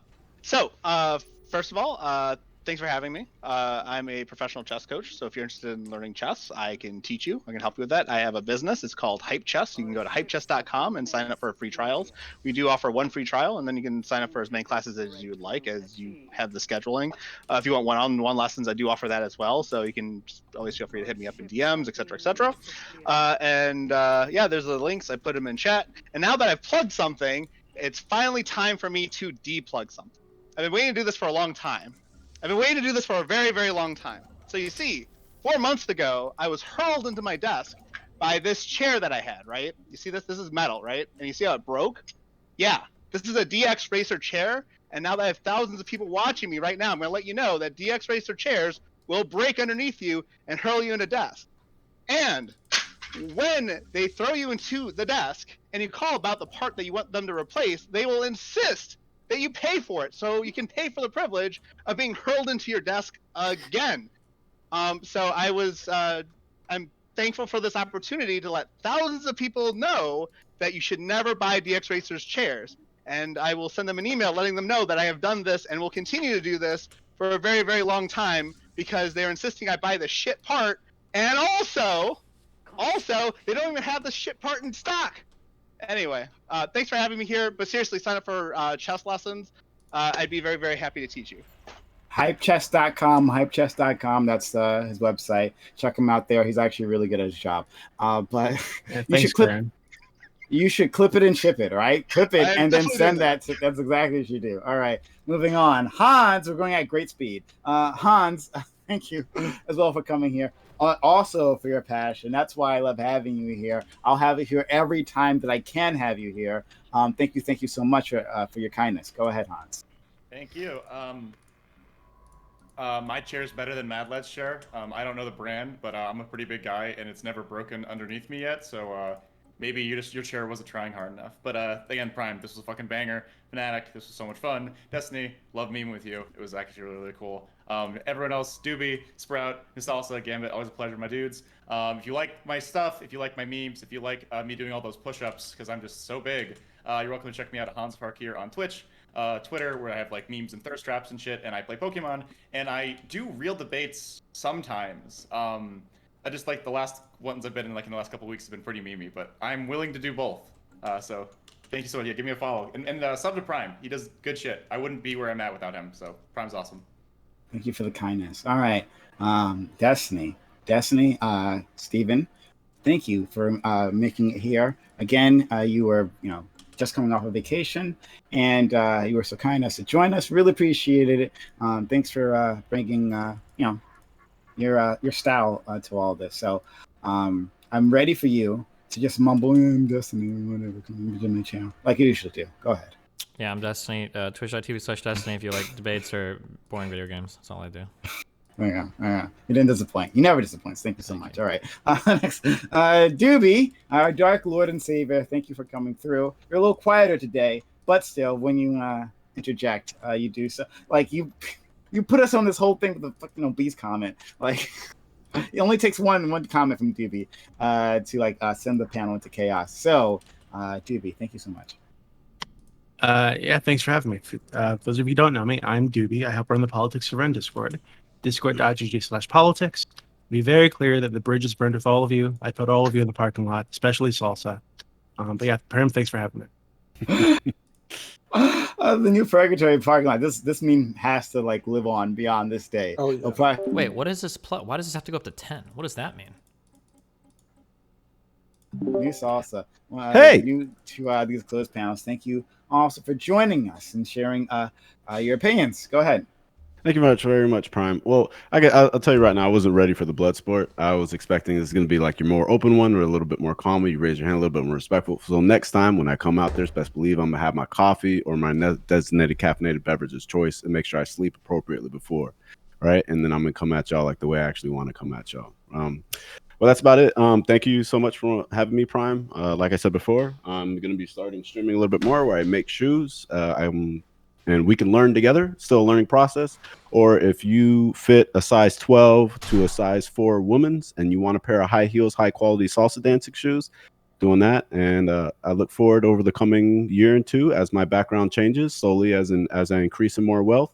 And eventually you'll find me on a yacht. And all manufacturing is done in the United States because as a veteran, US, we're solving those problems, right? That's it. Damn right. And literally, what other Twitch channel says they're going to make you shoes? Right? Like, just check them out. Seriously. Just, Prime, you're on it. You're on the list. But I'm actually going to be making some special Jordans specifically for certain streamers that I've watched over through the time. You're on there. You're a couple down. I appreciate that. I don't know, Gambit. But like legit, you'll get some custom unique Prime J's. Once it's gonna be a while, but you'll get some. Promise. Thank you. Were we supposed to be on drugs for this panel? Like I came in natty. We can do coke to get before our next panel together, Salsa. I'm fine. Exclamation point mail in chat if you want to send me stuff. All right. So that reminds me. Did you get the chocolates? Oh my God! Shut up for a second. We'll go back to Sprouticus as well. Thanks for coming on. End up being the only conservative, but that's not anything. I didn't design it that way. But still, hopefully it wasn't so balanced. It wasn't just everyone jumping on you, power dogging you. That was never my intention, certainly. But thank you for stopping by. Well, it's a weird position for me. I found lefties backing up my positions. So a very weird position for me. But if you want to watch me, typically lefties don't back up my position, so I'm left to fend for myself. So if you like watching people put themselves through cancer for the viewership of their viewers, okay, then go to twitch.tv/thespraticus or go to twitter.com/thespraticus. Appreciate you guys. Okay, last but not least, we have GSU Gambit, a ringer who didn't we didn't plan for him to be here, but he stopped by. He took he was literally like showering his kid, but then he he's like, all right, kid, you're on your own. Daddy's got more important things to do, and he came here. So GSU Gambit, thank you for coming in, helping us out, and contributing so much to the panel. So please go ahead. Oh yeah, first I want to shout out to Sprout. Apparently there were a lot of conservatives that, of course, when we talk about healthcare, they don't care about people, so they didn't come on. So shout out to Sprout for being a conservative that's not afraid to talk about healthcare and coming on the panel to talk about it. Shout out to you. But yeah, I am GSU Gambit. I am a software architect. I am going to start doing software engineering content on my stream. So you see a person that wants to understand how to build applications and websites and blah blah blah. I'm going to start doing content like that since a lot of people have been asking me for it. But yeah, go follow Prime, go sub to Prime. If you want to follow me, go to Prime's chat and you can do !BBC and it will tell you where you can follow me. Okay. Yes, you can do that. All right. And links are all in chat. You know, I always put them there. So again, hit that follow button if you haven't done so yet. Hit that follow button, make sure notifications on so you know I'm going live. But this part is important. Today, who we were supposed to have here was a guy named Counterpoint. Counterpoint is an amazing individual. We've had him on forever. This guy has been part of the Reverie, right? This program for a year. I think a year plus. I think it's like he's done this for a whole year, a streak, unbroken until today, because he had to take care of his sick child. That's the best reason to not be a part, you know, to skip out on something like this, right? Taking care of his family. So we really appreciate Counterpoints, right? And his name is Connor. So !point Connor in chat. Gives you his link, his YouTube channel. Check him out. He has monetization on his YouTube channel. So it'll be a big help if you could subscribe, like, and comment. He's a great guy. He's a conservative. He just had to take care of his kid. He couldn't be here. That's really unfortunate. But we still love Counterpoints. Broken streak. But it was an amazing run. And we'll have him again. Like, not that big a deal. But, like, we'll have him again. I just wanted to shout him out because he's been an amazing part, such a reliable part of this channel. I can't let it go. That you have to know how much I admire this guy. So, please check out his channel, !point Connor, in my chat. And that will send you to his link. Check him out. He's a great guy. And come back next week because he'll be here. Right? So, all right. Okay. So we're all done. Thank you all. We're going to go to open walk on panel right after this. And any of you can join us. But if not, that's okay. Thank you for spending your time, your energy, your passion, and your knowledge with us all. I know my audience appreciates it just as much as I do. Have a wonderful day. Bye. Thanks, buddy. You guys are all trolls. Jesus. I was gonna make a joke about the parking lot purgatory with Connor's kid, but I know it won't. Hey, So Destiny. I was at Salsa. I'm right there with you. I was so tempted. were you? I was right there. Okay. Destiny, I don't know if you're down or not, but Wednesday I have a panel that I'm hosting. So if you'd like to be on that, just let me know. Just message me whenever it is. Okay, I'll send you a DM. I just wanted to let you know. Figured I'd talk to you in person. Do you have more conservatives? I have 3 conservatives and I have 2 liberals. You would be the 3rd liberal, or if you decline, Oh my then God! I'm sure I'd Who are find the a 3rd two? Who are liberal. the other conservatives? The conservatives I have in the panel right now is. Oh God! let's Is see. Rob one of them? Yes, Rob is one of them. Okay. And I have American Nacho and Dylan Blay. Okay. And then for the liberals, I have Josie Rossi and Xander Hall. Big names. Good for you, buddy. Okay. It's, I will join your panel, but you're not allowed to tell the other 2 liberals who I am, okay? And I'll join, all right? Okay. All right. I won't tell the other 2 liberals who you are. I'll put that I have a 3rd liberal, and I'll add you in last second. It's Okay. Wednesday at 9 p.m. There's going to be a lot of drama, but thank you. Damn, I wish I could watch this. I am This is- definitely gonna watch this. I am Oh, just like, gonna watch This this. is gonna be insane. Like Sprat, I'm not gonna cancel on my Dungeon Master. All right, Wednesdays are for Pokemon. Okay. I damn it, that's gonna be fireworks. I'll review it afterwards. Sounds like That's fun. new. You can cancel. It's all right. We all, No, everybody you're in here, moving. wait, Gambit, you included. Everybody in here realizes how absolutely fucking ridiculous Fanatiq's argument was. That it should have been easy for someone in the 1600s to just not be racist. I know you like to defend your boy, but you, come on. Yeah, it was- Oh my it was God, pretty dude. bad, yeah. You gotta be I mean, joking. yeah. Oh shit! That was Destiny. I mean, Alright, all right. There's I one think- thing that I think the Fanatiq has hold on, said. wait. There's one thing I that think- Fanatiq has said to push his point. Only one thing, and he didn't talk about it, which is the fact that there is actually targeted media now, right? So, like, in a sense, it's possible to make this argument because there's like new technologies to actually like steer people into certain worldviews, but like it's still like a tall order. Like, I don't agree. with this at No, all. like no, I don't- but the entire society was built to steer people into a certain. Yeah, world. like literally Yeah, every like- fact, I agree. and more importantly, you didn't have alternatives, okay? Like you Right. kind of had to go along with what society said. Whereas today, like you don't have to be forced to be like. Well, I "No." mean, it depends though, because like in early America, if you didn't like what was going on, you would just leave, right? Like that's What? the How? whole point of Just colonization. move. Okay, No, Wait, I but- thought- But the just move thing was actually like legit. No, back wait, then, wait. right? I thought, No. wait, people that came over to get a whole boat trip back to England, isn't that would have been extremely Well, no, expensive? you wouldn't no? go back to England. You would settle out west. That was the thing, and that wouldn't be easy. I'm At not saying it's different easy. points in history. No, but Madlet. So here's. Like I'm the talking about difference, 1600s, like literally the 1600s when people didn't like their okay. towns or The- villages. They settled out of the villages and towns. There was Okay, no like- out west in 1600. Yeah, there wasn't. But okay, but like specifically, some.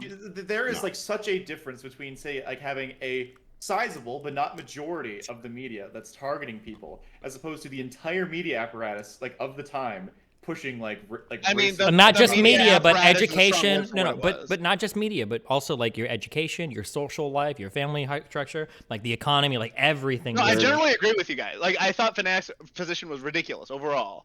I was just very surprised that he didn't talk about this like one thing that would actually kind of was So agreeable. one thing, and I don't know why I'm an argument, but his argument wasn't that they wouldn't be racist, but that they should see that black people were human, right? That was the real argument.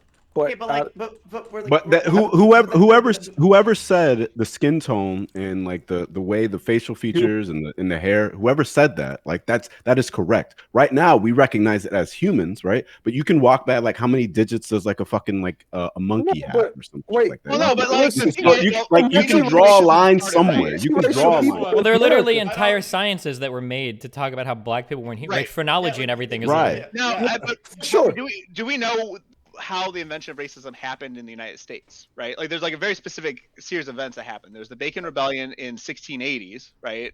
Where That's the only reason that racism happened. no, it's actually a very big part of it. Like, you had poor whites and black slaves, so those indentured servants, poor whites, and black slaves all working together to overthrow plantation owners. I read a They people's took history. over a whole. So they took over the whole town, and were in the process of having their own settled establishment. And then the colonial militias or whatever put down the rebellion, and then really pushed for racism. And you'll notice that in all the different colonies that had slaves, they created these laws about whether